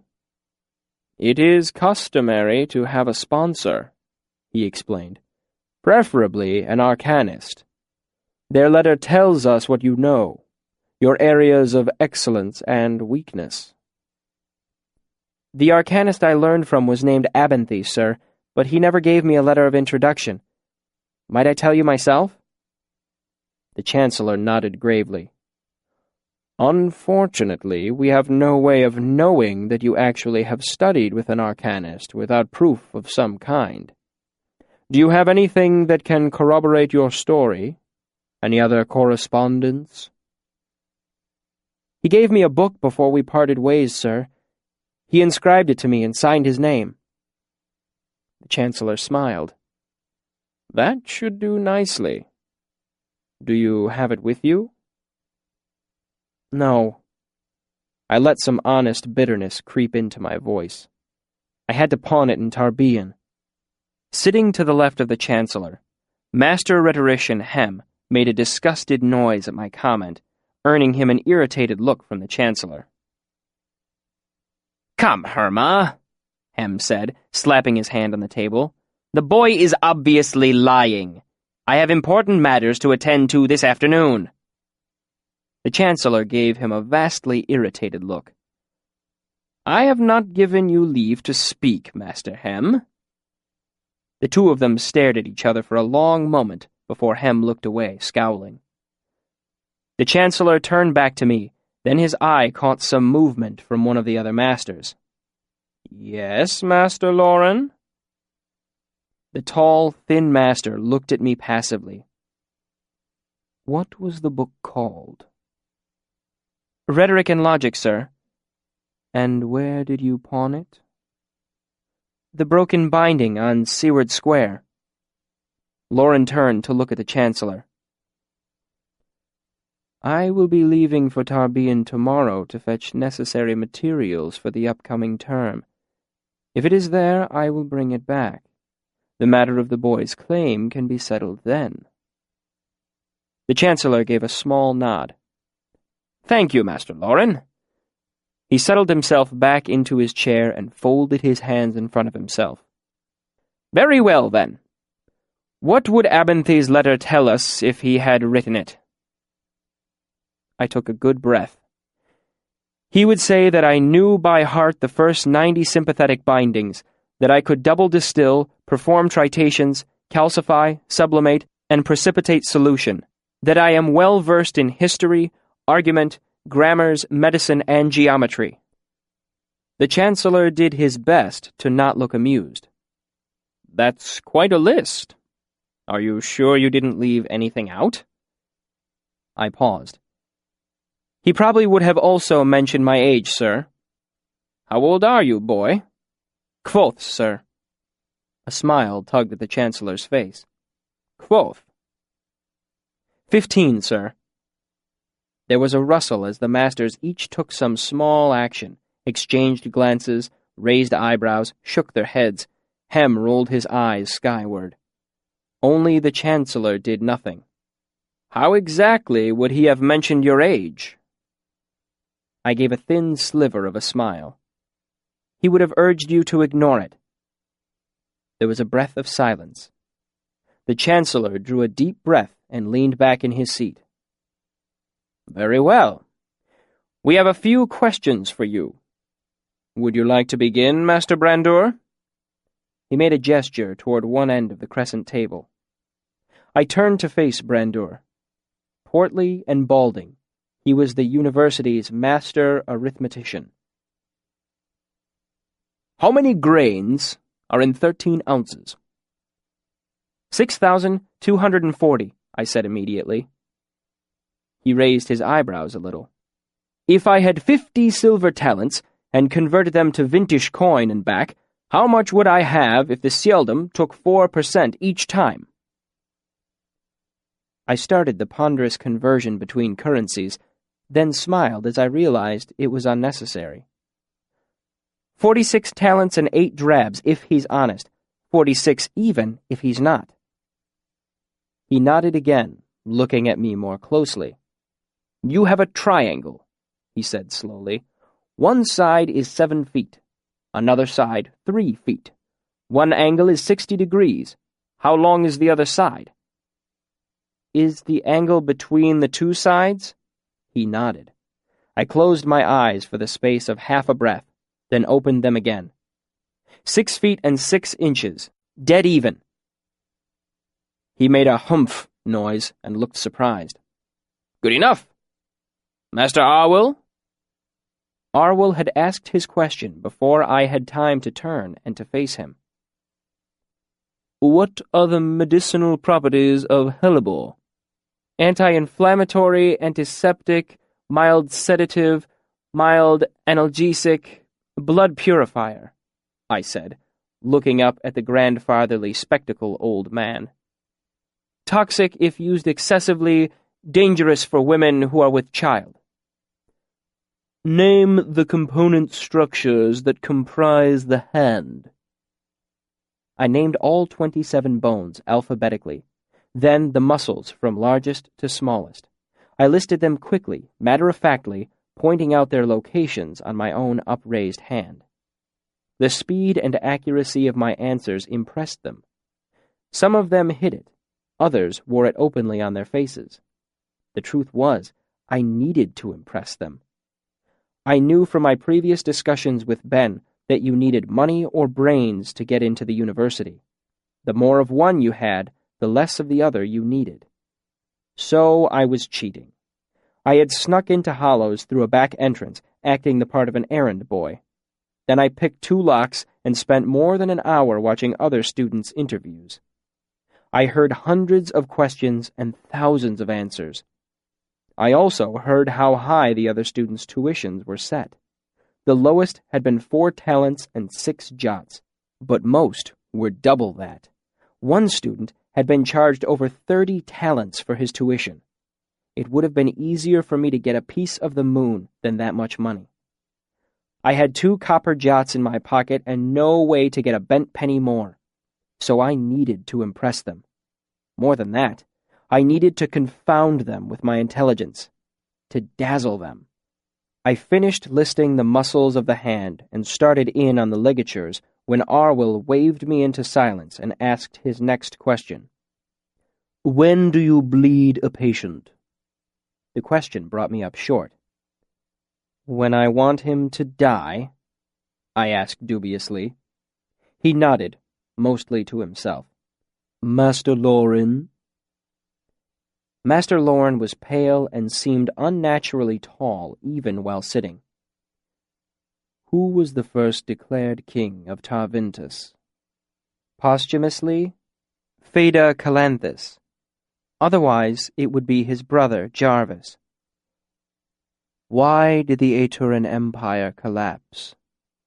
I paused, taken aback by the scope of the question. None of the other students had been asked anything so broad as this. Well, sir, I said slowly to give myself a moment or two to organize my thoughts. Partly because Lord Nalto was an inept egomaniac. Partly because the church went into upheaval and denounced the Order Aemir, who were a large part of the strength of Atur. Partly because the military was fighting 3 different wars of conquest at the same time, and high taxes fomented rebellion in lands already inside the empire. I watched the master's expression, hoping he would give some sign when he had heard enough. They also debased their currency, undercut the universality of the Iron Law, and antagonized the Adem. I shrugged. But of course, it's more complicated than that. Master Loren's expression remained unchanged, but he nodded. Who was the greatest man who ever lived? Another unfamiliar question. I thought for a moment. Ilion.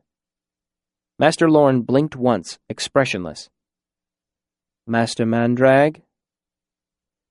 Mandrag was clean-shaven and smooth-faced, with hands stained 100 different colors and seemed to be made all of knuckle and bone.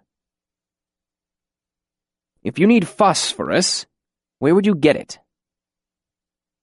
His tone sounded for a moment so much like Abinthy's that I forgot myself and spoke without thinking. An apothecary? One of the masters on the other side of the table chuckled, and I bit my too quick tongue. He gave me a faint smile, and I drew a faint breath. Barring access to an apothecary. I could render it from urine, I said quickly, given a kiln and enough time. How much would you need to gain 2 ounces pure? He cracked his knuckles absent-mindedly. I paused to consider, as this was a new question too. At least 40 gallons, Master Mandrag, depending on the quality of the material. There was a long pause as he cracked his knuckles one at a time. What are the 3 most important rules of the chemist? This I knew from Ben. Label clearly, measure twice, eat elsewhere. He nodded, still wearing the faint smile. Master Kilvin? Kilvin was Sialdish. His thick shoulders and bristling black beard reminded me of a bear. Right, he grumbled, folding his thick hands in front of him. How would you make an ever-burning lamp? Each of the other 8 masters made some sort of exasperated noise or gesture. What? Kilvin demanded, looking around at them irritated. It is my question. The asking is mine. He turned his attention back to me. So, how would you make it? Well, I said slowly, I would probably start with a pendulum of some sort. Then I would bind it to... Graham! No, not like this! Kilvin growled out a couple of words and pounded his fist on the table. Each thump as his hand came down was accompanied by a staccato burst of reddish light that welled up from his hand. No sympathy! I don't want an ever-glowing lamp! I want an ever-burning one! He looked at me again, showing his teeth, as if he were going to eat me. Lithium salt? I asked without thinking, then backpedaled. No, a sodium oil that burned in an enclosed... No, damn! I mumbled my way to a stop. The other applicants hadn't had to deal with questions like these. He cut me off with a short sideways gesture of his hand. Enough! We will talk later. Elxadal! It took me a moment to remember that Elxadal was the next master. I turned to him. He looked like the archetypal sinister magician that seems to be a requirement in so many bad Aturan plays. Severe dark eyes, lean face, short black beard. For all that, his expression was friendly enough. What are the words for the first parallel kinetic binding? I rattled them off glibly. He didn't seem surprised. What was the binding that Master Kilvin used just a moment ago? Capacitorial kinetic luminosity. What is the synodic period? I looked at him oddly. Of the moon? The question seemed a little out of sync with the other 2. He nodded. 72 1/3 days, sir. Give or take a bit.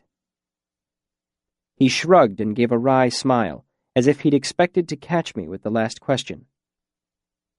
Master Hem? Hem looked at me over steepled fingers. How much mercury would it take to reduce 2 gills of white sulfur? He asked pompously, as if I'd already given the wrong answer. One of the things I learned during my hour of quiet observation was this. Master Hem was the king-high bastard of the lot. He took delight in students' discomfort and did everything he could to badger and unsettle them. He had a fondness for trick questions. Luckily, this was one I had watched him use on other students. You see, you can't reduce white sulfur with mercury. Well... I drew the word out, pretending to think it through. Hem's smug smile grew wider by the second. Assuming you mean red sulfur, it would be about 41 ounces. Sir. I smiled a sharp smile at him. All teeth. Name the 9 prime fallacies, he snapped. Simplification, generalization, circularity, reduction, analogy, false causality, semantism, irrelevancy. I paused, not being able to remember the formal name of the last one. Ben and I had called it Nalt, after Emperor Nalto. It galled me, not being able to recall its name, as I had read it in Rhetoric and Logic just a few days ago. My irritation must have shown on my face. Hem glowered at me as I paused, saying, So, you don't know everything after all. He leaned back into his seat with a satisfied expression. I wouldn't be here if I didn't think I had anything to learn, I said bitingly before I managed to get my tongue under control again. From the other side of the table, Kilvin gave a deep chuckle. Hem opened his mouth, but the Chancellor silenced him with a look before he could say anything else. Now then, the Chancellor began, I think I, too, would ask some questions. The man to the Chancellor's right said. He had an accent that I couldn't quite place. Or perhaps it was that his voice held a certain resonance. When he spoke, everyone at the desk stirred slightly, then grew still, like leaves touched by the wind. Master Namer, the Chancellor said with equal parts deference and trepidation. Elodin was younger than the others by at least a dozen years. Clean-shaven with deep eyes. Medium height, medium build. There was nothing particularly striking about him, except for the way he sat at the table. One moment watching something intently, the next minute, bored and letting his attention wander among the high beams of the ceiling above. He was almost like a child who had been forced to sit down with adults. I felt Master Elodin look at me. Actually felt it. I suppressed a shiver. So heketh ka Siaro kremeteth too? He asked. How well do you speak Siaro? Reusa, takreala deala tu. Not very well, thank you. He lifted a hand, his index finger pointed upward. How many fingers am I holding up? I paused for a moment, which was more consideration than the question seemed to warrant. At least one, I said. Probably no more than 6. He broke into a broad smile and brought his other hand up from underneath the table. It had 2 fingers upright. He waved them back and forth for the other masters to see, nodding his head from side to side in an absent, childish way. Then he lowered his hands to the table in front of him and grew suddenly serious. Do you know the 7 words that will make a woman love you? I looked at him, trying to decide if there was more to the question. When nothing more was forthcoming, I answered simply, No. They exist, he reassured me, and sat back with a look of contentment. Master Linguist? He nodded to the Chancellor. That seems to cover most of academia, the Chancellor said, almost to himself. I had the impression that something had unsettled him, but he was too composed for me to tell exactly what. You will forgive me if I ask a few things of a less scholarly nature? Having no real choice, I nodded. He gave me a long look that seemed to stretch several minutes. Why didn't Abinthe send a letter of recommendation with you? I hesitated. Not all traveling entertainers are as respectable as our troupe, so, understandably, not everyone respected them. But I doubted that lying was the best course of action. He left my troupe 3 years ago. I haven't seen him since. I saw each of the masters look at me. I could almost hear them doing the mental arithmetic, calculating my age backward. Oh, come now! Hem said disgustedly, and moved as if he would stand. The Chancellor gave him a dark look, silencing him. Why do you wish to attend the university? I stood dumbfounded. It was the one question I was completely unprepared for. What could I say? 10,000 books? Your archives. I used to have dreams of reading there when I was young. True, but too childish. I want revenge against the Chandrian. Too dramatic. To become so powerful that no one will ever be able to hurt me again. Too frightening. I looked up to the Chancellor and realized I'd been quiet for a long while. Unable to think of anything else, I shrugged and said, I don't know, sir. I guess I'll have to learn that too. The Chancellor's eyes had taken on a curious look by this point, but he pushed it aside and said, "Is there anything else you would like to say?" He had asked the question of the other applicants, but none of them had taken advantage of it. It seemed almost rhetorical, a ritual before the masters discussed the applicants' tuition. "Yes, please," I said, surprising him. "I have a favor to ask beyond mere admission." I took a deep breath, letting their attention settle on me.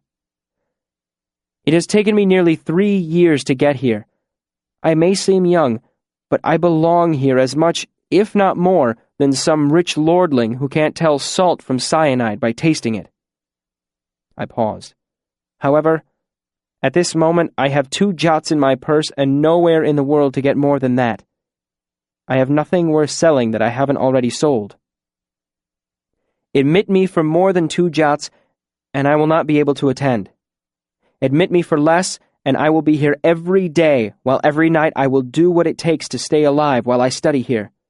I will sleep in alleys and stables, wash dishes for kitchen scraps, beg pennies to buy pens. I will do whatever it takes." I said the last words fiercely, almost snarling them. "But admit me free, and give me 3 talents so I can live and buy what I need to learn properly, and I will be a student the likes of which you have never seen before." There was a half-breath of silence, followed by a thunderclap of a laugh from Kilvin. "Ha!" he roared. "If 1 student in 10 had half his fire, I'd teach with a whip and chair instead of chalk and slate." He brought his hand down hard on the table in front of him. This sparked everyone to begin talking at the same time in their own varied tones. The Chancellor made a little wave in my direction, and I took the chance to seat myself in the chair that stood at the edge of the circle of light. The discussion seemed to go on for quite a long while, but even 2 or 3 minutes would have seemed like an eternity, sitting there while a group of old men debated my future. There was no actual shouting, but a fair amount of hand-waving, most of it by Master Hem, who seemed to have taken the same dislike of me that I had for him. It wouldn't have been so bad if I could have understood what they were saying, but even my finely tuned eavesdropper's ears couldn't quite make out what was being said. Their talking died down suddenly, and then the Chancellor looked in my direction, motioning me forward. "Let it be recorded," he said formally, "that Quoth, son of—" He paused, then looked at me inquiringly. "Arleden," I supplied. The name sounded strange to me after all these years. Master Loren turned to look in my direction, blinking once. "Son of Arleden is admitted into the university for the continuance of his education on the 43rd day of Catellan. His admission into the Arcanum contingent upon proof that he has mastered the basic principles of sympathy. Official sponsor being one Kilvin, Master Artificer. His tuition shall be set at the rate of less 3 talents. I felt a great dark weight settle inside me. 3 talents might as well be all the money in the world for any hope I had in earning it before the term began. Working in kitchens, running errands for pennies, I might be able to save that much in a year if I was lucky. I held a desperate hope that I could cut purse that much in time, but I knew the thought to be just that, desperate. People with that sort of money generally knew better than to leave it hanging in a purse. I didn't realize that the masters had left the table until one of them approached me. I looked up to see the Master Archivist approaching me. Loren was taller than I would have guessed, over 6.5 feet. His long face and hands made him look almost stretched. When he saw he had my attention, he asked, "Did you say your father's name was Arleden?" He asked it very calmly, with no hint of regret or apology in his voice. It suddenly made me very angry that he should stifle my ambitions of getting into the university, then come over and ask about my dead father as easy as saying good morning. "Yes," I said tightly. "Arleden the Bard." My father always thought of himself as a trooper. He never called himself bard or minstrel. Hearing him referred to in that way irritated me even more, if that were possible. I didn't deign to reply, merely nodded once, sharply. If he thought my response terse, he didn't show it. I was wondering which troupe he performed in. My thin restraint burst. "Oh, you were wondering," I said with every bit of venom my troupe-sharpened tongue could muster. "Well, maybe you can wonder a while longer. I'm stuck in ignorance now. I think you can abide a while with a little piece of it yourself. When I come back after earning my 3 talents, maybe then you can ask me again." I gave him a fierce look, as if hoping to burn him with my eyes. His reaction was minimal. It wasn't until later that I found getting any reaction from Master Loren was about as likely as seeing a stone pillar wink. He looked vaguely puzzled at first, then slightly taken aback. Then, as I glared up at him, he gave a faint, thin smile and mutely handed me a piece of paper. I unfolded it and read it. It read, "Quoth, spring term, tuition, -3 talent." Less 3 talents. Of course. Relief flooded me. As if it were a great wave that swept my legs from beneath me, I sat suddenly on the floor and wept. Chapter 37. Bright-eyed. Loren led the way across a courtyard. "That is what most of the discussion was about," Master Loren explained, his voice as passionless as stone. "You had to have a tuition. Everyone does." I had recovered my composure and apologized for my terrible manners. He nodded calmly and offered to escort me to the office of the bursar to ensure that there was no confusion regarding my admission fee. "After it was decided to admit you in the manner you had suggested." Loren gave a brief but significant pause, leading me to believe that it had not been quite as simple as that. "There was the problem that there was no precedent set for giving out funds to enrolling students." He paused again. "A rather unusual thing."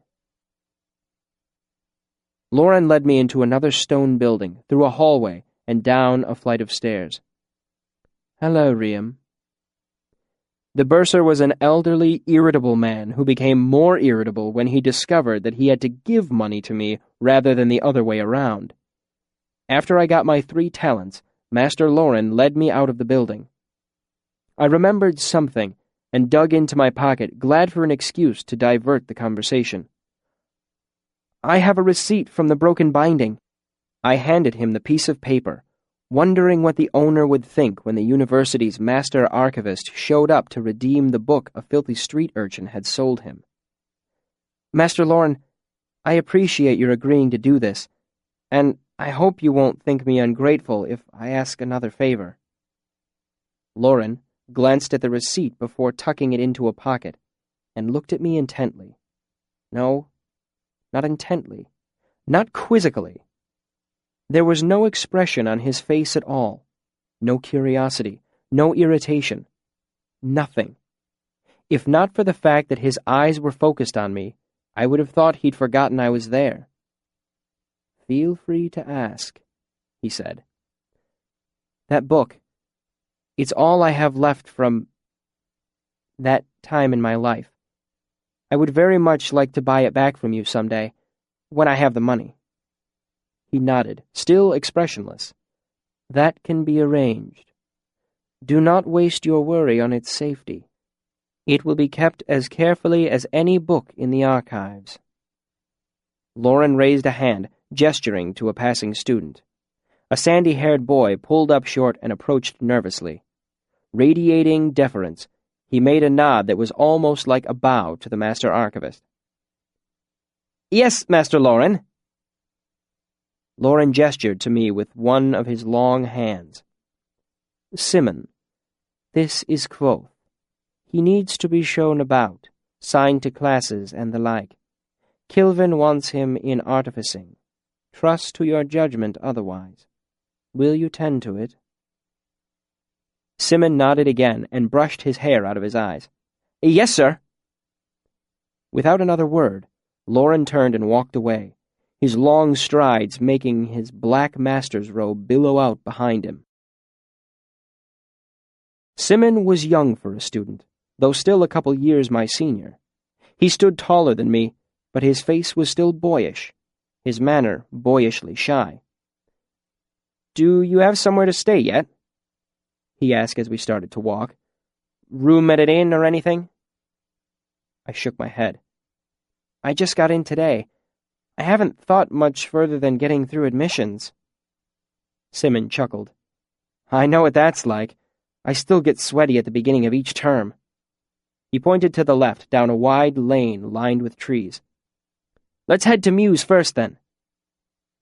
I stopped walking. "I don't have a lot of money," I admitted. I hadn't planned on getting a room. I was used to sleeping outside, and I knew I would need to save my 3 talents for clothes, food, paper, and next term's tuition. I couldn't count on the master's generosity 2 terms in a row. "Admissions didn't go that well, huh?" Simon said sympathetically as he took my elbow and steered me toward another one of the gray university buildings. This one was 3 stories tall, many-windowed, and had several wings radiating out from a central hub. "Don't feel bad about it. I got nervous and pissed myself the first time through. Figuratively." "I didn't do that badly," I said suddenly, very conscious of the 3 talents in my purse. "But I think I offended Master Lauren. He seems a little chilly?" Simon asked. "Distant? Like an unblinking pillar of stone?" He laughed. "Lauren is always like that. Rumor has it that Elxa Dahl has a standing offer of 10 gold marks to anyone who can make him laugh." "Oh." I relaxed a little. "That's good. He's the last person I'd want to get on the wrong side of. I'm looking forward to spending a lot of time in the archives." "Just handle the books gently and you'll get along fine. He's pretty detached for the most part, but careful around his books." He raised an eyebrow and shook his head. "He's fiercer than a mother bear protecting her cubs. In fact, I'd rather get caught by a mother bear than have Lauren see me folding back a page." Simon kicked at a rock, sending it skipping down the cobblestones. "Okay, you've got options in the Mews. A talent will get you a bunk and a meal chit for the term." He shrugged. "Nothing fancy, but it keeps the rain off. You can share a room for 2 talents or get one all to yourself for 3. "What's a meal chit?" "Meals are 3 a day over in the mess." He pointed to a long, low-roofed building across the lawn. "The food isn't bad so long as you don't think too hard about where it might have come from." I did some quick arithmetic. A talent for 2 months' worth of meals and a dry place to sleep was as good a deal as I could hope for. I smiled at Simon. "Sounds like just the thing." Simon nodded as he opened the door into the Mews. "Bunks it is, then. Come on, let's find a steward and get you signed up." The bunks for non-Arcanum students were on the 4th floor of the east wing of Mews, farthest from the bathing facilities on the ground floor. The accommodations were as Sim had described, nothing fancy. But the narrow bed had clean sheets, and there was a trunk with a lock where I could keep my meager possessions. All the lower bunks had already been claimed, so I took an upper one in the far corner of the room. As I looked out one of the narrow windows from on top of my bunk, I was reminded of my secret place high on Tarbean's rooftops. The similarity was oddly comforting. Lunch was a bowl of steaming hot potato soup, beans, narrow rashers of fatty bacon, and fresh brown bread. The room's large plank tables were nearly half full, seating about 200 students. The room was full of the low murmur of conversation, punctuated by laughter and the metallic sound of spoons and forks scraping against the tin trays. Simmons steered me to the back corner of the long room. 2 other students looked up as we approached. Simmons made a one-handed gesture to me as he set down his tray. "Everyone, meet Kvothe, our newest dewy-eyed first-termer." He gestured from one person to the next. "Kvothe, these are the worst students the Arcanum has to offer. Manette and Willem." "Already met him," Willem said. He was the dark-haired sealdom from the archives.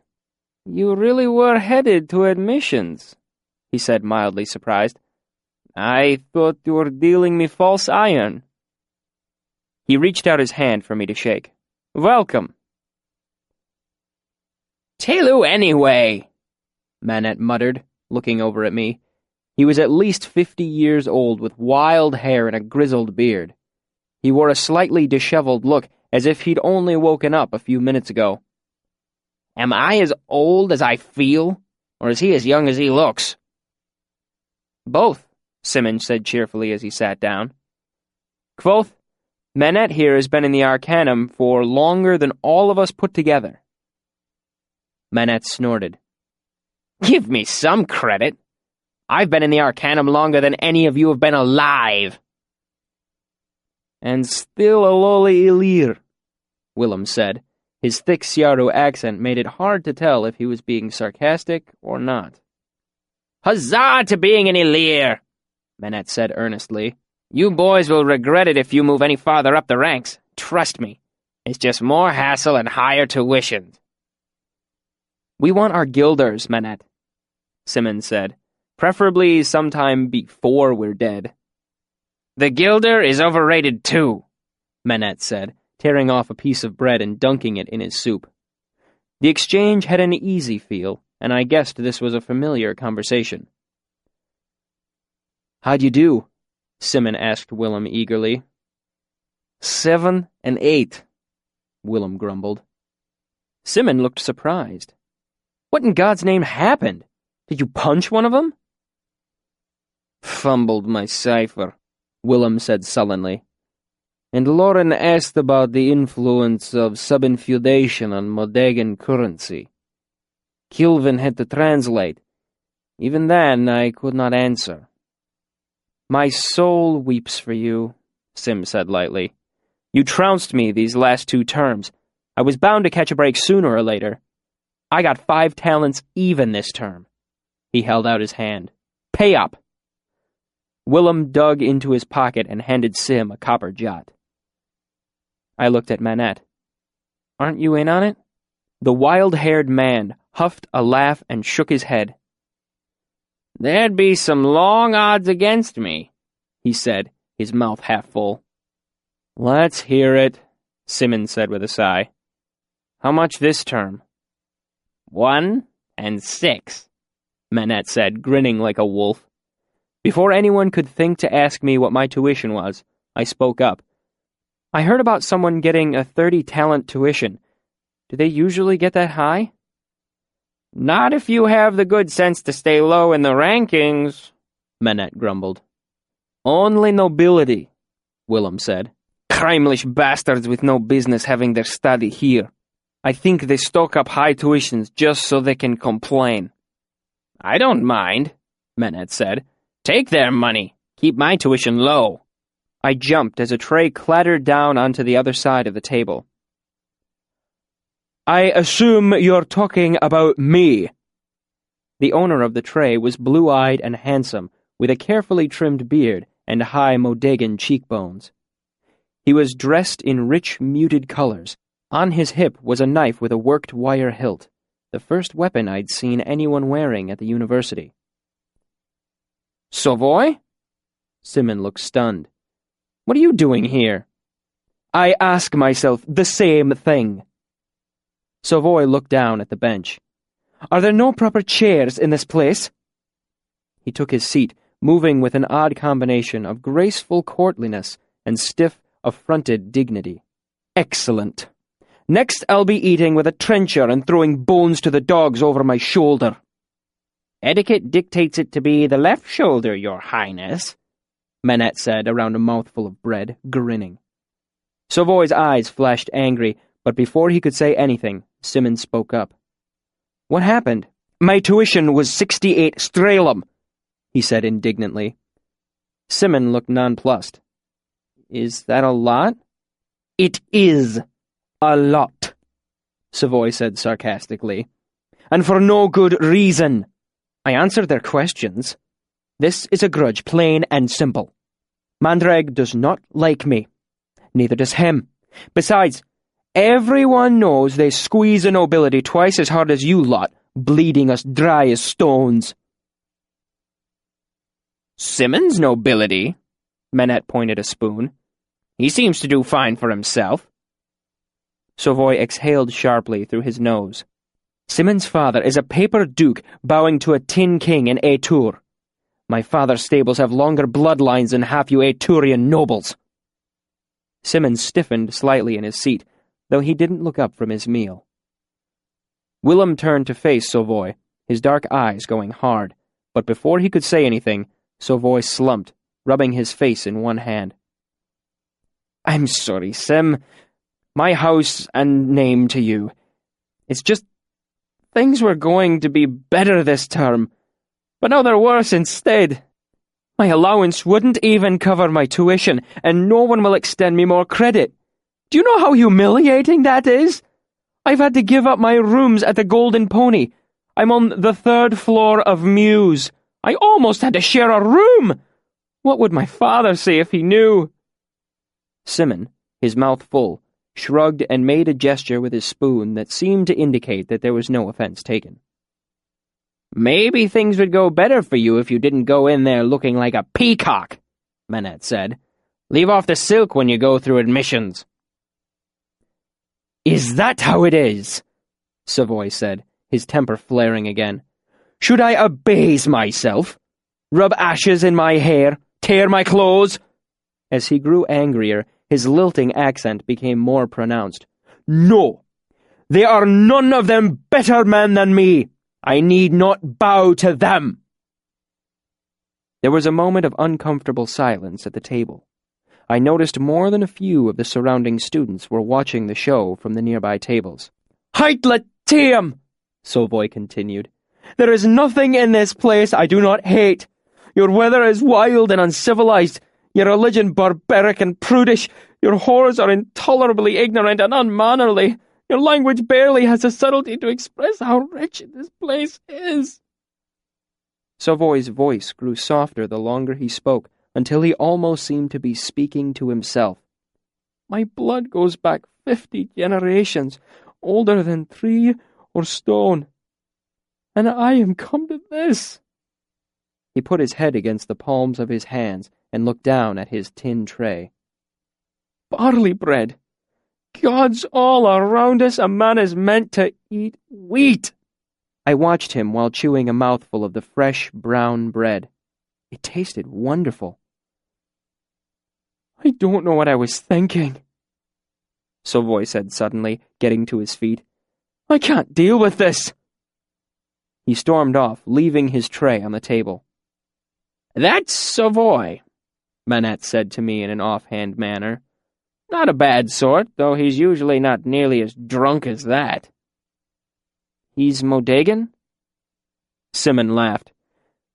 You don't get more Modegan than Savoy. You should not prod at him, Willem said to Manette. His rough accent made it hard for me to tell if he was rebuking the older student, but his dark sealdish face showed definite reproach. As a foreigner, I guessed he sympathized with Savoy's difficulty adjusting to the language and culture of the Commonwealth. He is having a rough time of it, Simon admitted. Remember when he had to let his manservant go? Mouth full, Manette made a gesture with both hands as if playing an imaginary violin. He rolled his eyes, his expression vastly unsympathetic. He had to sell his rings this time around, I added. Willem, Simon, and Manette turned to look at me curiously. There were pale lines on his fingers, I explained, holding up my hand to demonstrate. Manette gave me a close looking over. Well, now, our new student seems to be all manner of clever. He turned to Willem and Simon. Lads, I'm in a betting mood. I'll wager 2 jots that our young Quoth here makes it to the Arcanum before the end of his 3rd term. 3 terms? I said, surprised.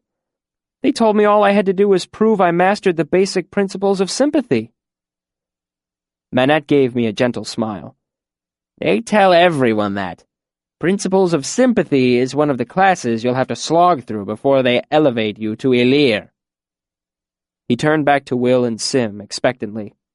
How about it? 2 jots? I'll bet. Willem gave me a small, apologetic shrug. No offense. I play the odds. What'll you be studying, then? Manette asked as they shook on it. The question caught me off guard. Everything, I guess. You sound like me 30 years ago, Manette chuckled. Where are you going to start? The Chandrian, I said. I'd like to know as much about them as possible. Manette frowned, then burst out laughing. Well, that's fine and good, I suppose. Sim here studies fairies and pixies. Will there believes in all manner of silly damn sealdish sky spirits and such. He puffed himself up absurdly. I'm big on imps and shamblemen myself. I felt my face get hot with embarrassment. God's body, Manette! Sim cut him off. What's gotten into you? I just bet 2 jots on a boy who wants to study bedtime stories, Manette groused, gesturing to me with his fork. He meant folklore, that sort of thing. Willem turned to look at me. You looking to work in the archives? Folklore's a piece of it, I hedged quickly, eager to save face. I want to see if different cultures' folk tales conform to Teckham's theory of narrative septuagy. Sim turned back to Manette. See? Why are you so twitchy today? When's the last time you slept? Don't take that tone with me, Manette grumbled. I caught a few hours last night. And which night was that? Sim pressed. Manette paused, looking down at his tray. Felling night? Willem shook his head, muttering something in Siaru. Simon looked horrified. Manette, yesterday was kindling. Has it been 2 days since you've slept? Probably not, Manette said uncertainly. I always lose track of things during admissions. There aren't any classes. It throws off my schedule. Besides, I've been caught up in a project in the fishery. He trailed off, scrubbing at his face with his hands, then looked up at me. They're right. I'm a little off my head right now. Teckham's septuagy folklore and all that. It's a bit bookish for me, but a fine thing to study. I didn't mean any offense. None taken, I said easily and nodded at Sovoy's tray. Slide that over here, would you? If our young noble's not coming back, I'll have his bread. After Simon took me to sign up for classes, I made my way to the archives, eager to have a look around after all these years of dreaming. This time, when I entered the archives, there was a young gentleman sitting behind the desk, tapping a pen on a piece of paper that bore the marks of much rewriting and crossing out. As I approached, he scowled and scratched out another line. His face was built to scowl. His hands were soft and pale. His blinding white linen shirt and richly dyed blue vest reeked of money. The part of me that was not long removed from Tarbean wanted to pick his pocket. He tapped his pen for another few moments before laying it down with a vastly irritated sigh. Name, he said without looking up. Quoth. He flipped through the ledger, found a particular page, and frowned. You're not in the book. He glanced up briefly and scowled again before turning back to whatever verse he was laboring over. When I made no signs of leaving, he flicked his fingers as if shooing away a bug. Feel free to piss off. Ambrose put down his pen again. Listen, he said slowly, as if explaining to a simpleton. You're not in the book. He made an exaggerated gesture toward the ledger with both hands. You don't get inside. He made another gesture to the inner doors. The end. I've just gone through admissions. He tossed up his hands, exasperated. Then of course you're not in the book. I dug into my pocket for my admission slip. Master Lauren gave me this himself. I don't care if he carried you here piggyback, Ambrose said, pointedly redipping his pen. Now quit wasting my time. I have things to do. Wasting your time? I demanded, my temper finally wearing thin. Do you have any idea what I've gone through to get here?" Ambrose looked up at me, his expression growing suddenly amused. "Wait, let me guess," he said, laying his hands flat on the table and pushing himself to his feet. "You were always smarter than the other children back in Clodhump or whatever little one-whore town you're from. Your ability to read and count left the local villagers awestruck." I heard the outer door open and shut behind me, but Ambrose didn't pay it any attention as he walked around to lean against the front of the desk. "Your parents knew you were special, so they saved up for a couple of years, bought you a pair of shoes, and sewed the pig blanket into a shirt." He reached out to rub the fabric of my new clothes between his fingers. "It took months of walking, hundreds of miles bumping along in the backs of mule carts, but in the end—" He made an expansive gesture with both hands. "Praise Telu and all his angels, here you are, all bright-eyed and full of dreams." I heard laughter and turned to see that 2 men and a young woman had come in during his tirade. "God's body, Ambrose, what's got you started?" "Goddamn first-termers," Ambrose groused as he headed back around to sit behind the desk. "Come in here dressed like rag piles and act like they own the place." The 3 newcomers walked toward the doors marked Stacks. I fought down a hot flush of embarrassment as they looked me up and down. "Are we still heading to the Aeolian tonight?" Ambrose nodded. "Of course! 6th bell." "Aren't you going to check to see if they're in the book?" I asked as the door closed behind them. Ambrose turned back to me, his smile bright, brittle, and by no means friendly. "Listen, I'm going to give you a little advice for free. Back home, you were something special. Here, you're just another kid with a big mouth, so address me as Relar, go back to your bunk, and thank whatever pagan god you pray to that we're not in Vintus. My father and I would chain you to a post like a rabid dog." He shrugged. "Or don't. Stay here. Make a scene. Start to cry. Better yet, take a swing at me." He smiled. "I'll give you a thrashing and get you thrown out on your ear." He picked up his pen and turned back to whatever he was writing. I left. You might think that this encounter left me disheartened. You might think I felt betrayed, my childhood dreams of the university cruelly shattered. Quite the contrary. It reassured me. I had been feeling rather out of my element until Ambrose let me know, in his own special way, that there wasn't much difference between the university and the streets of Tarbean. No matter where you are, people are basically the same. Besides, anger can keep you warm at night, and wounded pride can spur a man to wondrous things. Chapter 38. Sympathy in the Mains. Mains was the oldest building at the university. Over the centuries, it had grown slowly in all directions, engulfing smaller buildings and courtyards as it spread. And it had the look of an ambitious architectural breed of lichen that was trying to cover as many acres as it could. It was a hard place to find your way around. Hallways took odd turns, dead-ended unexpectedly, or took long, rambling, roundabout paths. It could easily take 20 minutes to walk from one room to another, despite the fact that they were only 50 feet apart.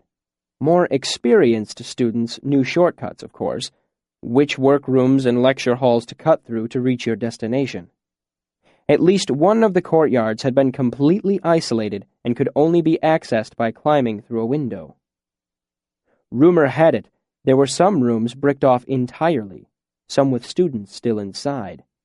Their ghosts were rumored to walk the halls at night, bewailing their fate and complaining about the food in the mess. My first class was held in Mains. Luckily, I had been warned by my bunkmates that Mains was difficult to navigate, so despite getting lost, I still arrived with time to spare. When I finally found the room for my first class, I was surprised to find it resembled a small theater. Seats rose in tiered semicircles around a small, raised stage. In larger cities, my troupe had performed in places not unlike this one. The thought relaxed me as I found a seat in the back. I was a jangling mass of excitement as I watched other students slowly trickle into the room. Everyone was older than me by at least a few years. I reviewed the first 30 sympathetic bindings in my head as the theater filled with anxious students. There were perhaps 50 of us in all, making the room about 3/4 full. Some had pen and paper with hardbacks to write on. Some had wax tablets. I hadn't brought anything, but that didn't worry me overmuch. I've always had an excellent memory. Master Hem entered the room and made his way onto the stage to stand behind a large stone work table. He looked impressive in his dark master's robes, and it was bare seconds before the whispering, shuffling theater of students hushed to silence. "So, you want to be arcanists," he said. "You want magic like you've heard about in bedtime stories. You've listened to songs about Taborlin the Great, roaring sheets of fire, magic rings, invisible cloaks, swords that never go dull, potions to make you fly." He shook his head, disgusted. "Well, if that's what you're looking for, you can leave now, because you won't find it here. It doesn't exist." At this point, a student came in, realized he was late, and moved quickly into a vacant seat. Hem spotted him, though. "Hello! Glad you chose to attend. What's your name?" "Gel," the boy said nervously. "I'm sorry, I had a bit of a hard time—" "Gel," Hem interrupted. "Why are you here?" Gel gaped for a moment before managing to say, "For principles of sympathy?" "I do not appreciate tardiness in my class. For tomorrow you may prepare a report on the development of the sympathy clock, its differences from the previous, more arbitrary clocks that used harmonic motion, and its effect on the accurate treatment of time." The boy twisted in his seat. "Yes, sir." Hem seemed satisfied with the reaction. "Very well. What is sympathy, then?" Another boy hurried in, clutching a hardback. He was young, by which I mean he looked to be no more than 2 years older than me. Hem stopped him before he could make it into a seat.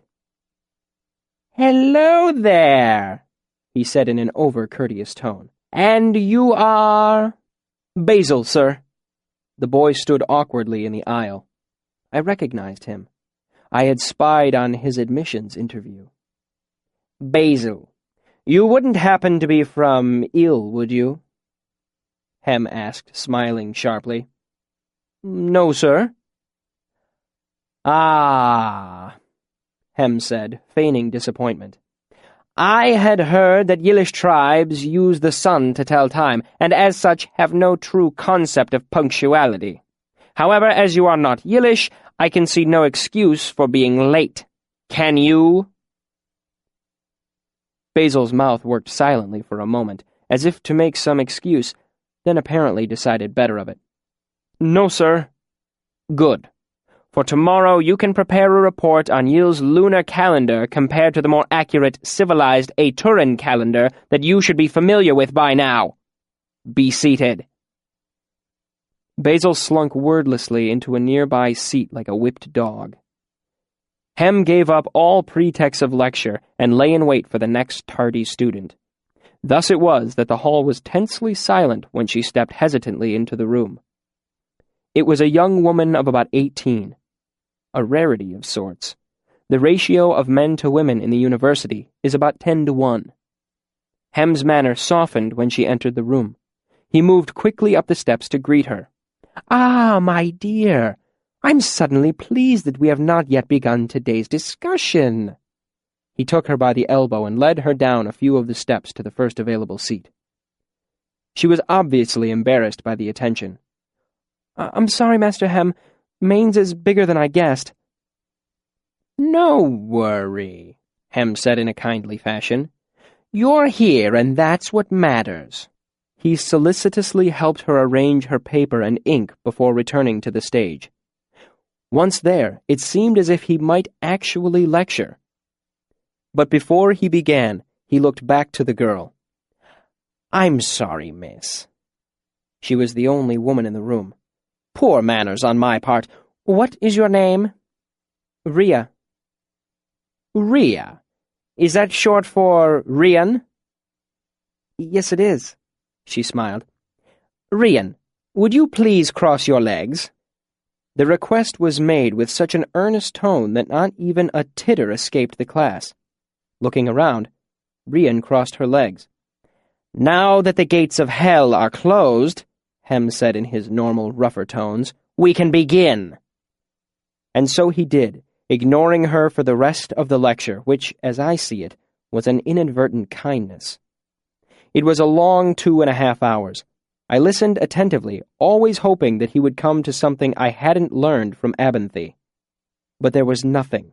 I quickly realized that while Hem was discussing the principles of sympathy, he was doing it at a very, very basic level. This class was a colossal waste of my time.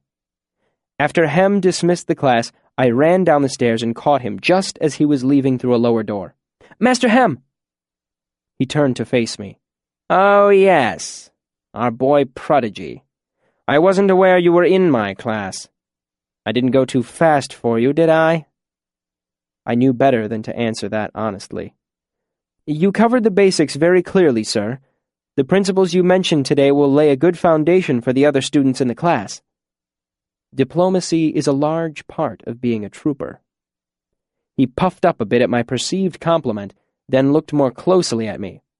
Other students? He asked. I'm afraid I'm already familiar with the basics, sir. I know the 3 laws and the 14 corollaries, as well as the first 90— Yes, I see. He cut me off. I'm rather busy at the moment. We can speak of this tomorrow before class. He turned and walked briskly away. Half a loaf being better than none, I shrugged and headed for the archives. If I wasn't going to learn anything from Hem's lectures, I might as well start educating myself. This time when I entered the archives, there was a young woman sitting behind the desk. She was strikingly beautiful, with long, dark hair and clear, bright eyes. A notable improvement over Ambrose, to be sure. She smiled as I approached the desk.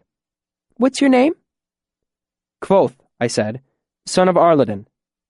She nodded and began to page through the ledger. What's yours? I asked to fill the silence. Fella, she said without looking up, then nodded to herself and tapped the ledger. There you are. Go on in. There were 2 sets of double doors leading out of the antechamber, one marked stacks and the other tomes.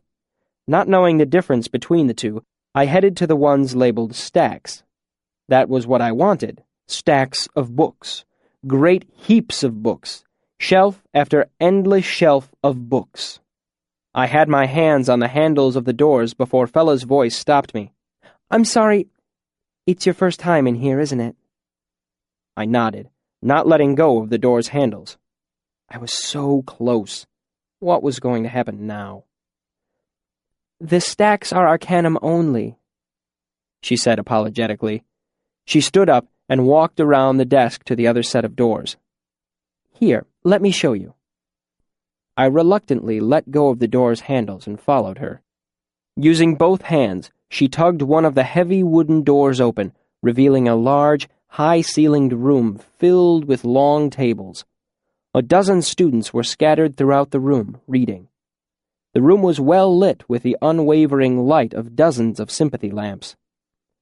Fella leaned close to me and spoke in a soft voice. This is the main reading area.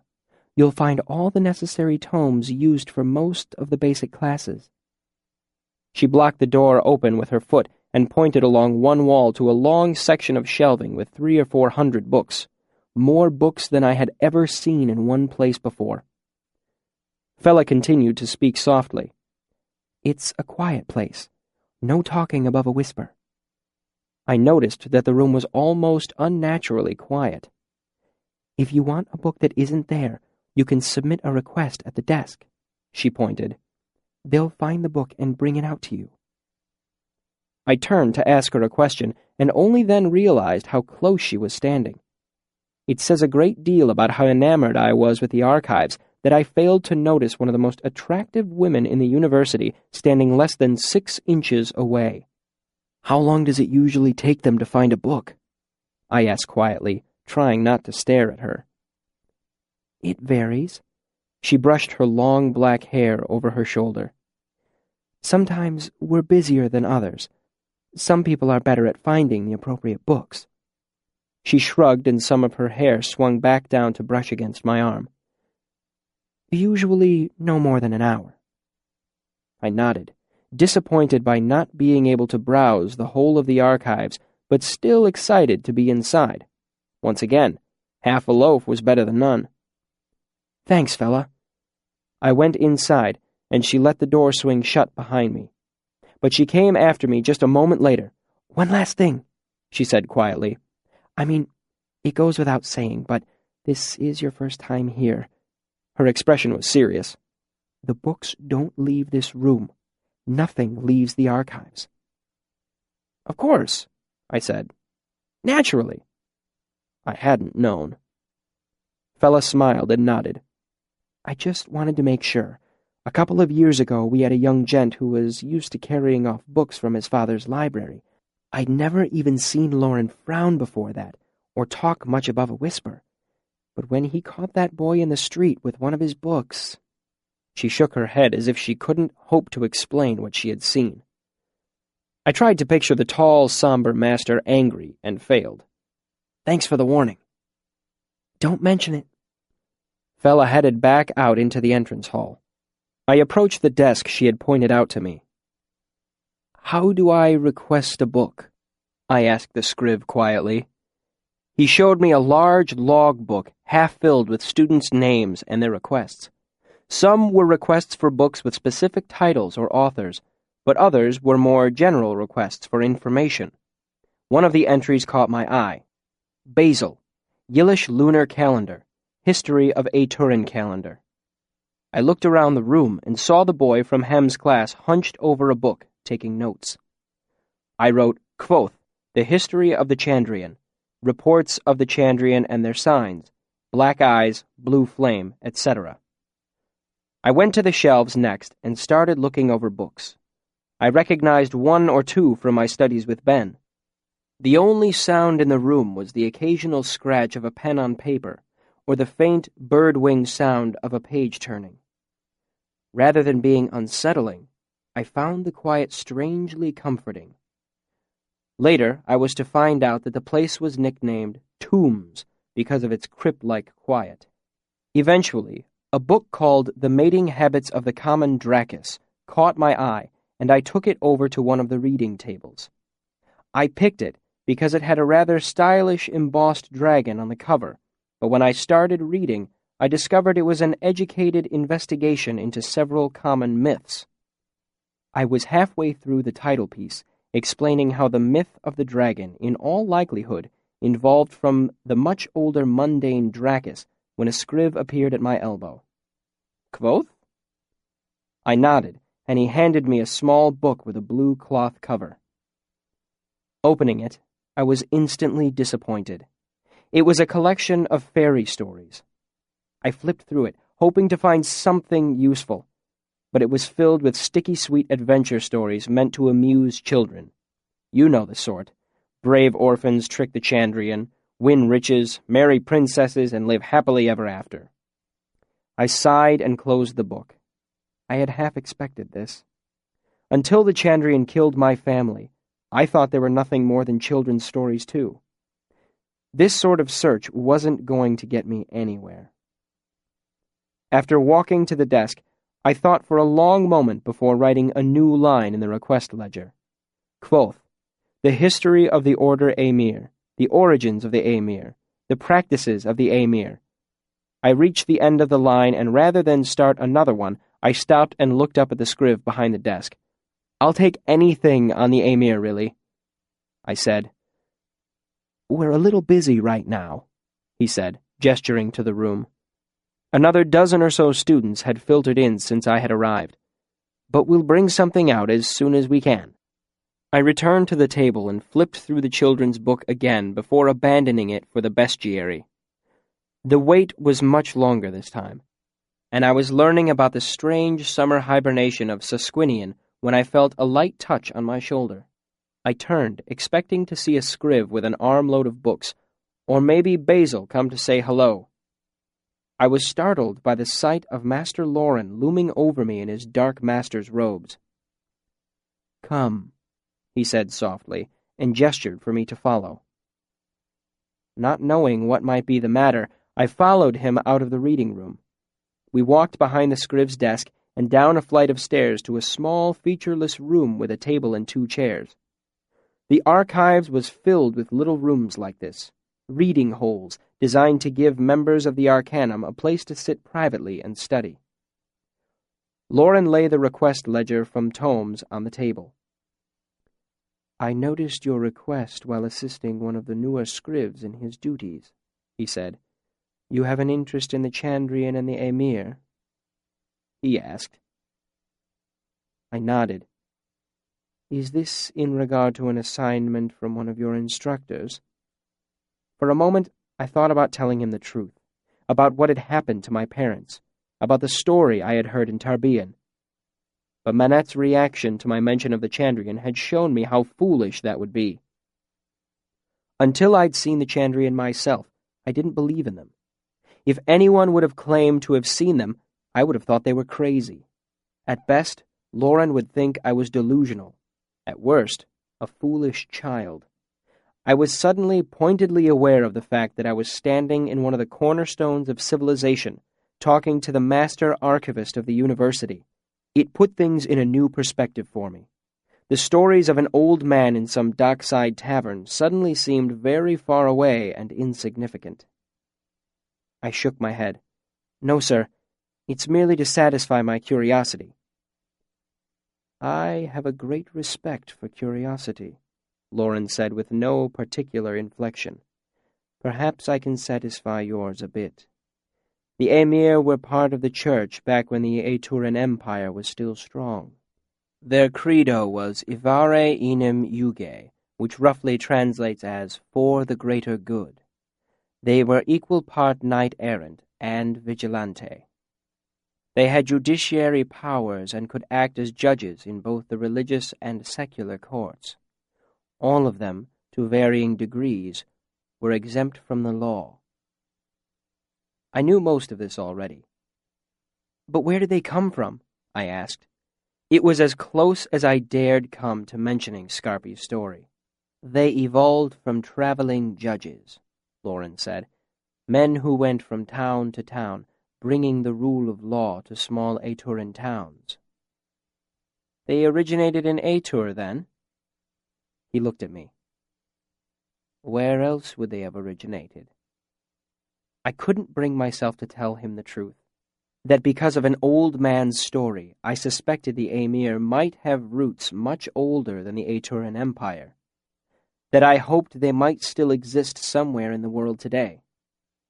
Loren took my silence as a response. "A piece of advice," he said gently. "The Emir are dramatic figures. When we are young, we all pretend to be Emir and fight battles with willow-switch swords.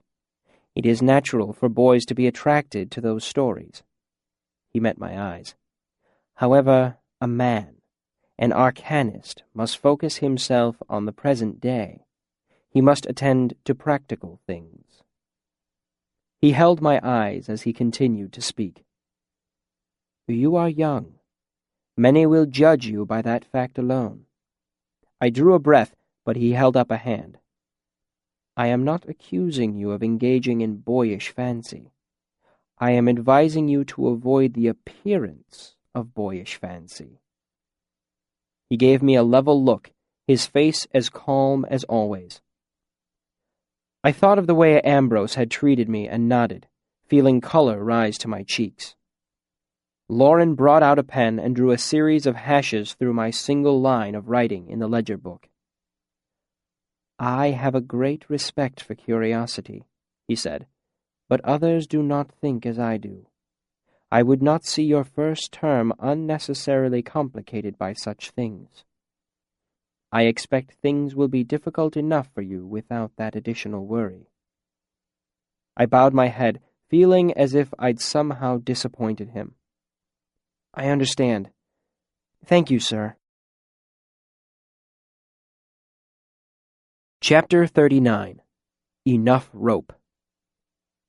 The next day, I was 10 minutes early to Hem's class, sitting in the front row. I hoped to catch Hem before the class started, thereby saving myself from having to sit through another one of his lectures.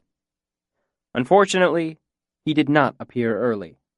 The lecture hall was full when he entered by the hall's lower door and climbed the 3 steps onto the raised wooden stage. He looked around the hall, eyes searching me out. "Ah, yes, our young prodigy. Stand up, would you?" Uncertain as to what was going on, I stood. "I have pleasant news for everyone," he said. "Mr. Quoth here has assured me as to his complete grasp of the principles of sympathy. In doing so, he has offered to give today's lecture." He made an expansive gesture for me to join him on the stage. He smiled at me with hard eyes. "Mr. Quoth?" He was mocking me, of course, expecting me to slink down into my seat, cowed and ashamed. But I had had enough of bullies in my life, so I climbed onto the stage and shook his hand. Using a good stage voice, I spoke to the students. "I thank Master Hem for this opportunity. I only hope that I can help him shed some light on this most important subject." Having started this little game, Hem was unable to stop it without looking foolish. As he shook my hand, he gave me the look a wolf gives a treed cat. Smiling to himself, he left the stage to assume my recently vacated seat in the front row. Confident of my ignorance, he was willing to let the charade continue. I would never have gotten away with it if not for 2 of Hem's numerous flaws. First, his general stupidity in not believing what I had told him the day before. Second, his desire to see me embarrassed as thoroughly as possible. Plainly said, he was giving me enough rope to hang myself with.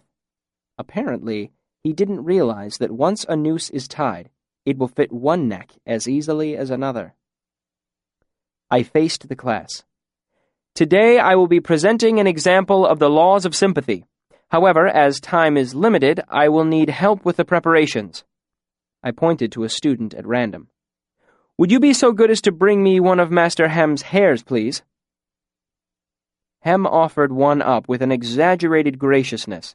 As the student brought it up to me, Hem smiled in genuine amusement, certain that the more grandiose my preparations were, the greater my embarrassment would be in the end. I took advantage of this slight delay to look over what equipment I had to work with. A brazier set off to one side of the stage, and a quick rifling of the drawers in the work table revealed chalk, a prism, sulfur matches, an enlarging glass, some candles, and a few oddly shaped blocks of metal. I took 3 of the candles and left the rest. I took Master Hem's hair from the student and recognized him as Basil, the boy Hem had browbeat yesterday. "Thank you, Basil. Would you bring that brazier over here and get it burning as quickly as you can?" As he brought it closer, I was delighted to see that it was equipped with a small bellows. While he poured alcohol onto the coal and struck a spark to it, I addressed the class. "The concepts of sympathy are not entirely easy to grasp, but underneath everything, there remain 3 simple laws. First is the doctrine of correspondence, which says, similarity enhances sympathy. Second is the principle of consanguinity, which says a piece of a thing can represent the whole of a thing. Third is the law of conservation, which says energy cannot be destroyed nor created. Correspondence, consanguinity, and conservation, the 3 C's. I paused and listened to the sound of a 100 pens scratching down my words. Beside me, Basil pumped industriously at the bellows. I realized I could grow to enjoy this. Don't worry if it doesn't make sense yet. The demonstration should make everything abundantly clear. Looking down, I saw the brazier was warming nicely. I thanked Basil and hung a shallow metal pan above the coals and dropped 2 of the candles in to melt. I set a third candle in a holder on the table and used one of the sulfur matches in the drawer to set it alight. Next, I moved the pan off the heat and poured its now melted contents carefully onto the table, forming a fist-sized blob of soft wax. I looked back up at the students. In sympathy, most of what you are doing is redirecting energy. Sympathetic links are how the energy travels. I pulled out the wicking and began kneading the wax into a roughly human-shaped doll.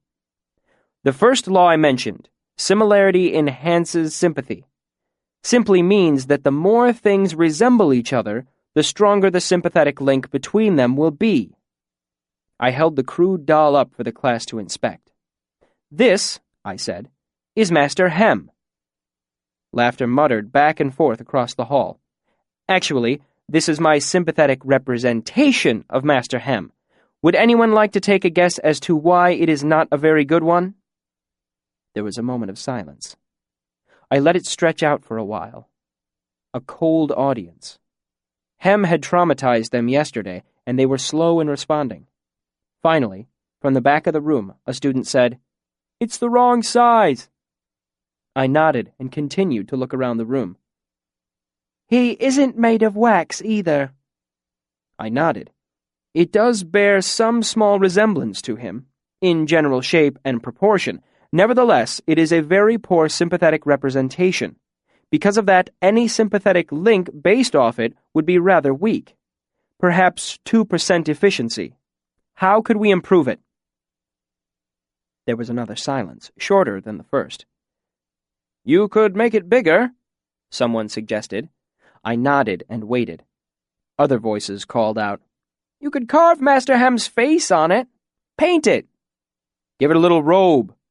Everyone laughed. I held up my hand for quiet and was surprised by how quickly it fell.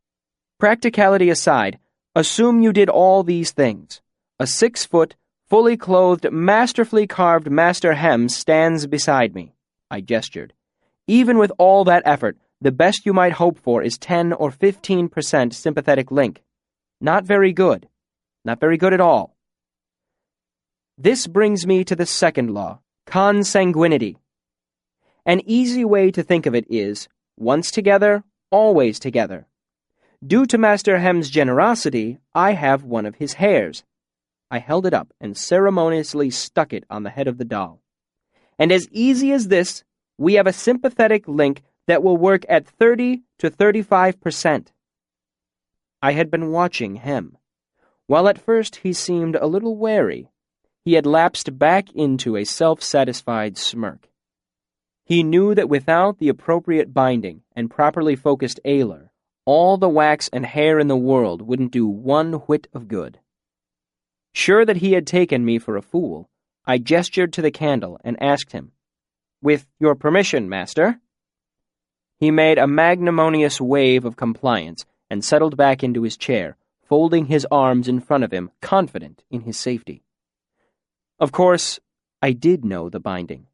I told him so, and Ben had taught me about the ailer, the riding crop belief, back when I was 12. But I didn't bother with either. I put the doll's foot into the candle flame, which guttered and smoked. There was a tense, held-breath quiet as everyone stretched in their seats to get a look at Master Hem. Hem shrugged, feigning astonishment, but his eyes had the look of a jaw trap about to close.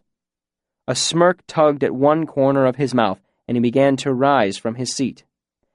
"I feel nothing but—" "Exactly," I said, cracking my voice like a whip, startling the students' attention back to me.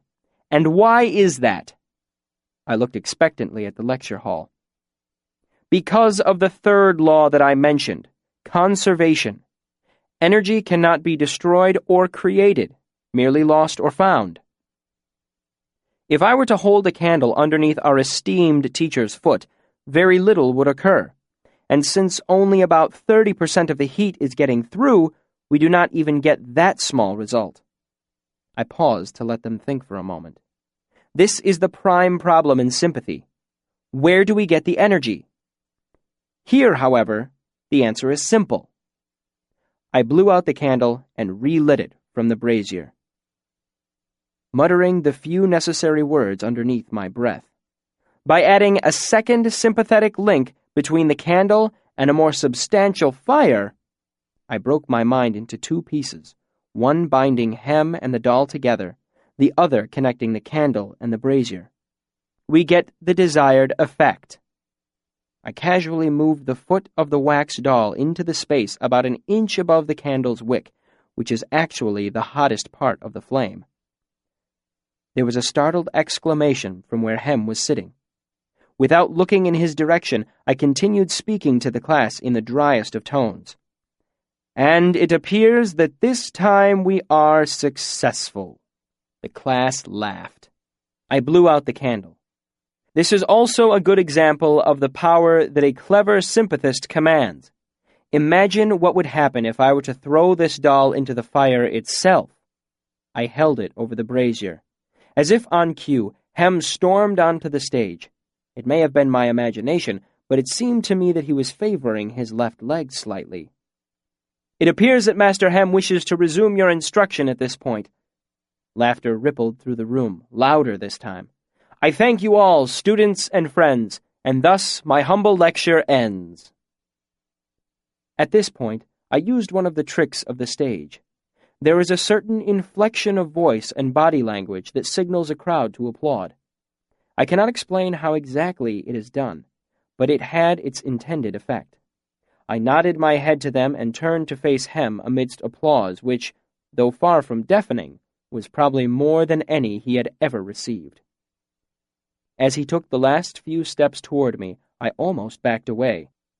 His face was a fearsome red, and a vein pulsed at his temple as if it were about to explode.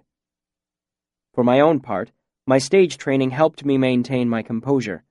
I returned his gaze levelly and held out my hand for him to shake. It was with no small account of satisfaction that I watched him give a quick glance to the still applauding class, swallow, and shake my hand. His handshake was painfully tight.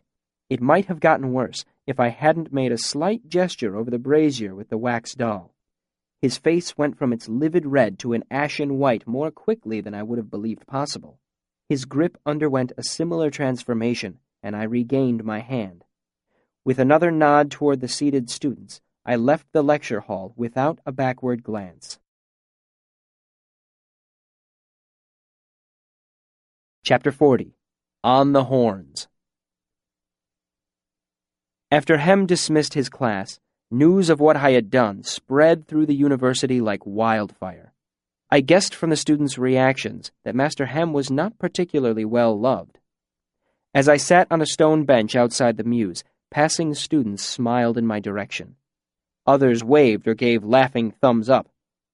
While I enjoyed the notoriety, a cold anxiety was slowly growing in my gut. I'd made an enemy of one of the 9 masters. I needed to know how much trouble I was in.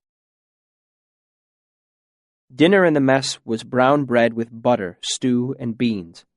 Manette was there, his wild hair making him look like a great white wolf. Simon and Savoy groused idly about the food, making grim speculations as to what manner of meat was in the stew. To me, less than a span away from the streets of Tarbean, it was a marvelous meal indeed. Nevertheless, I was rapidly losing my appetite in the face of what I was hearing from my friends. Don't get me wrong, Savoy said. You've got a great weighty pair on you. I'll never call that into question, but still. He gestured with his spoon. They're going to string you up for this. If he's lucky, Simon said. I mean, we are talking about malfeasance here, aren't we? It's not a big deal, I said with more assurance than I felt. I gave him a little bit of a hot foot, that's all. Any harmful sympathy falls under malfeasance. Manette pointed at me with his piece of bread, his wild, grizzled eyebrows arching seriously over his nose. You've got to pick your battles, boy. Keep your head down around the masters. They can make your life a real hell once you get into their bad books. He started it, I said sullenly through a mouthful of beans. A young boy jogged up to the table, breathless. Your quoth? He asked, looking me over. I nodded, my stomach suddenly turning over.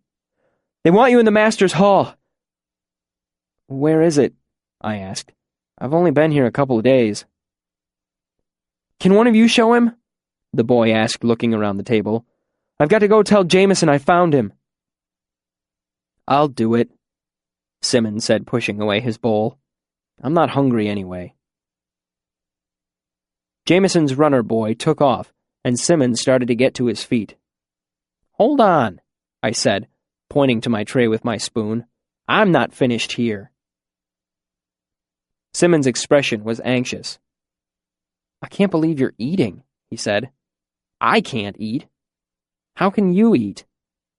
I'm hungry, I said. I don't know what's waiting in the master's hall, but I'm guessing I'd rather have a full stomach for it. You're going on the horns, Manette said. It's the only reason they'd call you there at this time of night. I didn't know what he meant by that, but I didn't want to advertise my ignorance to everyone in the room. They can wait until I'm done. I took another bite of stew. Simmons returned to his seat and poked idly at his food. Truth be told, I wasn't really hungry anymore, but it galled me to be pulled away from a meal after all the times I'd been hungry in Tarbean. When Simmons and I finally got to our feet, the normal clamor in the mess quieted as folk watched us leave. They knew where I was headed. Outside, Simmons put his hands in his pockets and headed roughly in the direction of Hollows. All kidding aside, you're in a good bit of trouble, you know. I was hoping Hem would be embarrassed and keep quiet about it, I admitted. Do they expel many students? I tried to make it sound like a joke. There hasn't been anyone this term, Sim said with his shy, blue-eyed smile. But it's only the second day of classes. You might set some sort of record. This isn't funny, I said, but found myself wearing a grin regardless. Simmons could always make me smile, no matter what was going on. Sim led the way, and we reached Hollows far too soon for my liking. Simmons raised a hand in a hesitant farewell as I opened the door and made my way inside. I was met by Jameson. He oversaw everything that wasn't under direct control of the masters. The kitchen, the laundry, the stables, the stock rooms. He was nervous and bird-like.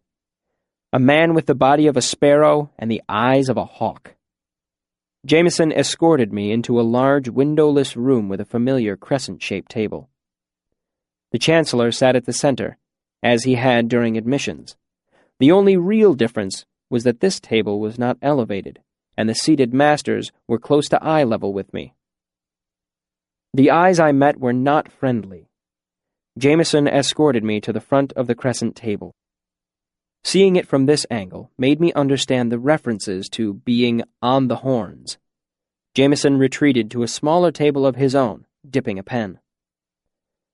The Chancellor steepled his fingers and spoke without preamble.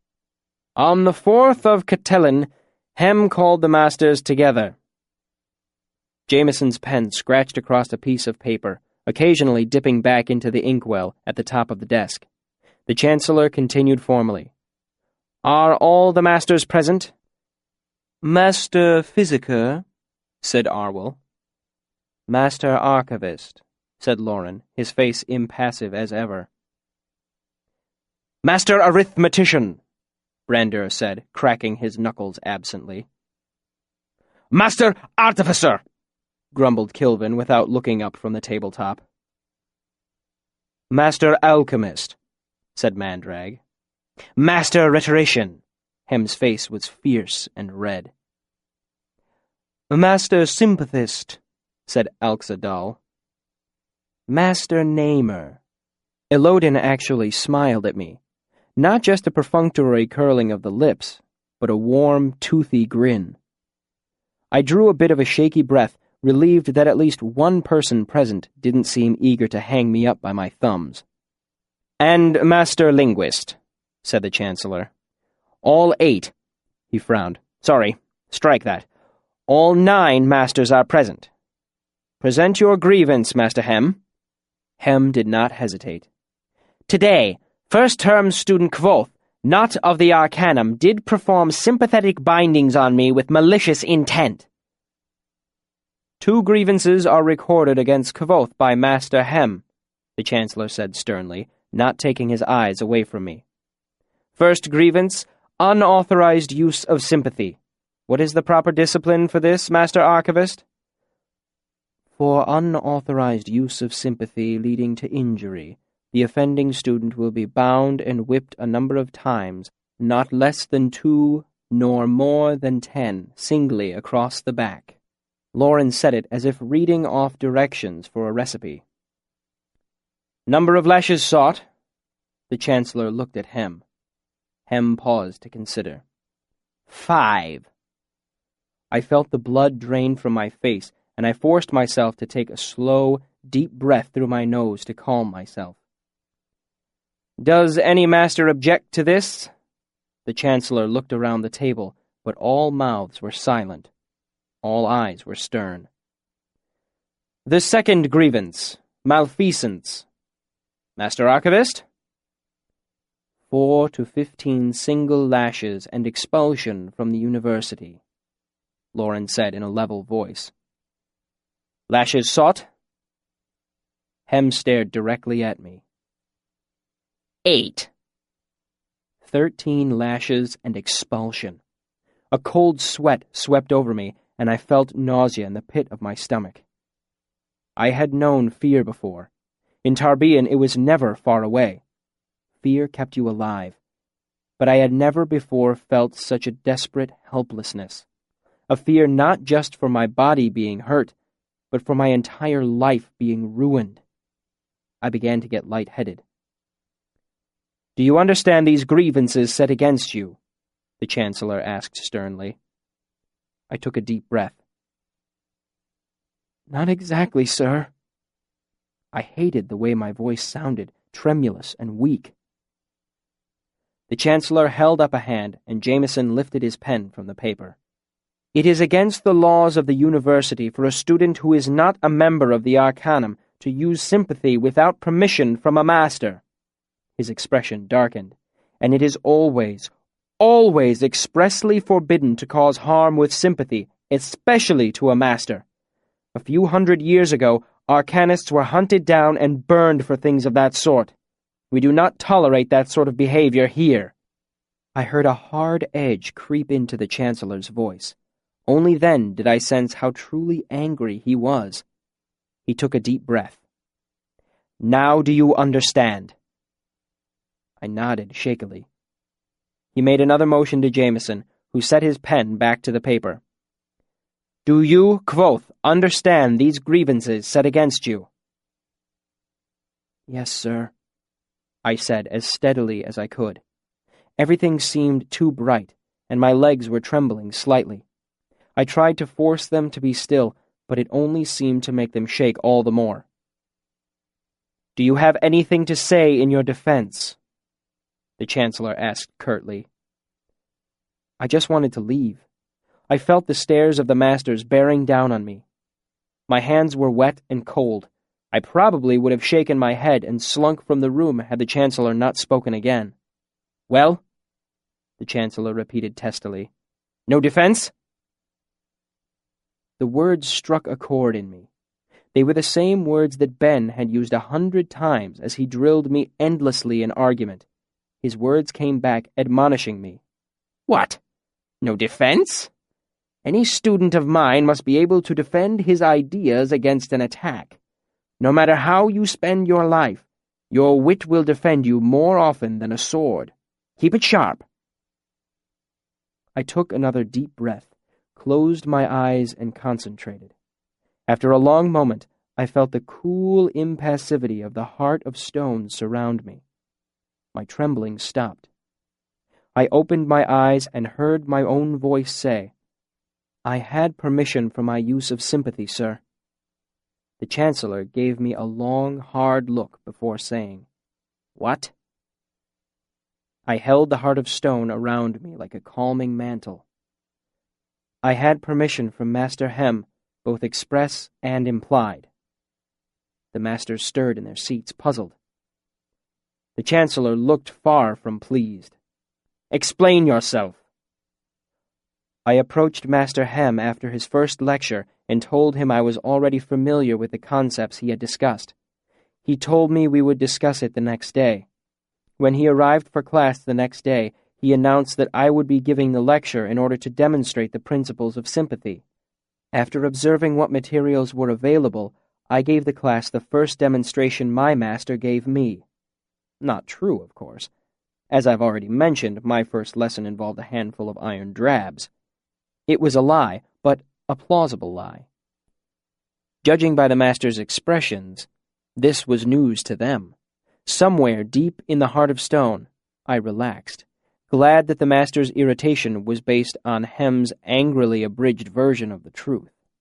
"You gave a demonstration before the class?" the Chancellor asked before I could continue. He glanced at Hem, then back at me. I played innocent. "Just a simple one. Is that unusual?" "It is a little odd," he said, looking at Hem. I could sense his anger again, but this time it didn't seem to be directed at me. "I thought it might be the way you proved your knowledge of material and moved to a more advanced class." I said innocently. Another lie, but again, plausible. Elxadal spoke up. "What did the demonstration involve?" "A wax doll, a hair from Hem's head, and a candle. I would have picked a different example, but my materials were limited. I thought that might be another part of the test, making do with what you were given." I shrugged again. I couldn't think of any other way to demonstrate all 3 laws with the materials on hand. The Chancellor looked at Hem. "Is what the boy says true?"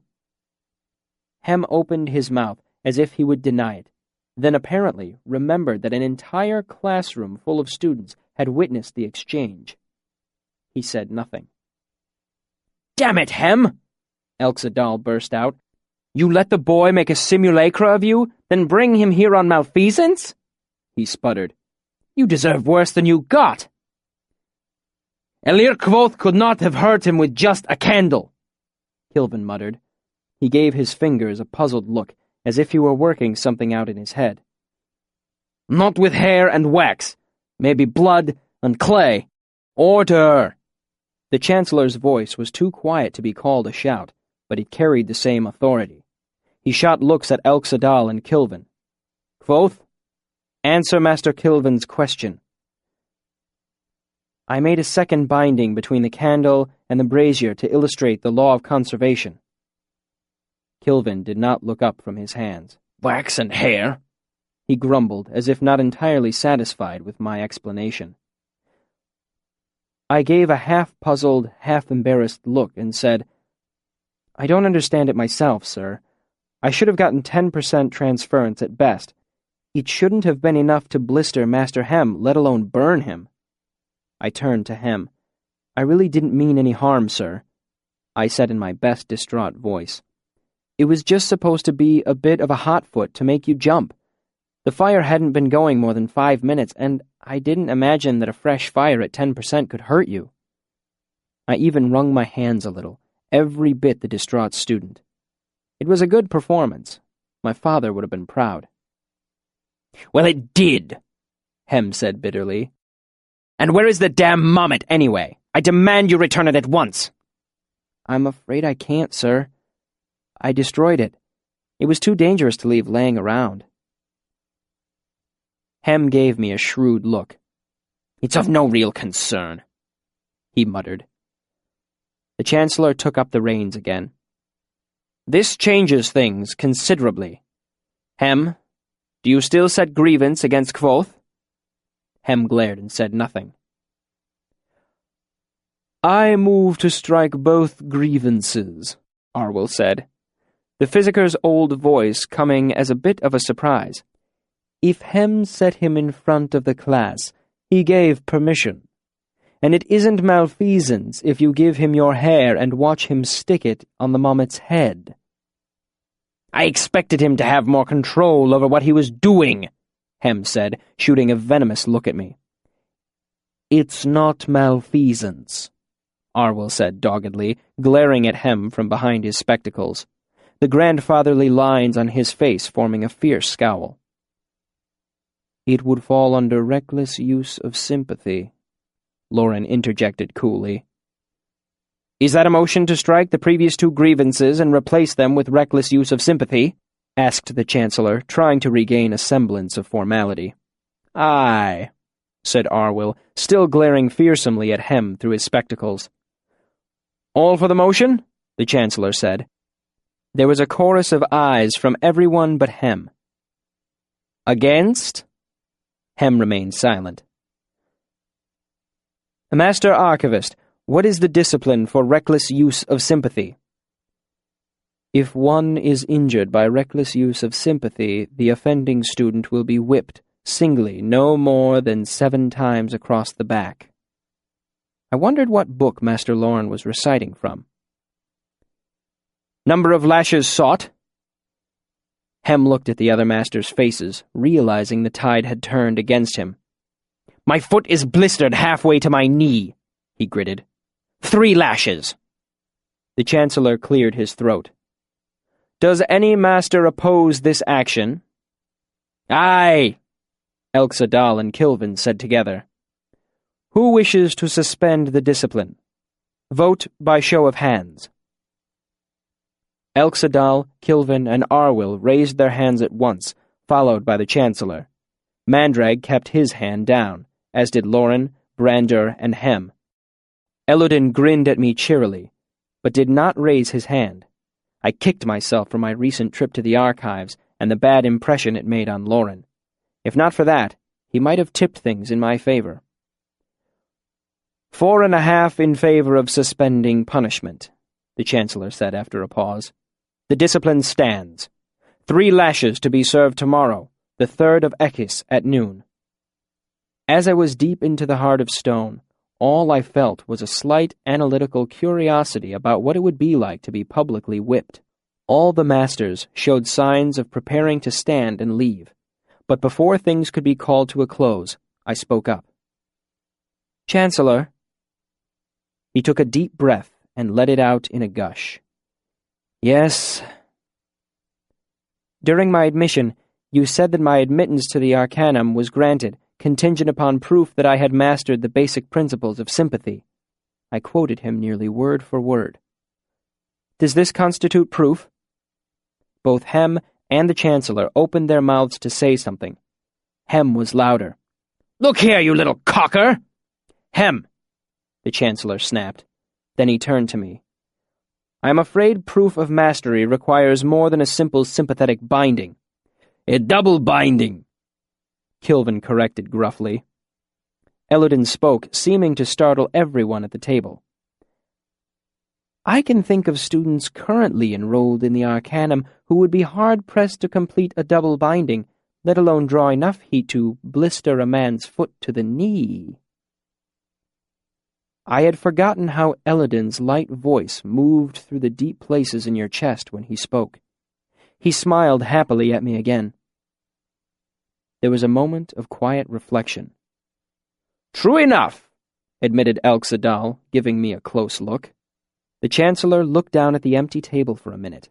Then he shrugged, looked up, and gave a surprisingly jaunty smile.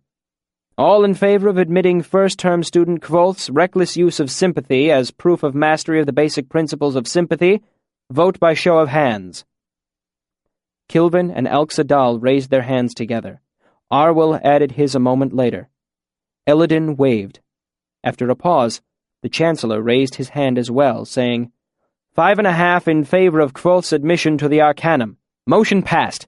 Meeting dismissed. Telu shelter us, fools and children all.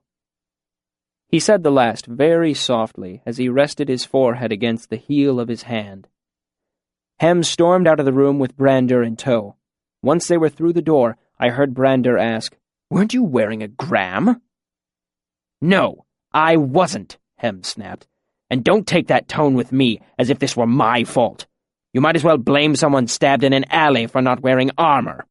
We should all take precautions, Brander said placatingly. You know as well as... Their voices were cut off with the sound of a door closing. Kilvin stood and shrugged his shoulders, stretching. Looking over to where I stood, he scratched his bushy beard with both hands. a thoughtful look on his face, then strode over to where I stood. "Do you have your sigildry yet, Ilir Kavoth?" I looked at him blankly. "Do you mean runes, sir? I'm afraid not." Kilvin ran his hands through his beard thoughtfully. "Do not bother with the basic artificing class you have signed for. Instead, you will come to my workroom tomorrow, noon." "I'm afraid I have another appointment at noon, Master Kilvin." Yes." He frowned. "First bell, then." "I'm afraid the boy will be having an appointment with my folk shortly after the whipping, Kilvin," Arwyll said with a glimmer of amusement in his eyes. "Have someone bring you to the Medica afterwards, son. We'll stitch you back together." "Thank you, sir." Arwyll nodded and made his way out of the room. Kilvin watched him go, then turned to look at me. "My workshop. Day after tomorrow, noon." The tone of his voice implied that it wasn't really a question. "I would be honored, Master Kilvin." He grunted in response and left with Alxadal. That left me alone with the still-seated Chancellor. We stared at each other while the sound of footsteps faded in the hallway. I brought myself back up out of the heart of stone and felt a tangle of anticipation and fear at everything that had just happened. "I'm sorry to be so much trouble so soon, sir," I offered hesitantly. "Oh?" he said, his expression considerably less stern now that we were alone. "How long had you intended to wait?" "At least a span, sir." My brush with disaster had left me feeling giddy with relief. I felt an irrepressible grin bubble onto my face. "At least a span," he muttered. The Chancellor put his face into his hands and rubbed, then looked up and surprised me with a wry smile. I realized he wasn't particularly old when his face wasn't locked in a stern expression. Probably only on the far side of 40. "You don't look like someone who knows he's going to be whipped tomorrow," he observed. I pushed the thought aside. "I imagine I'll heal, sir." He gave me an odd look. It took me a while to recognize it as the one I'd grown accustomed to in the troupe. He opened his mouth to speak, but I jumped on the words before he could say them. "I'm not as young as I look, sir. I know it. I just wish other people knew it too." "I imagine they will before too long." He gave me a long look before pushing himself up from the table. He held out a hand. "Welcome to the Arcanum." I shook his hand solemnly, and we parted ways. I worked my way outside and was surprised to see that it was full night. I breathed in a lungful of sweet spring air and felt my grin resurface. Then someone touched me on the shoulder. I jumped fully 2 feet into the air and narrowly avoided falling on Simon in the howling, scratching, biting blur that had been my only method of defense in Tarbean. He took a step back, startled by the expression on my face. I tried to slow my pounding heart. "Simon, I'm sorry. Try to make a little noise around me. I startle easily." "Me too," he murmured shakily, wiping a hand across his forehead. "I can't really blame you, though. Riding the horns will do that to the best of us. How did things go?" "I'm to be whipped and admitted to the Arcanum." He looked at me curiously, trying to see if I was making a joke. "I'm sorry? Congratulations?" He made a shy smile at me. "Do I buy you a bandage or a beer?" I smiled back. "Both." By the time I got back to the 4th floor of the Mews, rumor of my non-expulsion and admission into the Arcanum had spread ahead of me. I was greeted by a smattering of applause from my bunkmates. Hem was not well loved. Some of my bunkmates offered odd congratulations, while Basil made a special point of coming forward to shake my hand. I had just climbed up to a sitting position on my bunk and was explaining to Basil the difference between a single whip and a six-tail when the 3rd floor steward came looking for me. He instructed me to pack up my things, explaining that Arcanum students were located in the West Wing. Everything I owned still fit neatly into my travel sack, so it was no great chore. As the steward led me away, there was a chorus of goodbyes from my fellow first-term students. The West Wing bunks were similar to those I had left behind. It was still rows of narrow beds, but here they weren't stacked too high. Each bed had a small wardrobe and desk in addition to a trunk. Nothing fancy, but definitely a step up. The biggest difference was in the attitudes of my bunkmates. There were scowls and glares, though for the most part I was pointedly ignored. It was a chilly reception, especially in the light of the welcome I had just received from my non-Arcanum bunkmates. It was easy to understand why. Most students attend the university for several terms before being admitted into the Arcanum. Everyone here had worked their way up through the ranks the hard way. I hadn't. Only about 3/4 of the bunks were full. I picked one in the back corner, away from the others. I hung my one extra shirt and my cloak in the wardrobe and put my travel sack in the trunk at the foot of my bed. I lay down and stared at the ceiling. My bunk lay outside the light of the other students' candles and sympathy lamps. I was finally a member of the Arcanum, in some ways, exactly where I had always wanted to be. Chapter 41. Friend's Blood. The next morning, I woke early, washed up, and grabbed a bite to eat at the mess. Then, because I had nothing to do before my whipping at noon, I strolled the university aimlessly. I wandered through a few apothecaries and bottle shops, admired the well-kept lawns and gardens. Eventually, I came to rest on a stone bench in a wide courtyard. Too anxious to think of doing anything productive, I simply sat and enjoyed the weather, watching the wind tumble a few scraps of waste paper along the cobblestones. It wasn't too long before Willem strolled over and sat himself next to me without an invitation. His characteristic sealdish dark hair and eyes made him seem older than Simon and me, but he still had the slightly awkward look of a boy who wasn't quite used to being man-sized yet. "Nervous?" he asked with the harsh burr a Siaru accent makes. "Trying not to think about it, actually," I said. Willem grunted. We were both quiet for a minute while we watched the students walk past. A few of them paused in their conversations to point at me. I quickly grew tired of their attention. "Are you doing anything right now?" "Sitting," he said simply. "Breathing." "Clever. I can see why you're in the Arcanum. Are you busy for the next hour or so?" He shrugged and looked at me expectantly. "Would you show me where Master Arwell is? He told me to stop by. After." "Certainly," he said, pointing to one of the courtyard's outlets. "Medica is on the other side of archives." We made our way around the massive windowless block that was the archives. Willem pointed. "That is Medica." It was a large, oddly shaped building.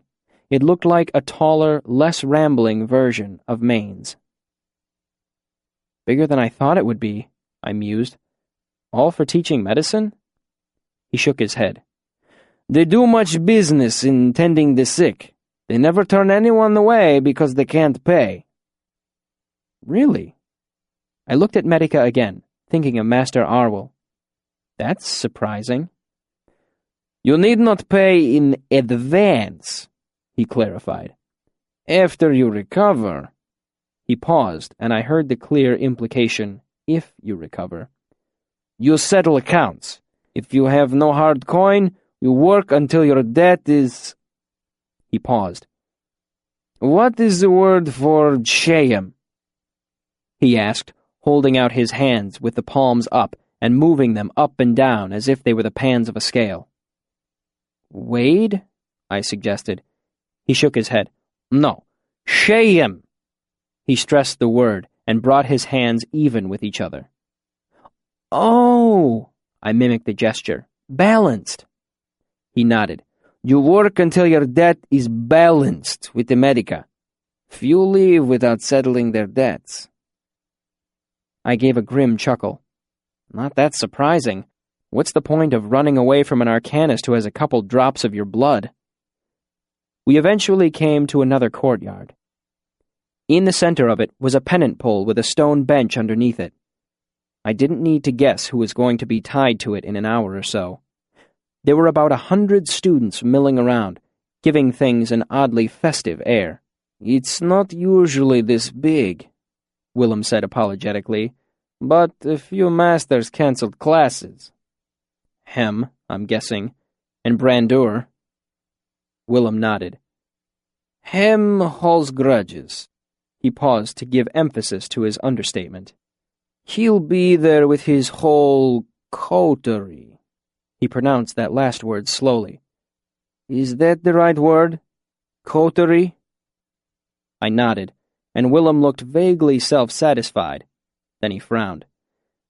"That makes me remember something strange in your language. People are always asking me about the road to Tinue. Endlessly they say, 'How is the road to Tinue?' What does it mean?" I smiled. "It's an idiomatic piece of the language. That means—" "I know what an idiom is," Willem interrupted. "What does this one mean?" "Oh," I said, slightly embarrassed. "It's just a greeting. It's kind of like asking, 'How was your day?' Or 'How is everything going?'" "That is also an idiom," Willem grumbled. "Your language is thick with nonsense. I wonder how any of you understand each other. How is everything going? Going where?" He shook his head. "Tinue, apparently." I grinned at him. "Tuan Volgen Oketh Ama," I said, using one of my favorite Siaru idioms. It meant, "Don't let it make you crazy," but it translated literally as, "Don't put a spoon in your eye over it."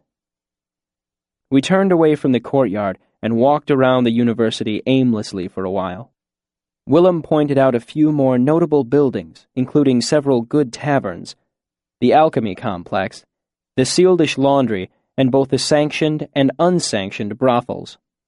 We strolled past the featureless stone walls of the archives, past a cooper, a bookbinder, an apothecary. A thought occurred to me. "Do you know much herb lore?" He shook his head. "Chemistry mostly, and I dabble in archives with puppets sometimes." "Dabble," I said, emphasizing the B sound for him. "Dapple is something else. Who's puppet?" Will paused. "Hard to describe." He waved a hand to dismiss the question. "I'll introduce you later. What do you need to know about herbs?" "Nothing, really. Could you do me a favor?" He nodded, and I pointed to the nearby apothecary. "Go buy me 2 scruples of null root." I held up 2 iron drabs. "This should cover it." "Why me?" he asked warily.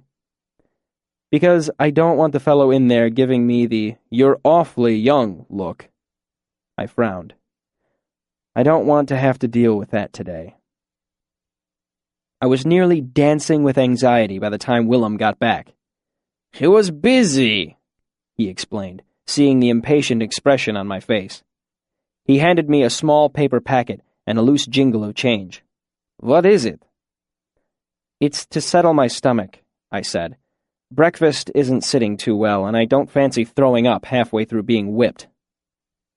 I bought us cider at a nearby pub, using mine to wash down the null root, trying not to grimace at the bitter, chalky taste. Before too long, we heard the belling tower striking noon.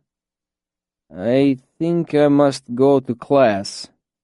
Will tried to mention it nonchalantly, but it came out almost strangled. He looked up at me, embarrassed, and a little pale under his dark complexion. "I am not fond of blood." He gave a shaky smile. "My blood, friend's blood." "I don't plan on doing much bleeding," I said. "But don't worry. You've gotten me through the hard part. The waiting. Thank you." We parted ways, and I fought down a wave of guilt. After knowing me less than 3 days, Will had gone out of his way to help me. He could have taken the easy route and resented my quick admittance into the Arcanum as many others did. Instead, he had done a friend's duty, helping me pass a difficult time, and I had repaid him with lies. As I walked toward the pennant pole, I felt the weight of the crowd's eyes on me. How many were there?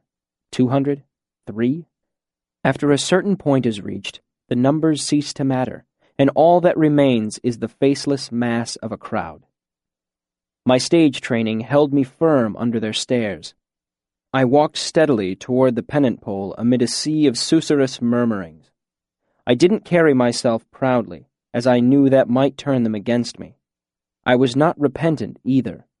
I carried myself well, as my father had taught me, with neither fear nor regret on my face. As I walked, I felt the null root begin to take firm hold of me. I felt perfectly awake while everything around me grew almost painfully bright. Time seemed to slow as I approached the center of the courtyard. As my feet came down on the cobblestones, I watched the small puffs of dust they raised. I felt a breath of wind catch the hem of my cloak and curl underneath to cool the sweat between my shoulder blades. It seemed for a second that should I wish to, I could count the faces in the crowd around me like flowers in a field. I spotted none of the masters in the crowd except for Hem. He stood near the pennant pole, looking pig-like in his smugness.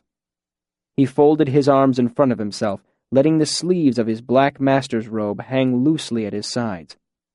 He caught my eye, and his mouth quirked up into a soft smirk that I knew was meant for me. I resolved that I would bite out my own tongue before I gave him the satisfaction of appearing frightened or even concerned. Instead, I gave him a wide, confident smile, then looked away, as if he didn't concern me in the least. Then I was at the pennant pole. I heard someone reading something, but the words were just a vague buzzing to me as I removed my cloak and lay it across the back of a stone bench that sat at the base of the pole. Then I began to unbutton my shirt, as casually as if I were preparing to take a bath. A hand on my wrist stopped me. The man that had read the announcement gave me a smile that tried to be comforting. "You don't need to go shirtless," he said. "It'll save you from a bit of the sting." "I'm not going to ruin a perfectly good shirt," I said. He gave me an odd look, then shrugged and ran a length of rope through an iron ring above our heads. "I'll need your hands." I gave him a flat look. "You don't need to worry about my running off. It's to keep you from falling over if you pass out." I gave him a hard look. "If I pass out, you may do whatever you wish," I said firmly. "Until then, I will not be tied." Something in my voice gave him pause. He didn't offer me any argument as I climbed onto the stone bench beneath the pole and stretched to reach the iron ring. I gripped it firmly with both hands. Smooth and cool, I found it oddly comforting. I focused on it as I lowered myself into the heart of stone. I heard people moving away from the base of the pole. Then the crowd quieted, and there was no sound but the soft hiss and crack of the whip being loosened behind me. I was relieved I was to be whipped with a single-headed whip. In Tarbean, I had seen the terrible, bloody hash a six-tail can make of a man's back. There was a sudden hush. Then, before I could brace myself, there came a sharper crack than the ones before. I felt a line of dim red fire trace down my back. I gritted my teeth. But it wasn't as bad as I'd thought it would be. Even with the precautions I had taken, I expected a sharper, fiercer pain. Then the second lash came. Its crack was louder, and I heard it through my body rather than with my ears. I felt an odd looseness across my back. I held my breath, knowing I was torn and bleeding. Everything went red for a moment, and I leaned against the rough, tarred wood of the pennant pole. The third lash came before I was ready for it. It licked up to my left shoulder, then tore nearly all the way down to my left hip. I grit my teeth, refusing to make a sound. I kept my eyes open and watched the world grow black around the edges for a moment before snapping back into sharp, bright focus. Then, ignoring the burning across my back, I set my feet on the bench and loosened my clenched fingers from the iron ring. A young man jumped forward as if he expected to have to catch me. I gave him a scathing look and he backed away. I gathered my shirt and cloak, laid them carefully over one arm, and left the courtyard, ignoring the silent crowd around me.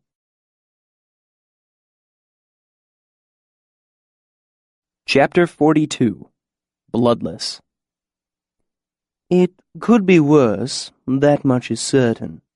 Master Arwell's round face was serious as he circled me. I was hoping you would simply welt, but I should have known better with your skin.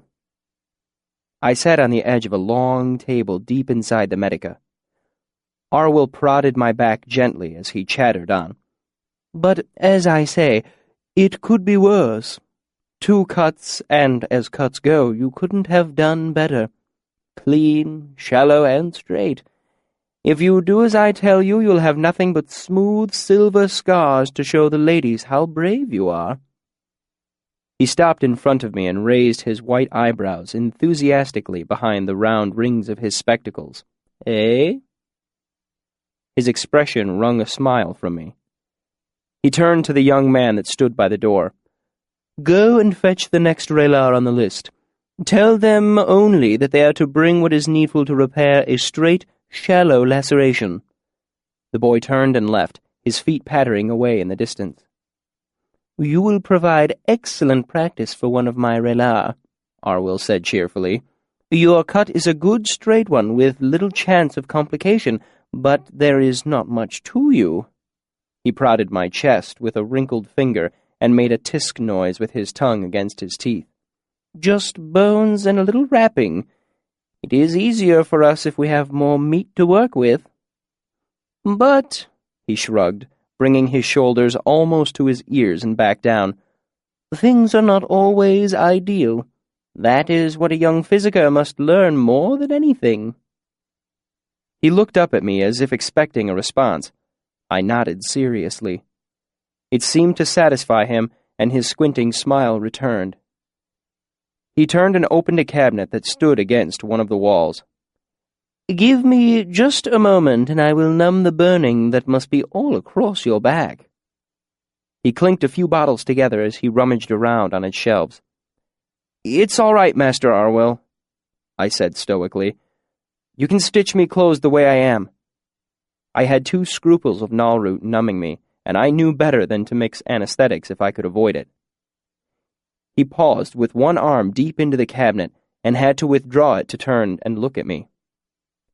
Have you ever had stitches before, my boy? Yes, I said honestly. Without anything to soften the pain? I nodded again. As I sat on the table, my eyes were slightly higher than his. He looked up at me skeptically. Let me see, then, he said, as if he didn't quite believe me. I pulled my pant leg up over my knee, gritting my teeth as the motion tugged on my back. Eventually, I revealed a handspan worth of scar on my outer thigh above my knee from when Pike had stabbed me with his bottle-glass knife back in Tarbean. Arwell looked at it closely, holding his glasses with one hand. He gave it one gentle prod with his index finger before straightening. Sloppy, he pronounced with a mild distaste. I had thought it was a rather good job. My cord broke halfway through, I said stiffly. I wasn't working under ideal circumstances. Arwell was silent for a moment, stroking his upper lip with a finger as he watched me through half-lidded eyes. And do you enjoy this sort of thing? He asked dubiously. I laughed at his expression, but it was cut short when dull pain blossomed across my back. No, master. I was just taking care of myself as best I could. He continued looking at me, still stroking his lower lip. Show me where the gut broke. I pointed. It isn't the sort of thing that you forget. He gave the old scar a closer examination and prodded it again before looking up. "You may be telling me the truth." He shrugged. "I do not know, but I would think that if—" He trailed off and peered speculatively into my eyes. Reaching up, he pulled one of the lids back. "Look up," he said perfunctorily. Frowning at whatever he saw, Arwell picked up one of my hands, pressed the tip of my fingernail firmly, and watched intently for a second or two. His frown deepened as he moved closer to me, took hold of my chin with one hand, opened my mouth, and smelled it. "Tennyson?" he asked, then answered his own question. "No. Null root, of course. I must be getting old not to notice it sooner. It also explains why you're not bleeding all over my nice clean table." He gave me a serious look. "How much?" I didn't see any way of denying it. 2 scruples. Arwell was silent for a while as he looked at me. After a moment, he removed his spectacles and rubbed them fiercely against his cuff. Replacing them, he looked straight at me. "It is no surprise that a boy might fear a whipping enough to drug himself for it." He looked sharply at me. "But why, if he was so afraid, would he remove his shirt beforehand?" He frowned again. "You will explain all of this to me. If you've lied to me before, admit it, and all will be well. I know boys tell foolish stories sometimes." His eyes glittered behind the glass of his spectacles. "But if you lie to me now, neither I nor any of mine will stitch you. I will not be lied to." He crossed his arms in front of himself. "So, explain. I do not understand what is going on here. That, more than anything else, I do not like." My last resort, then, the truth. My teacher, Abinthy, taught me as much as he could about the physicker's arts, I explained. When I ended up living on the streets of Tarbean, I took care of myself. I gestured to my knee. I didn't wear my shirt today because I only have 2 shirts, and it has been a long time since I've had as many as that. "And the null root?" he asked. I sighed.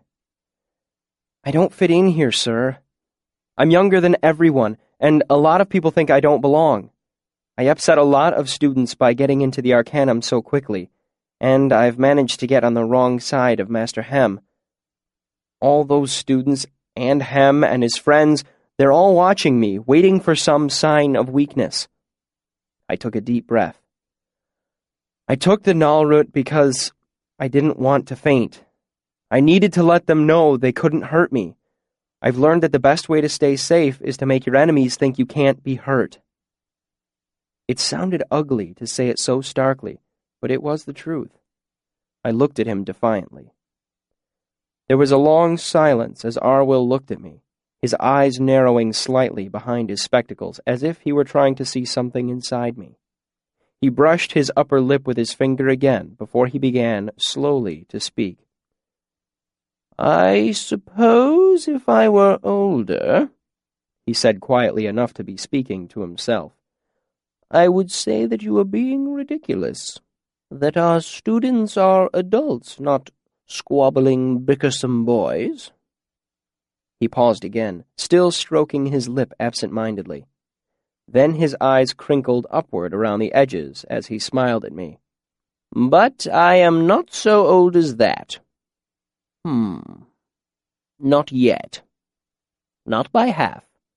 Anyone who thinks boys are innocent and sweet has never been a boy himself or has forgotten it.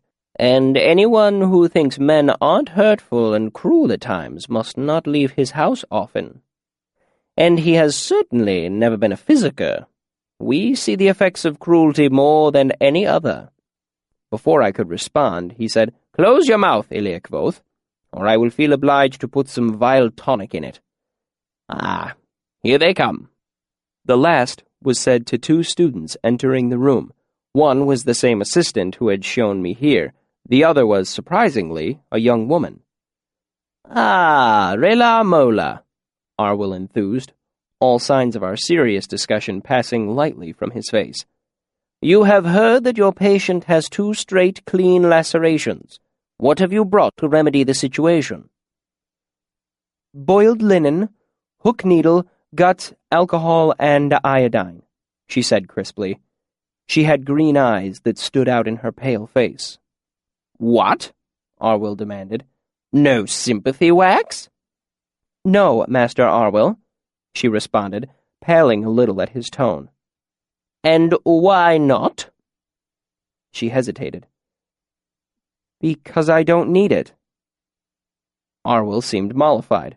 "Yes, of course you don't. Very good. Did you wash before you came here?" Mola nodded, her short blonde hair bobbing with the motion of her head. "Then you have wasted your time and effort," he said sternly. "Think of all the germs of disease that you might have gathered in the long walk through the passageway. Wash again, and we will begin." She washed with a thorough briskness at a nearby basin. Arwyll helped me lay face down on the table. "Has the patient been numbed?" she asked. Though I couldn't see her face, I heard a shadow of doubt in her voice. "Anesthetized," Arwyll corrected. "You have a good eye for detail, Mola. No, he has not. Now, what would you do if Ilya Kvothe reassured you that he has no need for such things? He claims to have self-control like a bar of Ramsden steel and will not flinch when you stitch him." Arwyll's tone was serious, but I could detect a hint of amusement hiding underneath. Mola looked at me, then back to Arwyll. "I would tell him he was being foolish," she said after a brief pause. "And if he persisted in his claims that he needed no numbing agent?" There was a longer pause from Mola. "He doesn't seem to be bleeding much at all, so I would proceed. I would also make it clear to him that if he moved overmuch, I would tie him to the table and treat him as I saw fit for his well-being." Arwyll seemed a little surprised at her response. "Yes, very good. So, Kvothe, do you still want to forego an anesthetic?" "Thank you," I said politely. "I do not need one." "Very well," Mola said, as if resigning herself. "First, we will clean and sterilize the wound." The alcohol stung, but that was the worst of it. I tried my best to relax as Mola talked her way through the procedure. Arwyll kept up a steady stream of comments and advice. I occupied my mind with other things and tried not to twitch at the null-root-dulled jabs of the needle. She finished quickly and proceeded to bandage me with a quick efficiency I admired. As she helped me to a sitting position and wound linen around me, I wondered if all Arwyll students were as well trained as this one. She was making her final knots behind me when I felt a vague, feather-like touch on my shoulder, almost insensible through the null-root that numbed me. "He has lovely skin," I heard her muse, presumably to Arwyll. "Rela!" Arwyll said severely. "Such comments are not professional. I am disappointed by your lack of sense." "I was referring to the nature of the scar he can expect to have," she responded scathingly. "I imagine it will be little more than a pale line, provided he can avoid tearing open his wound." Arwyll said. "Yes, of course. And how should he avoid that?" Mola walked around to stand in front of me. "Avoid motions like this." She extended her hands in front of her. "Or this." She held them high over her head. "Avoid over-quick motions of any kind, running, jumping, climbing. The bandage may come off in 2 days. Do not get it wet." She looked away from me to Arwyll. He nodded. "Very good, Rela. You are dismissed." He looked at the younger boy, who had watched mutely throughout the procedure. "You may go as well, Gary. If anyone asks, I will be in my study. Thank you." In a moment, Arwyll and I were alone again. He stood motionless, one hand covering his mouth as I eased my way carefully into my shirt. Finally, he seemed to reach a decision. Elia Quoth, would you like to study here at the Medica? Very much so, Master Arwell, I said honestly. He nodded to himself, hand still held against his lips. Come back in 4 days. If you are clever enough to keep from tearing out your stitches, I will have you here. His eyes twinkled. Chapter 43. The Flickering Way. Buoyed by the stimulant effects of the nullroot and feeling very little pain, I made my way to the archives. Since I was now a member of the Arcanum, I was free to explore the stacks, something I'd been waiting my whole life to do. Better still, so long as I didn't ask for any help from the scrivs, nothing would be recorded in the archive's ledger books. That meant I could research the Chandrian and the Amir to my heart's content, and no one, not even Lauren, need ever know about my childish pursuits. Entering the reddish light of the archives, I found both Ambrose and Fella sitting behind the entry desk. A mixed blessing, if ever there was one. Ambrose was leaning toward her, speaking in a low voice. She had the distinctly uncomfortable look of a woman who knows the futility of a polite refusal. One of his hands rested on her knee, while the other arm was draped across the back of her chair, his hand resting on her neck. He meant for it to look tender and affectionate, but there was a tension in her body like that of a startled deer. The truth was, he was holding her there, the same way you hold a dog by the scruff of its neck to keep it from running off. As the door thumped closed behind me, Fella looked up, met my eyes, then looked down and away, ashamed by her predicament, as if she'd done anything. I had seen that look too many times on the streets of Tarbean. It sparked an old anger in me. I approached the desk, making more noise than necessary. Pen and ink lay on the other end of the desk, and a piece of paper 3/4 full of rewriting and crossing out. From the looks of things, Ambrose had been trying to compose a poem. I reached the edge of the desk and stood for a moment. Fella looked everywhere except at me or Ambrose. She shifted in her seat, uncomfortable, but obviously not wanting to make a scene. I cleared my throat pointedly. Ambrose looked over his shoulder, scowling. You have damnable timing, Ilir. Come back later. He turned away again, dismissing me. I snorted and leaned over the desk, craning my neck to look at the sheet of paper he'd left lying there. I have damnable timing? Please. You have 13 syllables in a line here. I tapped a finger onto the page. It's not iambic either. I don't know if it's anything metrical at all. He turned to look at me again, his expression irritated. Mind your tongue, Ilir. The day I come to you for help with poetry is the day you have 2 hours to spare, I said. 2 long hours, and that's just for getting started. So same can the humble thrush well know its north? I mean, I don't even know how to begin to criticize that. It practically mocks itself. What do you know of poetry? Ambrose said without bothering to turn around. I know a limping verse when I hear it, I said, but this isn't even limping. A limp has rhythm. This is more like someone falling down a set of stairs. Uneven stairs. With a midden at the bottom. It is a sprung rhythm, he said, his voice stiff and offended. I wouldn't expect you to understand. Sprung? I burst out with an incredulous laugh. I understand that if I saw a horse with a leg this badly sprung, I'd kill it out of mercy, then burn its poor corpse for the fear the local dogs might gnaw on it and die. Ambrose finally turned around to face me, and in doing so, he had to take his right hand off Fella's knee, a half-victory. But his other hand remained on her neck, holding her in her chair with the appearance of a casual caress. I thought you might stop by today, he said with a brittle cheerfulness. So I already checked the ledger. You're not in the lists yet. You'll have to stick with tomes or come back later, after they've updated the books. No offense, but would you mind checking again?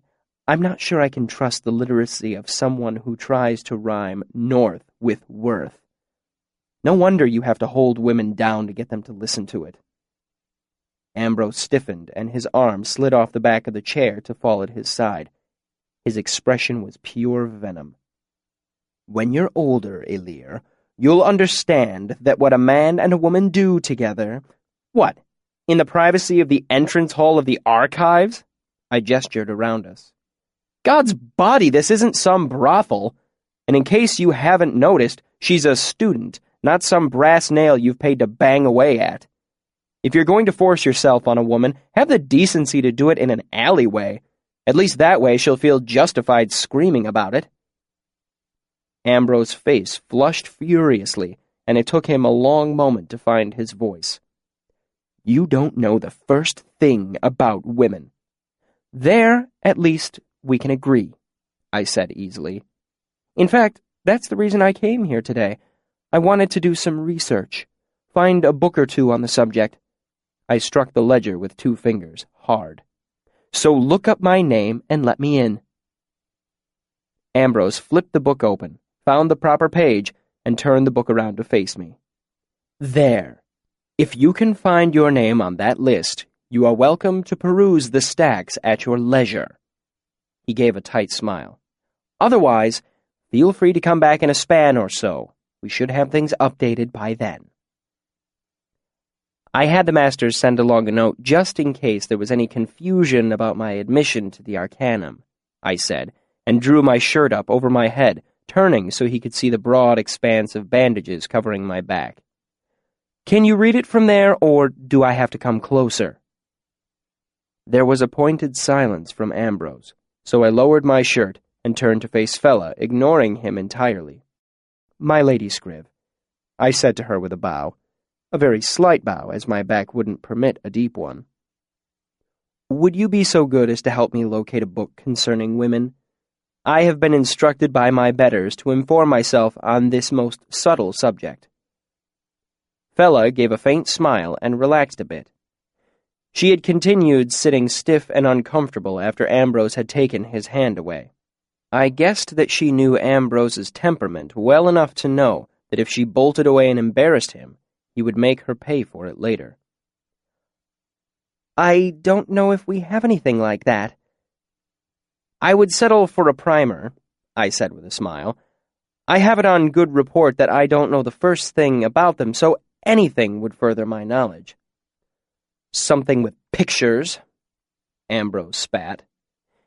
If our search degenerates to that level, I'll be sure to call on you, I said without looking in his direction. I smiled at Fella. Perhaps a bestiary, I said gently. I hear they are singular creatures, much different than men. Fella's smile blossomed, and she gave a small laugh. We could have a look around, I suppose. Ambrose scowled in her direction. She made a placating gesture toward him. Everyone knows he's in the Arcanum, Ambrose, she said. What's the harm of just letting him in? Ambrose glared at her. Why don't you run along to Tomes and play the good little fetch-and-carry girl? He said coldly. I can handle things out here by myself. Moving stiffly, Fella got up from the desk, gathered up the books she'd been trying to read, and headed into Tomes. As she pulled the door open, I liked to think she gave me a brief look of gratitude and relief, but perhaps it was only my imagination. As the door swung shut behind her, the room seemed to grow a little dimmer. I am not speaking poetically. The light truly seemed to dim. I looked at the sympathy lamps hanging around the room, wondering what was wrong. But a moment later, I felt a slow burning sensation begin to creep across my back and realized the truth. The Nalrut was wearing off. Most powerful painkillers have serious side effects. Tennyson occasionally produces delirium or fainting. Lycilium is poisonous. Ophalum is highly addictive. Menka is perhaps the most powerful of all, but there are reasons they call it devil root. Nalroot was less powerful than these, but much safer. It was a mild anesthetic, a stimulant, and a vascular constrictor, which is why I hadn't bled like a stuck pig when they'd whipped me. Best of all, it had no major side effects. Still, there is always a price to be paid. Once Nalrut wears off, it leaves you physically and mentally exhausted. Regardless, I had come here to see the stacks.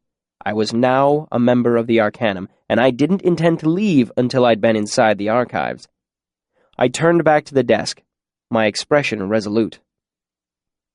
Ambrose gave me a long, calculating look before heaving a sigh. "Fine," he said. "How about a deal? You keep quiet about what you saw here today, and I'll bend the rules and let you in, even though you aren't officially in the book." He looked a little nervous. "How does that sound?" Even as he spoke, I could feel the stimulant effects from the Nalrut fading. My body felt heavy and tired. My thoughts grew sluggish and syrupy. I reached up to rub at my face with my hands and winced as the motion tugged sharply at the stitches all across my back. "That'll be fine," I said thickly.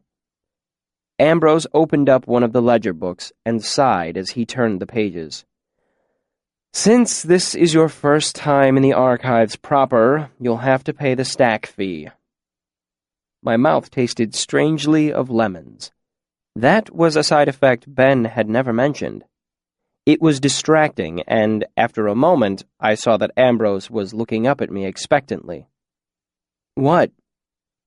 He gave me a strange look. "The stack fee?" "There wasn't any fee before," I said, "when I was in the tomes." Ambrose looked up at me as if I were an idiot. "That's because it's the stack fee."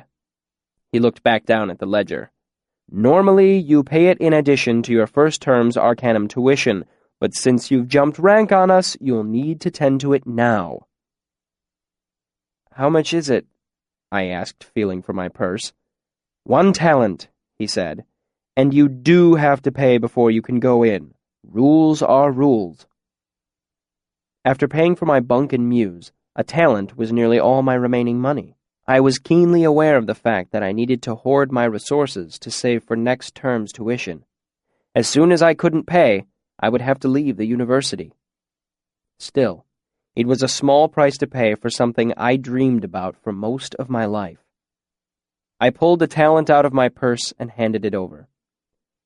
"Do I need to sign in?" "Nothing so formal as that," Ambrose said as he opened a drawer and pulled out a small metal disc. Stupefied from the side effects of the Nalrut, it took me a moment to recognize it for what it was, a handheld sympathy lamp. "The stacks aren't lit," Ambrose said matter-of-factly. "There's too much space in there, and it would be bad for the books in the long term. Hand lamps cost 1.5 talents. I hesitated. Ambrose nodded to himself and looked thoughtful. "A lot of folk end up strapped during the first term." He reached down into a lower drawer and rooted around for a long moment. "Hand lamps are 1.5 talents, and there's nothing I can do about that." He brought out a 4-inch taper. "But candles are just a halfpenny." Halfpenny for a candle was a remarkably good deal. I brought out a penny. "I'll take 2. "This is our last one," Ambrose said quickly. He looked around nervously before pushing it into my hand. "Tell you what, you can have it for free." He smiled. "Just don't tell anyone. It'll be our little secret." I took the candle, more than a little surprised. Apparently, I'd frightened him with my idle threat earlier. Either that or this rude, pompous, noble son wasn't half the bastard I'd taken him for. Ambrose hurried me into the stacks as quickly as possible, leaving me no time to light my candle. When the door swung shut behind me, it was as black as the inside of a sack, with only a faint hint of reddish sympathy light coming from around the edges of the door behind me. As I didn't have any matches with me, I had to resort to sympathy. Ordinarily, I could have done it quick as blinking, but my null-root-weary mind could barely muster the necessary concentration. I gritted my teeth, fixed the ailer in my mind, and after a few seconds, I felt the cold leach into my muscles as I drew enough heat from my own body to bring the wick of the candle sputtering to life. Books. With no windows to let in the sunlight, the stacks were utterly dark except for the gentle light of my candle. Stretching away into the darkness were shelf on shelf of books. More books than I could look at if I took a whole day. More books than I could read in a lifetime. The air was cool and dry. It smelled of old leather, parchment, and forgotten secrets. I wondered idly how they kept the air so fresh in a building with no windows. Cupping a hand in front of my candle, I made my flickering way through the shelves, savoring the moment, soaking everything in. Shadows danced wildly back and forth across the ceiling as my candle's flame moved from side to side. The null-root had worn off completely by this point. My back was throbbing and my thoughts were leaden, as if I had a high fever or had taken a hard blow to the back of the head. I knew I wasn't going to be up for a long bout of reading, but I still couldn't bring myself to leave so soon, not after everything I'd gone through to get here. I wandered aimlessly for perhaps a quarter hour, exploring. I discovered several small stone rooms with heavy wooden doors and tables inside. They were obviously meant as a place where small groups could meet and talk without disturbing the perfect quiet of the archives. I found stairwells leading down as well as up. The archives was 6 stories tall, but I hadn't known it extended underground as well. How deep did it go? How many tens of thousands of books were waiting under my feet? I can hardly describe how comforting it was in the cool, quiet dark. I was perfectly content, lost among the endless books. It made me feel safe, knowing that the answers to all my questions were here, somewhere waiting. It was quite by accident that I found the 4-plate door. It was made of a solid piece of gray stone, the same color as the surrounding walls. Its frame was 8 inches wide, also gray, and also one single seamless piece of stone. The door and frame fit together so tightly that a pin couldn't slide into the crack. It had no hinges, no handle, no window or sliding panel. Its only features were 4 hard copper plates. They were set flush with the face of the door, which was flush with the front of the frame, which was flush with the wall surrounding it. You could run your hand from one side of the door to the next and hardly feel the lines of it at all. In spite of these notable lacks, the expanse of gray stone was undoubtedly a door. It simply was. Each copper plate had a hole in its center, and though they were not shaped in the conventional way, they were undoubtedly keyholes. The door sat still as a mountain, quiet and indifferent as the sea on a windless day. This was not a door for opening. It was a door for staying closed. In its center, between the untarnished copper plates, a word was chiseled deep into the stone. Valeritas. There were other locked doors in the university, places where dangerous things were kept, where old and forgotten secrets slept, silent and hidden, doors whose opening was forbidden, doors whose thresholds no one crossed, whose keys had been destroyed or lost or locked away themselves for safety's sake. But they all paled in comparison to the 4-plate door. I lay my palm on the cool, smooth face of the door and pushed, hoping against hope that it might swing open to my touch. But it was solid and unmoving as a gray stone. I tried to peer through the holes in the copper plates, but couldn't see anything by the light of my single candle. I wanted to get inside so badly I could taste it. It probably shows a perverse element of my personality that even though I was finally inside the archives, surrounded by endless secrets, that I was drawn to the one locked door I had found. Perhaps it is human nature to seek out hidden things, Perhaps it is simply my nature. Just then I saw the red, unwavering light of a sympathy lamp approaching through the shelves. It was the first sign I'd seen of any other students in the archives. I took a step back and waited, thinking to ask whoever was coming what was behind the door, what Valeritas meant. The red light swelled, and I saw two scrivs turn a corner. They paused. Then one of them bolted to where I stood and snatched my candle away, spilling hot wax on my hand in the process of extinguishing it. His expression couldn't have been more horrified if he had found me carrying a freshly severed head. "What are you doing with an open flame in here?" he demanded in the loudest whisper I had ever heard. He lowered his voice and waved the now extinguished candle at me. "Charred body of God! What's the matter with you?" I rubbed at the hot wax on the back of my hand, trying to think clearly through the fog of pain and exhaustion. Of course, I thought, remembering Ambrose's smile as he pressed the candle into my hands and hurried me through the door. Our little secret. Of course. I should have known. One of the scrivs led me out of the stacks, while the other ran to fetch Master Lauren.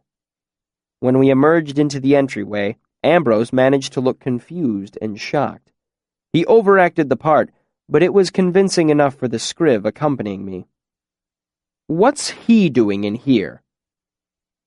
"We found him wandering around," the scriv explained, "with a candle." "What?" Ambrose's expression was perfectly aghast. "Well, I didn't sign him in," Ambrose said. He flipped open one of the ledger books. "Look, see for yourself." Before anything else could be said, Lauren stormed into the room. His normally placid expression was fierce and hard. I felt myself sweat cold, and I thought of what Tecum wrote in his Theophany.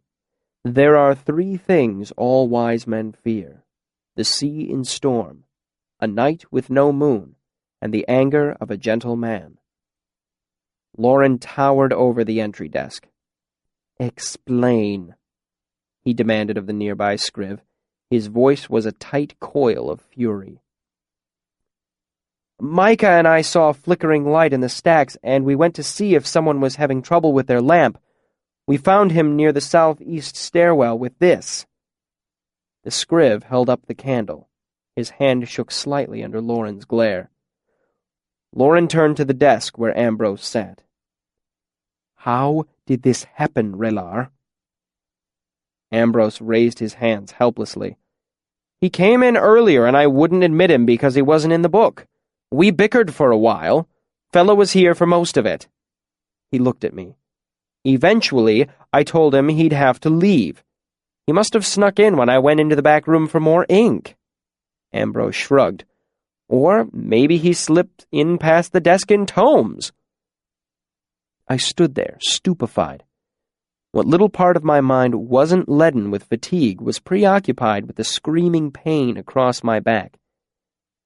That's not true." I looked up at Lauren. "He let me in. He sent fella away, then let me in." "What?" Ambrose gaped at me, momentarily speechless. For all that I didn't like him, I must give him credit for a masterful performance. "Why in God's name would I do that?" "Because I embarrassed you in front of fella," I said. "He sold me the candle, too." I shook my head, trying to clear my head. "No, he gave it to me." Ambrose's expression was amazed. "Look at him!" he laughed. "The little cocker is drunk or something." "I was just whipped," I protested. My voice sounded shrill in my own ears. "Enough!" Lauren shouted, looming over us like a pillar of anger. The scrivs went pale at the sound of him. Lauren turned away from me and made a brief, contemptuous gesture toward the desk. "Relar Ambrose is officially remanded for laxity in his duty." "What?" Ambrose's indignant tone wasn't feigned this time. Lauren frowned at him, and Ambrose closed his mouth. Turning to me, he said, "Ilir Kvothe is banned from the archives." He made a sweeping gesture with the flat of his hand. I tried to think of something I could say in my defense. "Master, I didn't mean—" Lauren rounded on me. His expression, always so calm before, was filled with such a cold, terrible anger that I took a step away from him without meaning to. "You mean," he said, "I care nothing for your intentions, Ilir Kvothe, deceived or otherwise. All that matters is the reality of your actions. Your hand held the fire. Yours is the blame. That is the lesson all adults must learn." I looked down at my feet, tried desperately to think of something I could say, some proof I could offer. My leaden thoughts were still plodding along when Lauren strode out of the room. "I don't see why I should be punished for his stupidity," Ambrose groused to the other scrivs as I made my way numbly to the door. I made the mistake of turning around and looking at him. His expression was serious, carefully controlled, but his eyes were vastly amused, full of laughter. "Honestly, boy," he said to me, "I don't know what you were thinking. You'd think a member of the Arcanum would have more sense." I made my way to the mess, the wheels of my thoughts turning slowly as I plodded along. I fumbled my meal chit into one of the dull tin trays and collected a portion of steamed pudding, a sausage, and some of the ever-present beans. I looked dully around the room until I spotted Simon and Manette sitting in their usual place at the northeast corner of the hall. I drew a fair amount of attention as I walked to the table. Understandable, as it was scarcely 2 hours since I'd been tied to the pennant pole and publicly lashed. I heard someone whisper, "Didn't bleed when they whipped him. I was there. Not one drop."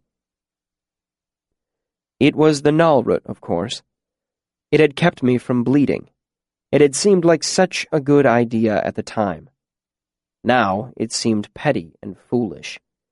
Ambrose would never have managed to gull me so easily if my naturally suspicious nature hadn't been fuddled. I'm sure I could have found some way to explain things to Lauren if I'd had my wits about me. As I made my way to the far corner of the room, I realized the truth. I had traded away my access to the archives in exchange for a little notoriety. Still, there was nothing to do but make the best of it. If a bit of reputation was all I had to show for this debacle, I'd have to do my best to build on it. I kept my shoulders straight as I made my way across the room to Simon and Manette and set down my food.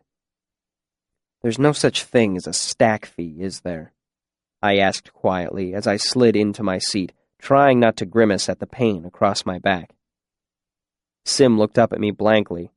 "Stack fee?" Manette chortled into his bowl of beans. "It's been a few years since I've heard that. Back when I worked as a scriv, we'd tricked the first-termers into giving us a penny to use the archives. Called it a stack fee." Sim gave him a disapproving look. "That's horrible." Manette held up his hands defensively in front of his face. "Just a little harmless fun." Manette looked me over. "Is that what your long face is for? Somebody call you for a copper?" I shook my head. I wasn't going to announce that Ambrose had tricked me out of a whole talent. "Guess who just got banned from the archives?" I said gravely as I tore the crust off my bread and dropped it into my beans. They looked at me blankly. After a moment, Simon took the obvious guess. You?" I nodded and began to spoon up my beans. I wasn't really hungry, but I hoped a little food in my stomach might help shake off the sluggishness of the nullroot. Besides, it went against my nature to pass up an opportunity for a meal. "You got suspended on your first day," Simon said. "That's going to make studying your Chandrian folklore a whole lot harder." I sighed. "You could say that." "How long did he suspend you for?"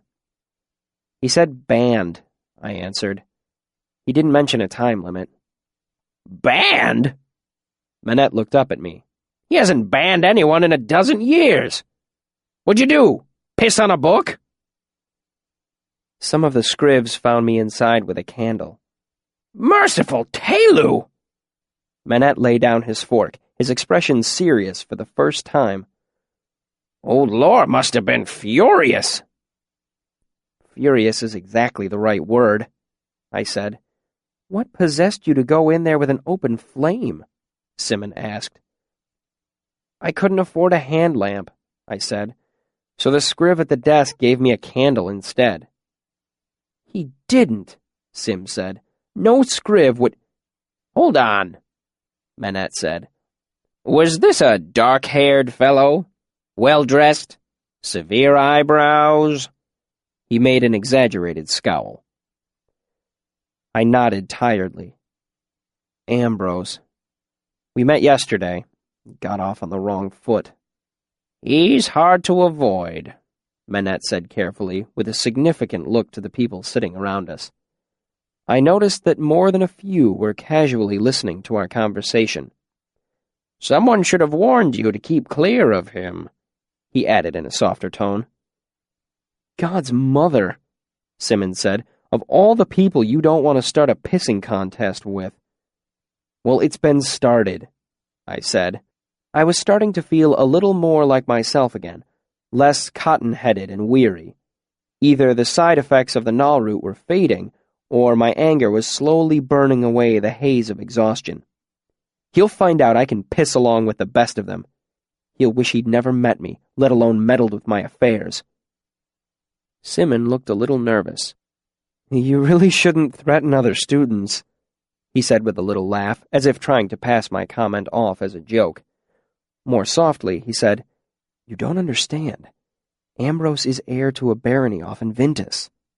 He hesitated, looking at Manette. Lord, how do I even start? Manette leaned forward and spoke in more confidential tones as well. He's not one of those nobility who dabble here for a term or two, then leave. He's been for years, climbed his way up to Raylar. He's not some seventh son either. He's the firstborn heir, and his father is one of the 12 most powerful men in all of Vintus. Actually, he's 16th in the peerage, Sim said matter-of-factly. You've got the royal family, the prince regents, Mayor Alvaron, Duchess Samista, Aculeus, and Meluan Lackless. He trailed off under Manette's glare. He has money, Manette said simply, and the friends that money buys. And people who want to curry favor with his father, Simon added. The point is, Manette said seriously, you don't want to cross him. Back in his first year here, one of the alchemists got on Ambrose's bad side. Ambrose bought his debt from the moneylender in Imre. When the fellow couldn't pay, they clapped him into debtor's prison. Manette tore a piece of bread in half and daubed butter on it. By the time his family got him out, he had lung consumption. The fellow was a wreck. Never came back to his studies. And the masters just let this happen? I demanded. All perfectly legal, Manette said, still keeping his voice low. Even so, Ambrose wasn't so silly that he bought the fellow's debt himself. Manette made a dismissive gesture. He had someone else do that, but he made sure everyone knew he was responsible. And there was Tabitha, Sim said darkly. She made all that noise about how Ambrose had promised to marry her. She just disappeared. This certainly explained why Fella had been so hesitant to offend him. I made a placating gesture to Sim. I'm not threatening anyone, I said innocently, pitching my voice so anyone who was listening could easily hear. I'm just quoting one of my favorite pieces of literature.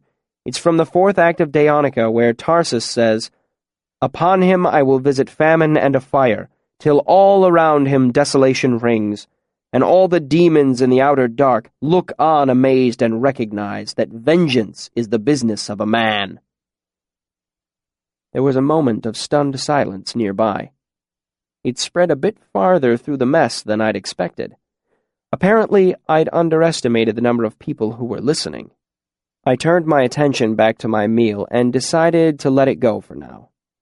I was tired, and I hurt, and I didn't particularly want any more trouble today. "You won't need this piece of information for a while," Manette said quietly after a long period of silence. "What with being banned from the archives and all. Still, I'm supposing you'd rather know." He cleared his throat uncomfortably. "You don't have to buy a hand lamp. You just sign them out at the desk and return them when you're done." He looked at me as if anxious about what sort of reaction the information might provoke. I nodded wearily. I'd been right before. Ambrose wasn't half the bastard I thought he was. He was 10 times the bastard. Chapter 44. The Burning Glass. The fishery was where most of the university's works of hands were made. The building held shops for glass blowers, joiners, potters, and glaziers. There was also a full forge and smelt works that would figure prominently into any metallurgist's daydreams. Kilvin's workshop was located in the artificery, or, as it was more commonly called, the fishery. It was big as the inside of a granary, holding at least 24 thick-timbered work tables strewn with countless, nameless tools and projects in progress. The workshop was the heart of the fishery, and Kilvin was the heart of the workshop. When I arrived, Kilvin was in the process of bending a twisted length of iron rod into what I could only assume was a more desirable shape. Seeing me peering in, he left it firmly clamped to the table and walked to meet me, wiping his hands on his shirt. He looked me over critically. "Are you well, Ilir Kvoth?" I'd gone wandering earlier and found some willow bark to chew. My back still burned and itched, but it was bearable. "Well enough, Master Kilvin." He nodded. "Good. Boys your age shouldn't worry over such small things. Soon again you will be as sound as stone." I was trying to think up a polite response when my eye was drawn to something over our heads. Kilvin followed my gaze up over his shoulder. When he saw what I was looking at, a grin split his great bearded face. "Ah!" he said with fatherly pride. "My lovelies!" High among the high rafters of the workshop, 100 glass spheres hung from chains. They were of varying sizes, though none were much larger than a man's head. And they were burning. Seeing my expression, Kilvin made a gesture. "Come," he said, and led me to a narrow stairway made of wrought iron. Reaching the top, we stepped out onto a series of slim iron walkways 25 feet above the ground, weaving their way among the thick timbers that supported the roof. After a moment of maneuvering through the maze of timber and iron, we came to a hanging row of glass spheres with fires burning inside them. "These," Kilvin gestured, "are my lamps." It was only then that I realized what they were. Some were filled with liquid and wicking, much like ordinary lamps, but most of them were utterly unfamiliar. One contained nothing but a boiling gray smoke that flickered sporadically. Another sphere contained a wick hanging in empty air from a silver wire, burning with a motionless white flame despite its apparent lack of fuel. 2 hanging side by side were twins, save that one had a blue flame and the other was a hot forge orange. Some were small as plums, others large as melons. One held what looked like a piece of black coal and a piece of white chalk, and where the 2 pieces were pressed together, an angry red flame burned outward in all directions. Kilvin let me look for a long while before he moved closer. "Among the Kjeldar, there are legends of ever-burning lamps. I believe that such a thing was once within the scope of our craft. 10 years I have been looking. I have made many lamps, some of them very good, very long burning." He looked at me. "But none of them ever burning." He walked down the line to point at one of the hanging spheres. "Do you know this one, Ilir Kvoth?" It held nothing but a knob of greenish-grayish wax that was burning with a greenish-grayish tongue of flame. I shook my head. You should. White lithium salt. I thought of it 3 span before you came to us. It is good so far. 24 days, and I expect many more. He looked at me. Your guessing this thing surprised me, as it took me 10 years to think of it. Your second guess, sodium oil, was not as good. I tried it years ago. 11 days. He moved all the way to the end of the row, pointing at the empty sphere with the motionless white flame. 70 days, he said proudly. I do not hope that this will be the one, for hoping is a foolish game. But if it burns 6 more days, it will be my best lamp in these 10 years. He watched it for a while, his expression oddly soft. But I do not hope, he said resolutely. I make new lamps and take my measurements. That is the only way to make progress. Wordlessly, he led me back down to the floor of the workshop. Once there, he turned to me. Hands, he said in a peremptory way. He held out his own huge hands expectantly. Not knowing what he wanted, I raised my hands in front of me. He took them in his own, his touch surprisingly gentle. He turned them over, looking at them carefully. You have killed hands, he said in a grudging compliment. He held his own up for me to see. They were thick-fingered with wide palms. He made 2 fists that looked more like mauls than bald hands. I had many years before these hands could learn to be killed hands. You are lucky. You will work here. Only by the quizzical tilting of his head did he make the gruff grumble of a statement into an invitation. Oh, yes. I mean, thank you, sir. I'm honored that you— He cut me off with an impatient gesture. Come to me if you have any thoughts on the ever-burning lamp. If your head is as clever as your hands look— What might have been a smile was hidden by his thick beard, but a grin shone in his dark eyes as he hesitated teasingly, almost playfully. If, he repeated, holding up a finger, its tip as large as the ball of a hammer's head. Then me and mine will show you things. You need to figure out who you're going to suck up to, Simmons said. A master has to sponsor you to Relar, so you should pick one and stick to him like shit on a shoe. Lovely, Savoy said dryly. Savoy, Willem, Simmon, and I were sitting at an out-of-the-way table in the back of Anchors, isolated from the felling night crowd that filled the room with a low roar of conversation. My stitches had come out 2 days earlier, and we were celebrating my first full span in the Arcanum. We were none of us particularly drunk, but then again, none of us were particularly sober either. Our exact positioning between those 2 points is a matter of pointless conjecture, and I will waste no time on it. I simply concentrate on being brilliant, Savoy said, then wait for the masters to realize it. How did that work out with Mandrag? Willem said with a rare smile. Savoy gave Willem a dark look. Mandrag is a horse's ass. That explains why you threatened him with your riding crop, Willem said. I covered my mouth to stifle a laugh. Did you really? They're not telling the whole story, Savoy said, affronted. He passed me over for promotion in favor of another student. He was keeping me back so he could use me as indentured labor rather than raise me to Relar. And you threatened him with your crop. We had an argument, Savoy said calmly, and I happened to have my crop in my hand. You waved it at him, Willem said. I'd been riding, Savoy said hotly. If I'd been whoring before class and waved a corset at him, no one would have thought twice about it. There was a moment of silence at our table. I'm thinking twice about it right now, Simmons said before bursting into laughter with Willem. Savoy fought down a smile as he turned to face me. Sim is right about one thing. You should concentrate your efforts on one subject. Otherwise, you'll end up like Manat the Eternal Ilir. He stood and straightened his clothes. "Now, how do I look?"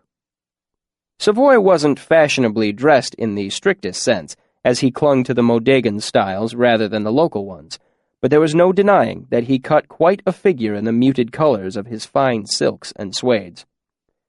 "What does it matter?" Willem asked. "Are you trying to set up a tryst with Sim?" Savoy smiled. "Unfortunately, I must leave you. I have an engagement with a lady, and I doubt our rounds will bring us to this side of town tonight." "You didn't tell us you had a date," Sim protested. "We can't play corners with just 3. It was something of a concession that Savoy was here with us at all. He'd sniffed a bit at Will and Sim's choice of taverns. Anchor's was low-class enough so that the drinks were cheap, but high-class enough so that you didn't have to worry about someone picking a fight or throwing up on you. I liked it.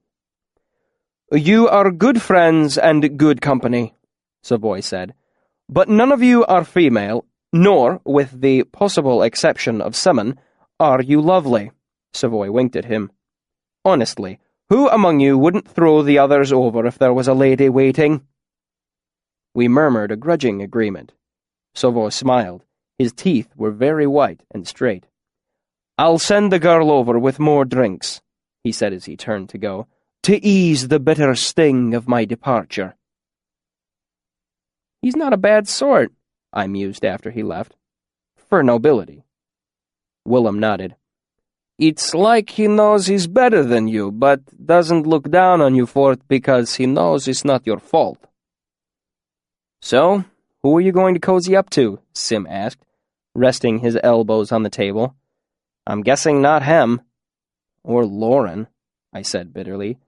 Damn Ambrose 12 ways. I would have loved to work in the archives. "Brandour's out too," Sim said. "If Hem has a grudge, Brandour helps him carry it." "How about the Chancellor?" Willem asked. "Linguistics? You already speak Siaru, even if your accent is barbaric." I shook my head. "What about Mandrag? I've got a lot of experience with chemistry. It'd be just a small step into alchemy." Simon laughed. "Everyone thinks chemistry and alchemy are so similar, but they're really not. They're not even related. They just happen to live in the same house." Willem gave a slow nod. "That's a nice way of putting it." "Besides," Simon said, "Mandrag brought in about 20 new Elir last term. I heard him complaining about how crowded things were." "You've got a long haul if you go through Medica," Willem said. "Arwyll is stubborn as pig iron. There is no bending him." He made a gesture with his hands as if chopping something into sections while he spoke. 6 terms Elir, 8 terms Relar, 10 terms Elte. "At least," Simon added, "Mola's been a Relar with him for almost 3 years now." I tried to think of how I could come up with 6 years' worth of tuition. "I might not have the patience for that," I said. The serving girl appeared with a tray of drinks. Anchor's was only half full, so she'd been running just enough to bring roses to her cheeks. "Your gentleman friend paid for this round and the next," she said. "I like Savoy more and more," Willem said. "However," she held Will's drink out of his reach, "he didn't pay for putting his hand on my ass." She looked each of us in the eye. "I'll trust the 3 of you to settle that debt before you leave." Sim stammered an apology. He doesn't mean... In his culture, that sort of thing is more common." She rolled her eyes, her expression softening. "Well, in this culture, a healthy tip makes a fine apology." She handed Will his drink and turned to leave, resting her empty tray on one hip. We watched her go, each of us thinking our own private thoughts. "I noticed he had his rings back," I mentioned eventually. "He played a brilliant round of basset last night," Simon said. "Made 6 doublings in a row and cracked the bank." "To Savoy!" Willem held up his tin mug. "May his luck keep him in classes and us in drinks." We toasted and drank, then Willem brought us back to the matter at hand. "That leaves you with Kilvin and El Sadal. He held up 2 fingers. What about Elodin? I interrupted. They both gave me blank looks. What about him? Sim asked. He seems nice enough, I said. Couldn't I study under him? Simon burst out laughing. Willem gave a rare grin. What? I demanded. Elodin doesn't teach anything, Sim explained, except maybe advanced oddness. He has to teach something, I protested. He's a master, isn't he? Sim is right. Elodin is cramped. Will tapped the side of his head. Cracked, Simon corrected. Cracked, Will repeated. He does seem a little strange, I said. You do pick things up quick, Willem said dryly. No wonder you made it into the Arcanum at such a tender age. Ease off, Will. He's hardly been here a span. Simon turned to me. Elodin used to be Chancellor about 5 years ago. Elodin? I couldn't hide my incredulity. But he's so young, and... I trailed off, not wanting to say the first word that came to my mind. Crazy. Simon finished my sentence. Brilliant. And not that young if you consider that he was admitted to the university when he was barely 14. Simon looked at me. He was a full arcanist by 18. Then he stayed around as a giller for a few years. Giller? I interrupted. Gillers are arcanists who stay at the university, Will said. They do a lot of the teaching. You know, Kamar in the fishery? I shook my head. Tall, scarred. Will gestured to one side of his face. Only one eye? I nodded somberly. Kamar was hard to miss. The left side of his face was a web of scars that radiated out, leaving bald strips running through his black hair and beard. He wore a patch over the hollow of his left eye. He was a walking object lesson about how dangerous work in the fishery could be. I've seen him around. He's a full arcanist? Will nodded. He's Kilvin's second in command. He teaches sigildry to the newer students. Sim cleared his throat. As I was saying, Elodin was the youngest ever admitted, youngest to make arcanist, and youngest to be chancellor. Even so, I said, you have to admit, he's a little odd to be chancellor. Not back then, Simon said soberly. That was before it happened. When nothing more was forthcoming, I prompted, It? Will shrugged. Something. They do not speak on it. They locked him in the crockery until he got most of his marbles back. I don't like thinking about it, Simmons said, shifting uncomfortably in his chair. I mean, a couple of students go crazy every term, right? He looked at Willem. Remember Slith? Will nodded somberly. It might happen to any of us. There was a moment of silence as the two of them sipped their drinks, not looking at anything in particular. I wanted to ask for specifics, but I could tell that it was a touchy subject. Anyway, Sim said in a low voice, I heard they didn't let him out of the crockery. I heard he escaped. No arcanist worth his salt can be kept in a cell, I said. That's not surprising. Have you ever been there? Simon asked. It's built to keep arcanists locked up. All meshed stone, wards on the doors and windows. He shook his head. I can't imagine how someone could get out, even one of the masters. All this is beside the path, Willem said firmly, bringing us back to task. Kilvin has welcomed you to the fishery. Impressing him will be your best chance of making Relar. He looked back and forth between us. Agreed? Agreed, Simmons said. I nodded, but the wheels in my head were spinning. I was thinking about Taborlin the Great, who knew the names of all things. I thought about the stories Scarpi had told back in Tarbean. He hadn't mentioned arcanists, only namers. And I thought of Elodin, master namer, and how I might approach him. Chapter 45. Interlude. Some Tavern Tale. At a gesture from Kvothe, Chronicler wiped off the nib of his pen and shook out his hand. Bast gave a great seated stretch, his arms arching over the back of the chair. "I'd almost forgotten how quickly it all happened," Kvothe mused. "Those were probably the first stories anyone ever told about me." "They're still telling them at the university," Chronicler said. "I've heard 3 different versions of the class you taught. Your whipping, too. Is that when they started calling you Kvothe the Bloodless?" Kvothe nodded. "Possibly." "If we're asking questions, Reshi," Bast said sheepishly, "I was wondering why you didn't go looking for Scarpy." "What could I have done, Bast? Smeared my face with lampblack and staged a daring midnight rescue?" Kvothe gave a brief, humorless laugh. "They'd taken him in on heresy. All I could do was hope he truly had friends in the church." Kvothe drew a deep breath and sighed.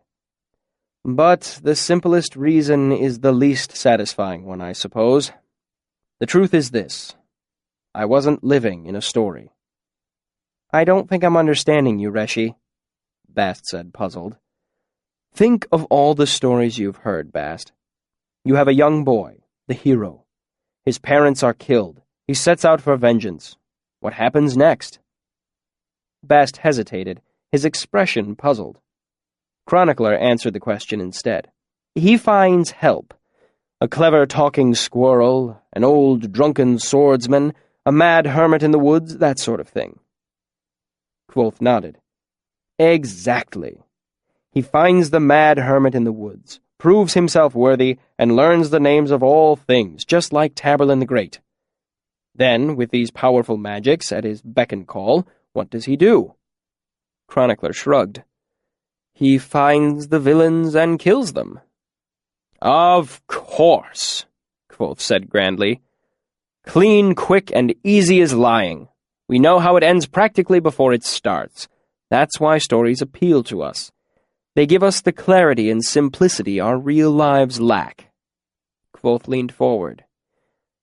"If this were some tavern tale, all half-truth and senseless adventure, I would tell you how my time at the university was spent with a purity of dedication. I would learn the ever-changing name of the wind, ride out, and gain my revenge against the Chandrian." Kvothe snapped his fingers sharply. "Simple as that. But while that might make for an entertaining story, it would not be the truth. The truth is this. I had mourned my parents' death for 3 years, and the pain of it had faded to a dull ache." Kvothe made a conciliatory gesture with one hand and smiled a tight smile. "I won't lie to you. There were times late at night when I lay sleepless and desperately alone in my narrow bunk in the mews. Times when I was choked with a sorrow so endless and empty I thought it would smother me.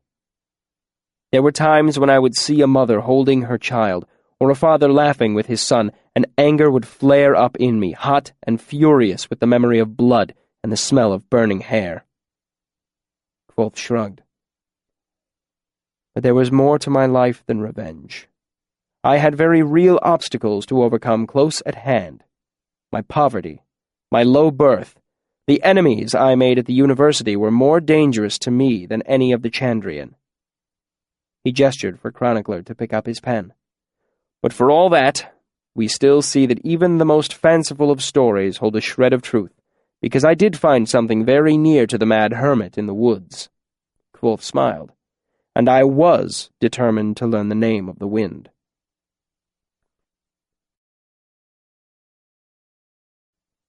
Chapter 46. The Ever-Changing Wind. Ilodin proved a difficult man to find. He had an office in Hollows, but never seemed to use it.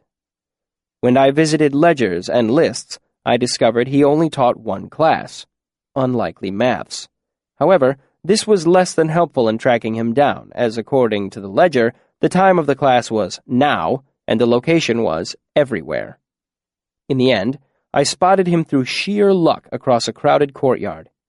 He was wearing his black master's robes, which was something of a rarity.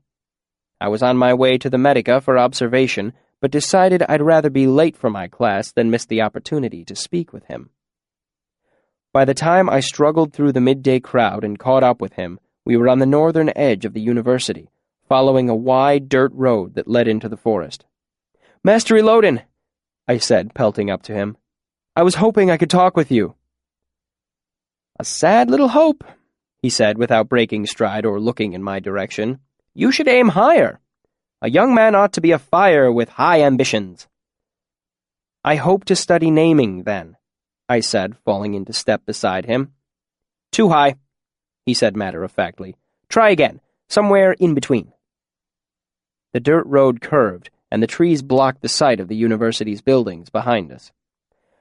"I hope you'll accept me as a student," I tried again, "and teach me whatever you think best." Elodin stopped walking abruptly and turned to face me. "Fine," he said. "Go find me 3 pine cones." He made a circle with his thumb and finger. "This big, without any of the little bits broken off." He sat down right in the middle of the road and made a shooing motion with his hand.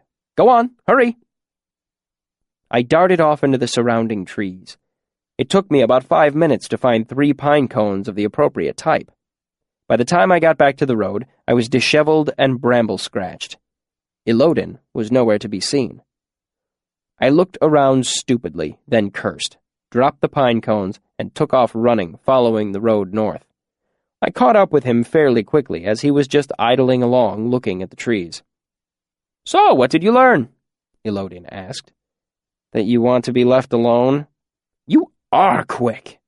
He spread his arms dramatically and intoned. "Here endeth the lesson. Here endeth my profound tutelage of Elir Quoth." I sighed.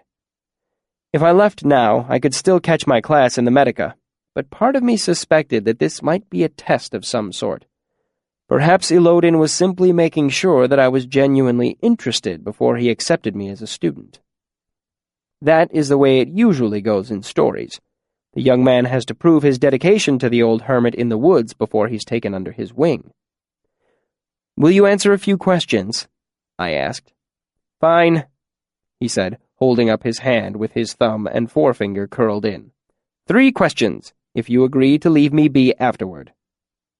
I thought for a moment. "Why don't you want to teach me?" "Because the Edemaru make exceptionally poor students," he said brusquely.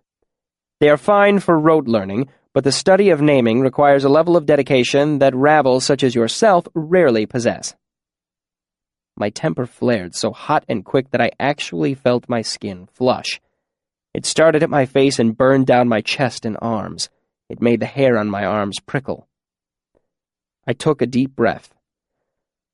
"I'm sorry that your experience with the Rue has left something to be desired," I said carefully. "Let me assure you that—" "Ye gods!" Elodin sighed, disgusted. "A bootlicker too? You lack the requisite spine and testicular fortitude to study under me." Hot words boiled up inside me. I fought them down. He was trying to bait me. "You aren't telling me the truth," I said. "Why don't you want to teach me?" "For the same reason I don't want a puppy," Elodin shouted, waving his arms in the air like a farmer trying to startle crows out of a field. "Because you're too short to be a namer. Your eyes are too green. You have the wrong number of fingers. Come back when you're taller and you found a decent pair of eyes." We stared at each other for a long while. Finally, he shrugged and started walking again. "Fine. I'll show you why." We followed the road north. Elodin strolled along, picking up stones and tossing them into the trees. He jumped to snatch leaves from low-hanging branches, his master's robes billowing ridiculously.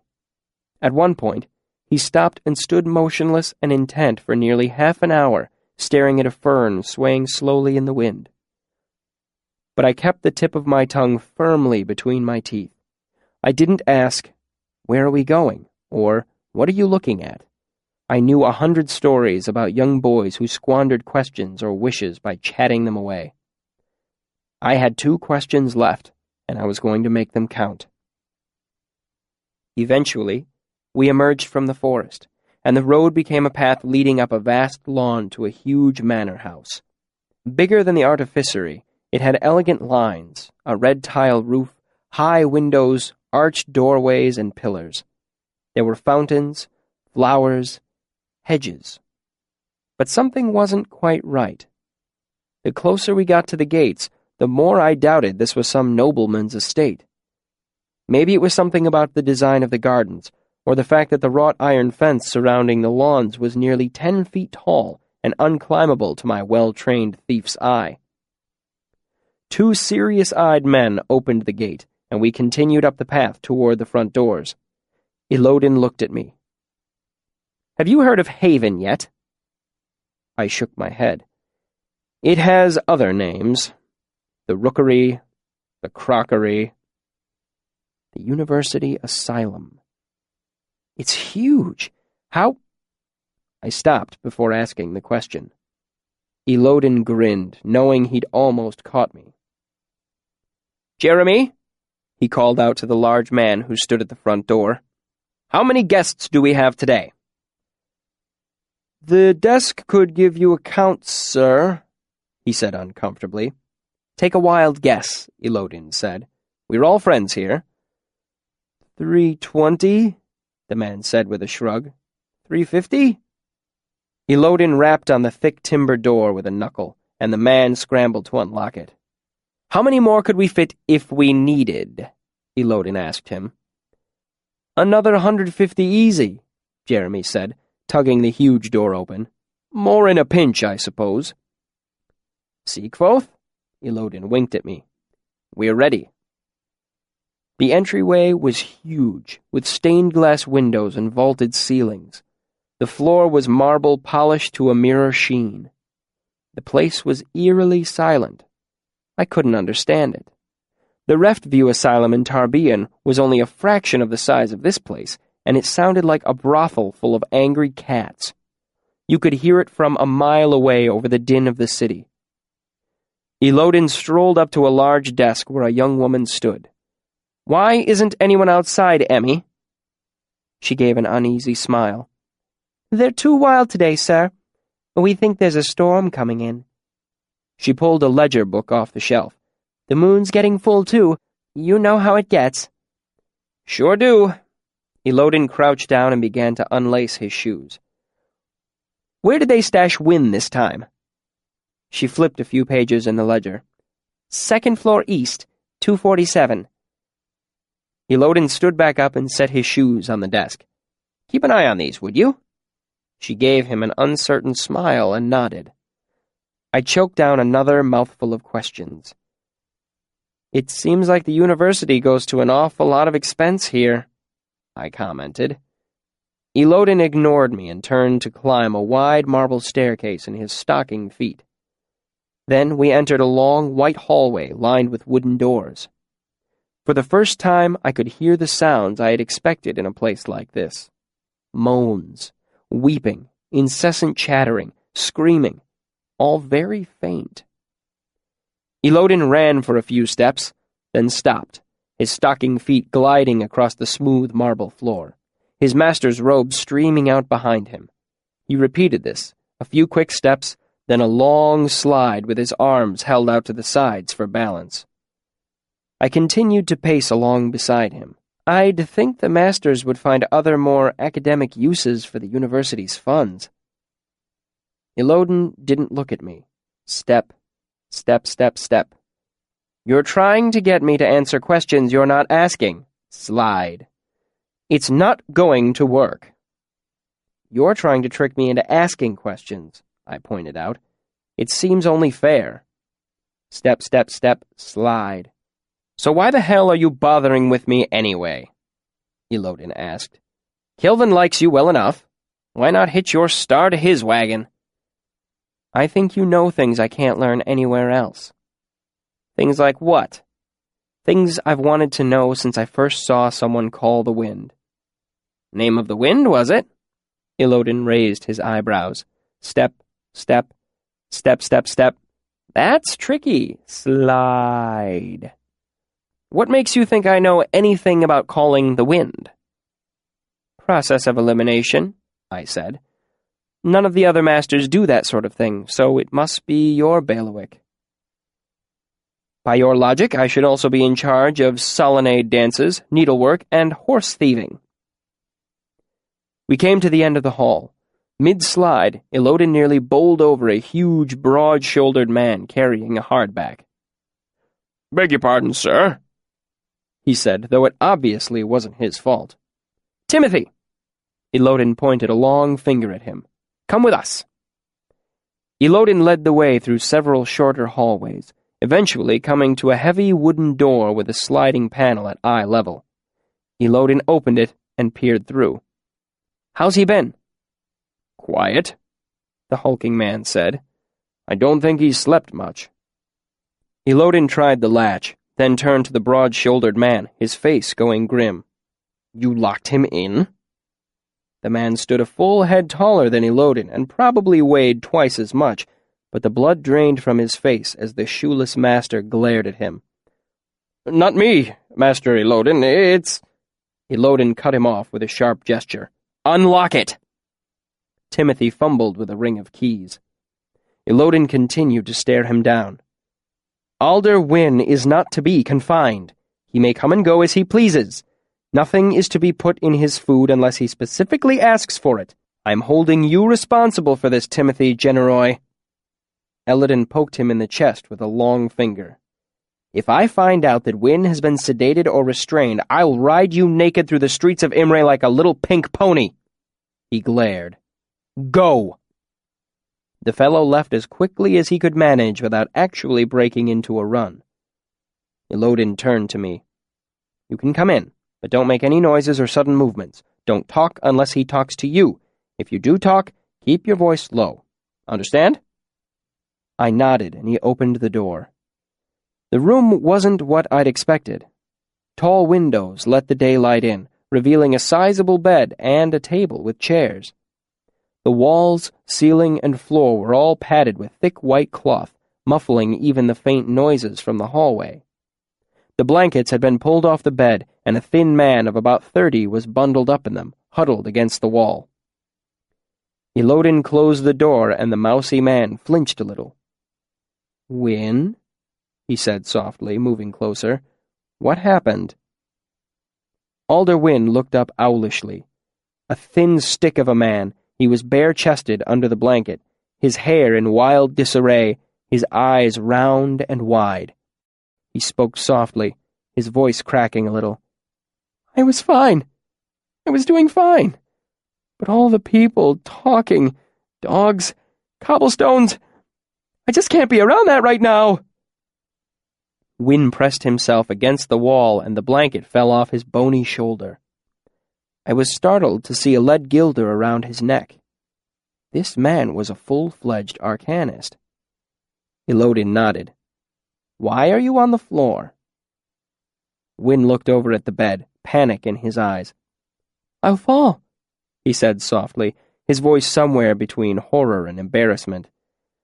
"And there are springs and slats, nails." "How are you now?" Elodin asked gently. "Would you like to come back with me?" "No!" Wynne gave a hopeless, despairing cry, screwing his eyes closed and pulling the blanket closer around himself. His thin, reedy voice made his plea more heart-wrenching than if he'd howled it. "It's fine. You can stay," Elodin said softly. "I'll be back to visit." Wynne opened his eyes at this, looking agitated. "Don't bring thunder," he said urgently. He reached one thin hand out of his blanket and clutched at Elodin's shirt. "But I do need a cat whistle and blue down, and bones too." His tone was urgent. "Tent bones." "I'll bring them," Elodin reassured him, gesturing for me to back out of the room. I did. Elodin closed the door behind us, his expression grim. Wynne knew what he was getting into when he became my giller. He turned and began to walk down the hall. "You don't. You don't know anything about the university, about the risks involved. You think this place is a fairyland, a playground. It's not. That's right, I snapped. It's a playground, and all the other children are jealous because I got to play Get Whipped Bloody and banned from the archives, and they didn't. Loden stopped walking and turned to look at me. Fine. Prove me wrong. Prove that you've thought this through. Why does a university with under 1,500 students need an asylum the size of the royal palace? My mind raced. Most students are from well-to-do families, I said. They've led easy lives. When forced to wrong, Elodin said dismissively, turning to walk down the hall. It is because of what we study, because of the way we train our minds to move. So, ciphering and grammar make people crazy, I said, taking care to phrase it as a statement. Elodin stopped walking and wrenched open the nearest door. Panicked screaming burst out into the hallway. In me! They're in me! They're in me! They're in me! Through the open door, I could see a young man thrashing against the leather restraints that bound him to the bed at wrist, waist, neck, and ankle. Trigonometry and diagrammed logic don't do this, Elodin said, looking me in the eye. They're in me! They're in me! They're in... The screaming continued in an unbroken chant, like the endless, mindless barking of a dog at night. Me! They're in me! They're in me! They're in... Elodin closed the door. Though I could still hear the screaming faintly through the thick door, the near silence was stunning. Do you know why they call this place the Rookery? Elodin asked. I shook my head. Because it's where you go if you're a raven. He smiled a wild smile. He laughed a terrible laugh. Elodin led me through a long series of hallways to a different wing of the crockery. Finally, we turned a corner, and I saw something new, a door made entirely of copper. Elodin took a key from his pocket and unlocked it. I like to stop in when I'm back in the neighborhood, he said casually as he opened the door. Check my mail, water the plants and such. He pulled off one of his socks, tied a knot in it, and used it to wedge the door open. It's a nice place to visit, but, you know. He tugged on the door, making sure it wouldn't swing closed. Not again. The first thing I noticed about the room was something strange about the air. At first, I thought it might be soundproof, like alder winds, but looking around, I saw the walls and ceilings were bare gray stone. Next, I thought the air might be stale, except when I drew a breath, I smelled lavender and fresh linen. It was almost like there was a pressure on my ears, as if I were deep underwater, except, of course, that I wasn't. I waved a hand in front of me, almost expecting the air to feel different, thicker. It didn't. Pretty irritating, huh? I turned around to see Elodin watching me. I'm surprised you noticed, actually. Not many do. The room was a definite step above alder winds. It had a 4-post bed with curtains, an overstuffed couch, an empty bookcase, and a large table with several chairs. Most notable were the huge windows looking out over the lawns and gardens. I could see a balcony outside, but there didn't seem to be any way to get to it. Watch this, Elodin said. He picked up one of the high-backed wooden chairs, lifted it with both hands, spun in a circle, and flung it hard at the window. I cringed, but instead of a terrible crash, there was just a dull splintering of wood. The chair fell to the floor in a ruined tangle of timber and upholstery. I used to do that for hours, Elodin said, drawing a deep breath and looking around the room fondly. Good times. I went to look at the windows. They were thicker than usual, but not that thick. They seemed normal except for faint reddish streaks running through them. I glanced at the window frame. It was copper, too. I looked slowly around at the room, eyeing its bare stone walls, feeling its strangely heavy air. I noticed the door didn't even have a handle on the inside, let alone a lock. Why would anyone go through all the trouble of making a solid copper door? I decided on my second question. How did you get out? Finally, Elodin said with a tinge of exasperation. He slouched onto the couch. You see, once upon a time, Elodin the Great found himself locked in a high tower. He gestured to the room around us. He had been stripped of his tools, his coin, key, and candle. Furthermore, his cell had no door worth mentioning, no window that could be breached. He made dismissive gestures at each of these. Even the name of the wind was hidden from him by the clever machinations of his captors. Elodin got up from the couch and began to pace the room. All around him was nothing but smooth, hard stone. It was a cell no man had ever escaped. He stopped pacing and held up a finger dramatically. But Elodin the Great knew the names of all things, and so all things were his to command. He faced the great wall beside the windows. He said to the stone, "Break!" and the... Elodin trailed off, his head tilting to one side curiously. His eyes narrowed. "Sod me, they changed it," he said quietly to himself. "Huh!" He stepped closer to the wall and lay a hand on it. I let my attention wander.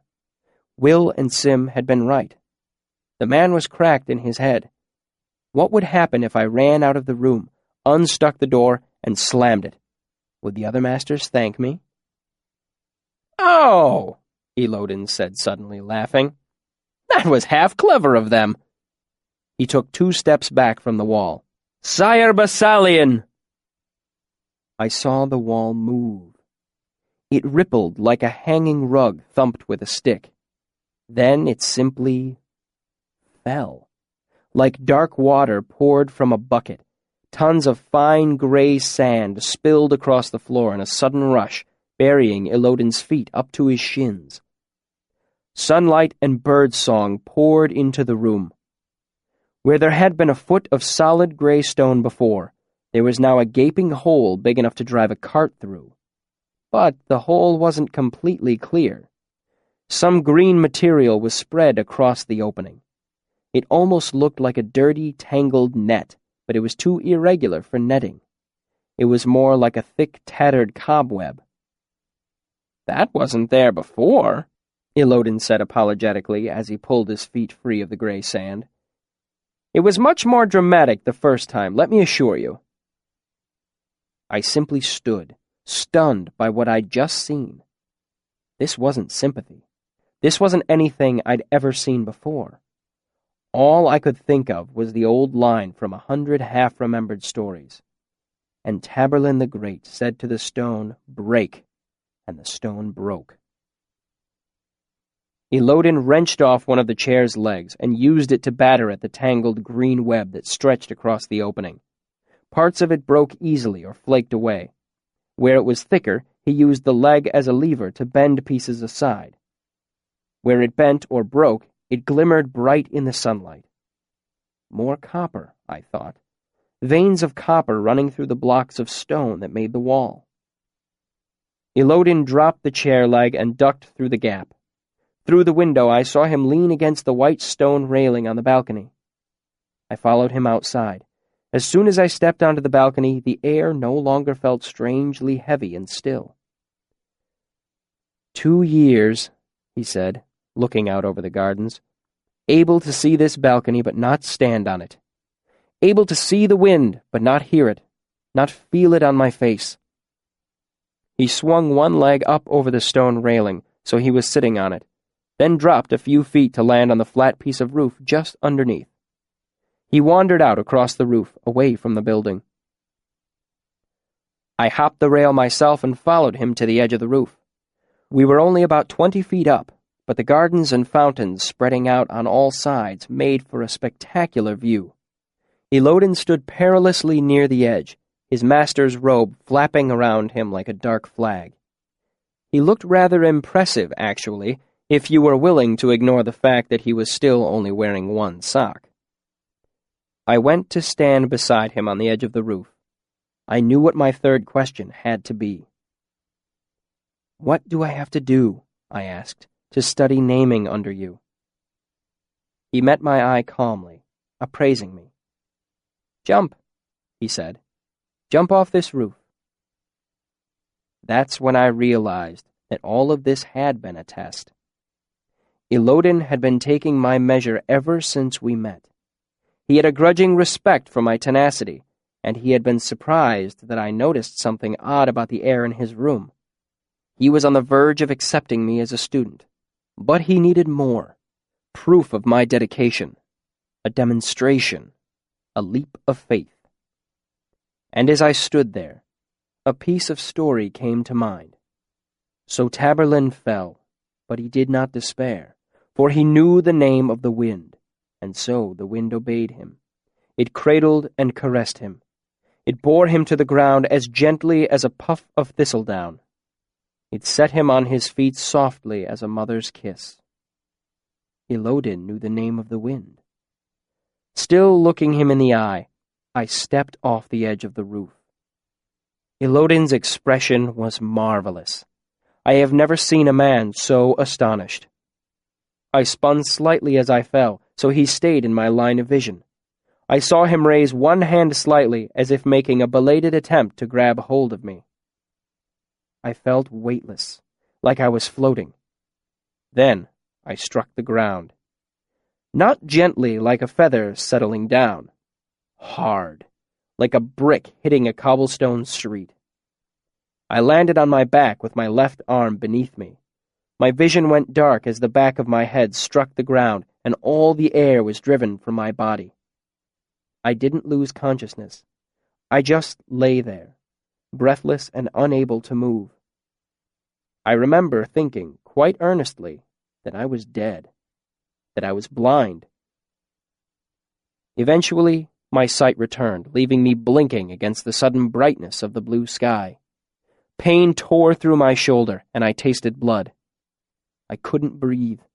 I tried to roll off my arm, but my body wouldn't listen to me. I had broken my neck, my back. After a long, terrifying moment, I managed to gasp a shallow breath, then another. I gave a sigh of relief and realized that I had at least one broken rib in addition to everything else. But I moved my fingers slightly, then my toes. They worked. I hadn't broken my spine.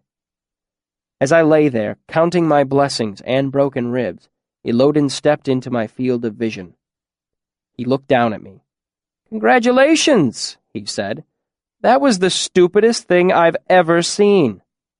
His expression was a mix of awe and disbelief. Ever! And that is when I decided to pursue the noble art of artificing. Not that I had a lot of other options. Before helping me limp to the Medica, Elodin made it clear that anyone stupid enough to jump off a roof was too reckless to be allowed to hold a spoon in his presence, let alone study something as profound and volatile as naming. Nevertheless, I wasn't terribly put out by Elodin's refusal. Storybook magic or no, I was not eager to study under a man whose first set of lessons had left me with 3 broken ribs, a mild concussion, and a dislocated shoulder. Chapter 47. Barbs. Aside from its rocky start, my first term went fairly smoothly.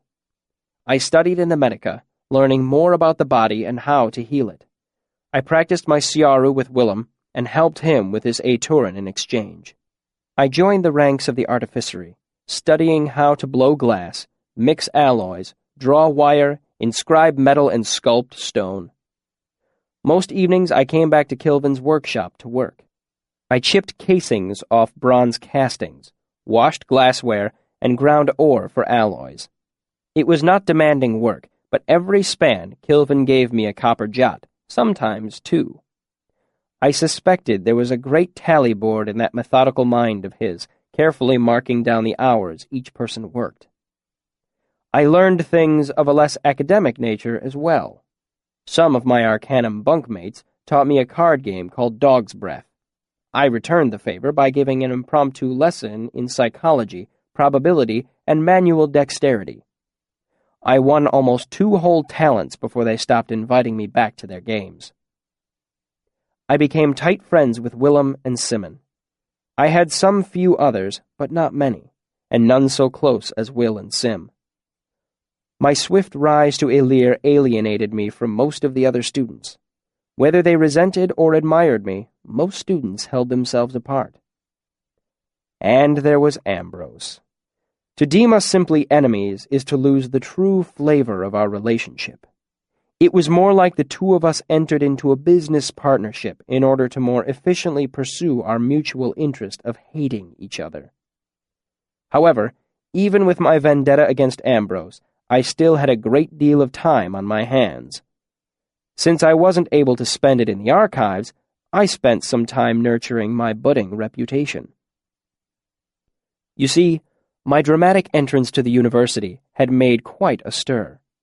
I'd made my way into the Arcanum in 3 days instead of the usual 3 terms. I was the youngest member by almost 2 years.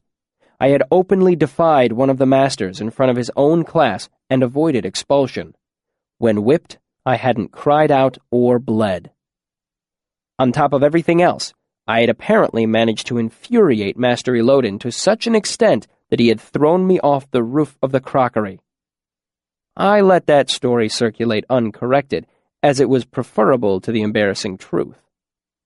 Altogether, it was enough to start a steady stream of rumor around me, and I decided to take advantage of it. Reputation is like a sort of armor, or a weapon you can brandish if need be. I decided that if I was going to be an arcanist, I might as well be a well-known arcanist. So I let slip a few pieces of information. I had been admitted without a letter of recommendation. The masters had given me 3 talents to attend, rather than make me pay a tuition. I had survived for years on the streets of Tarbean, living off my wits. I even started a few rumors that were pure nonsense, lies so outrageous that people would repeat them despite the fact that they were obviously untrue. I had demon blood in me. I could see in the dark. I only slept an hour each night. When the moon was full, I would talk in my sleep, speaking a strange language no one could understand. Basil, my former bunkmate from Muse, helped me start these rumors. I would make up the stories, he would tell a few people, then together we would watch them spread like a fire in a field. It was an amusing hobby. But my ongoing feud with Ambrose added to my reputation more than anything else. Everyone was stunned that I dared openly defy a powerful noble's firstborn son. We had several dramatic encounters that first term. I won't bore you with the details. We'd crossed paths, and he would make some offhand comment loud enough for everyone in the room to hear, or he would sneer at me under the guise of a compliment. "You must tell me who cuts your hair."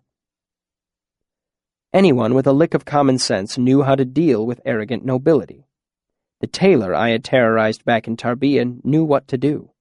You take your lumps, duck your head, and get the whole thing over as quickly as possible. But I always fought back, and while Ambrose was intelligent and reasonably well-spoken, he was no match for my trooper's tongue. I had been raised on the stage, and my sharp rue wits ensured that I got the better of our exchanges. Still, Ambrose continued to seek me out, like a dog too stupid to avoid a porcupine. He would snap at me and leave with a face full of barbs. And each time we parted ways, we hated each other just a little more. People noticed, and by the end of the term, I had a reputation for reckless bravery. But the truth is, I was merely fearless. There is a difference, you see. In Tarbean, I'd learned real fear. I feared hunger, pneumonia, guards with hobnail boots, older boys with bottle-glass knives. Confronting Ambrose required no real bravery on my part. I simply couldn't muster any fear of him. I saw him as a puffed-up clown. I thought he was harmless. I was a fool.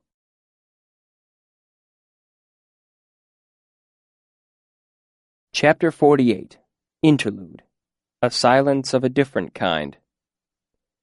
Bast sat in the Waystone Inn and tried to keep his hands motionless in his lap. He had counted 15 breaths since Kvothe had spoken last, and the innocent silence that had gathered like a clear pool around the three men was beginning to darken into a silence of a different kind. Bast took another breath. 16. And braced himself against the moment he feared would come. It would not be to Bast's credit to say that he was afraid of nothing, as only fools and priests are never afraid. But it is true that very few things unnerved him. Heights, for instance, he didn't care for very much, and the great summer storms that came through these parts that blackened the sky and tore up deep-rooted oaks made him feel uncomfortably small and helpless. But when you came down to it, nothing really frightened him. Not storms, not tall ladders, not even the Scrael. Bast was brave by being largely fearless. Nothing would turn him pale, or if it did, he didn't stay pale for very long. Oh, certainly, he didn't relish the thought of someone hurting him, stabbing him with bitter iron, searing him with hot coals, that sort of thing.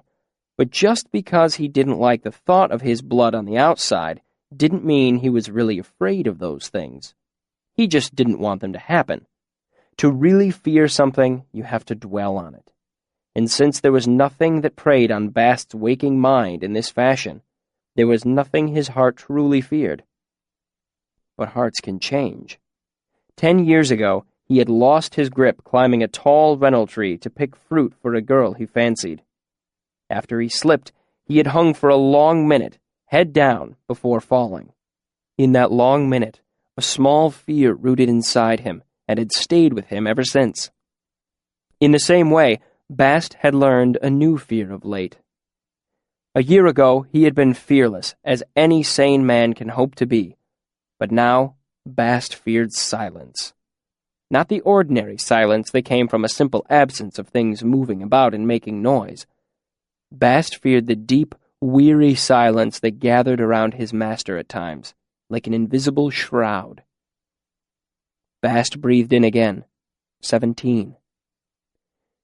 He fought not to wring his hands as he waited for the deep silence to invade the room. He waited for it to crystallize and show its teeth on the edges of the cool quiet that had pooled in the waystone. He knew how it came, like the frost that bleeds out of the winter ground, hardening the clear water that an early thaw leaves in wagon ruts.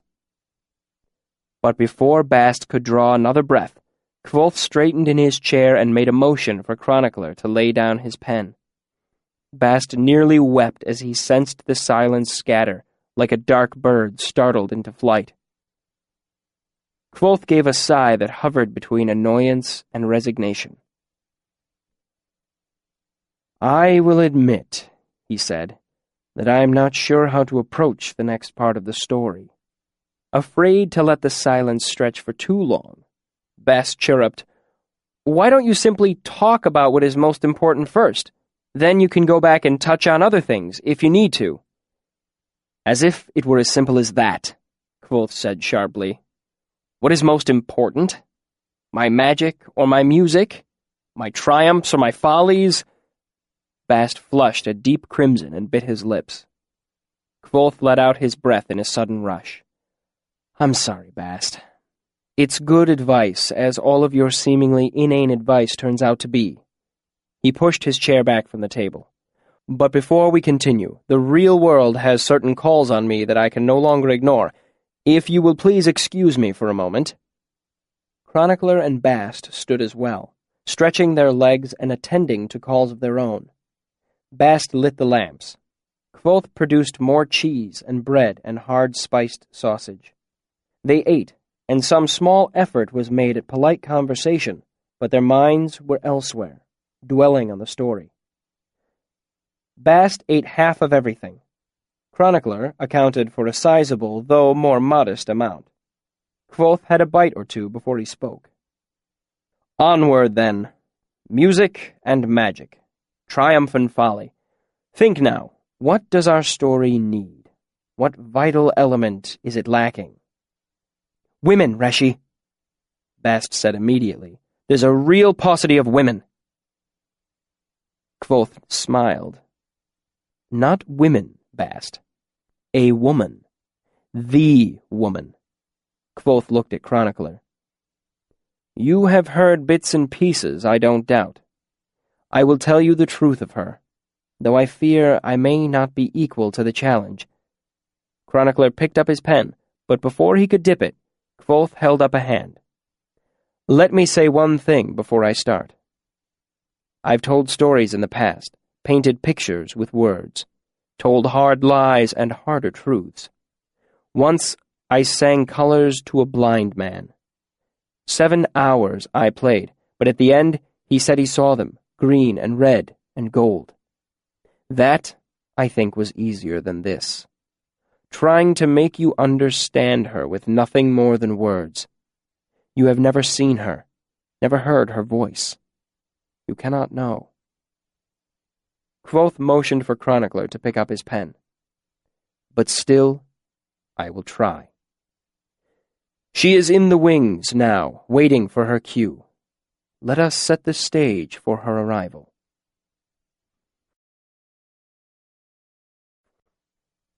Chapter 49. The Nature of Wild Things. As with all truly wild things, care is necessary in approaching them. Stealth is useless. Wild things recognize stealth for what it is, a lie and a trap. While wild things might play games of stealth, and in doing so may even occasionally fall prey to stealth, they are never truly caught by it. So, with slow care rather than stealth, we must approach the subject of a certain woman. Her wildness is of such degree, I fear approaching her too quickly even in a story. Should I move recklessly, I might startle even the idea of her into sudden flight. So in the name of slow care, I will speak of how I met her. And to do that, I must speak of the events that brought me, quite unwillingly, across the river and into Imre. I finished my first term with 3 silver talents and a single jot. Not long ago, it would have seemed like all the money in the world to me. Now, I simply hoped it would be enough for 1 more term's tuition and a bunk in the Mews. The last span of every term at the university was reserved for admissions exams. Classes were cancelled, and the masters spent several hours of each day conducting examinations. Your next term's tuition was based on your performance. A lottery determined what day and hour you would go through admissions. A great deal hung on the brief interview. Missing a few questions could easily double your tuition. Because of this, slots later in the span were highly prized, as they gave students more time to study and prepare. There was a vigorous trade in appointment times after the lottery was held. Money and favors were bartered as everyone vied for a time that suited them. I was lucky enough to draw mid-morning hour on Kendling, the last day of admissions. If I'd wanted to, I could have sold my slot, but I preferred to take the extra time to study. I knew my performance would have to be brilliant, as several of the masters were now less than impressed by me. My previous trick of spying was out of the question. I now knew it was grounds for expulsion, and I couldn't risk that. Despite the long days I spent studying with Will and Sim, admissions were difficult. I breezed through many of the questions, but Hem was openly hostile, asking questions with more than one answer so that nothing I said could be correct. Brandur was difficult as well, clearly helping Hem carry his grudge. Lauren was unreadable, but I sensed his disapproval rather than seeing it on his face. Afterward, I fidgeted while the masters discussed my tuition. Voices were calm and muted at first, then became somewhat louder. Eventually, Kilvin stood and shook a finger at Hem while shouting and pounding the table with his other hand. Hem maintained more composure than I would have if I had been faced with 20 stone of furious, bellowing artificer. After the Chancellor managed to regain control of things, I was called forward and given my receipt. Elir Kvothe, fall term, tuition 3 talents, 9 and 7. 8 jots more than I had. As I walked out of the master's hall, I ignored the sinking feeling in my gut and tried to think of a way I could lay hands on more money by tomorrow noon. I made a brief stop at the two Sealdish money changers on this side of the river. As I suspected, they wouldn't lend me a thin shim. While I wasn't surprised, the experience was sobering, reminding me again of how different I was from the other students. They had families paying their tuition, granting them allowances to cover their living expenses. They had reputable names they could borrow against in a pinch. They had possessions they could pawn or sell. If worse came to worst, they had homes to return to. I had none of these things. If I couldn't come up with 8 more jots for tuition, I had nowhere in the world I could go. Borrowing from a friend seemed like the simplest option, but I valued my handful of friends too much to risk losing them over money. As my father used to say, "There are 2 sure ways to lose a friend. One is to borrow, the other to lend." Besides, I did my best to keep my desperate poverty to myself. Pride is a foolish thing, but it is a powerful force. I wouldn't ask them for money except as my very last resort. I briefly considered trying to cut-purse the money, but I knew it was a bad idea. If I were caught with my hand in someone's pocket, I would get more than a cuff around the head. At best, I'd be jailed and forced to stand against the iron law. At worst, I'd end up on the horns and expelled for conduct unbecoming a member of the Arcanum. I couldn't risk it. I needed a Gaelet, one of the dangerous men who lend money to desperate people. You might have heard them referred to romantically as copperhawks, but more often they're referred to as shimgalls, or lets. Regardless of the name, they exist everywhere. The hard part is finding them. They tend to be rather secretive, as their business is semi-legal at best. But living in Tarbean had taught me a thing or two. I spent a couple of hours visiting the seedier taverns around the university, making casual conversations, asking casual questions. Then I visited a pawn shop called the Bent Penny and asked a few more pointed questions. Finally, I learned where I needed to go. Over the river to Imre.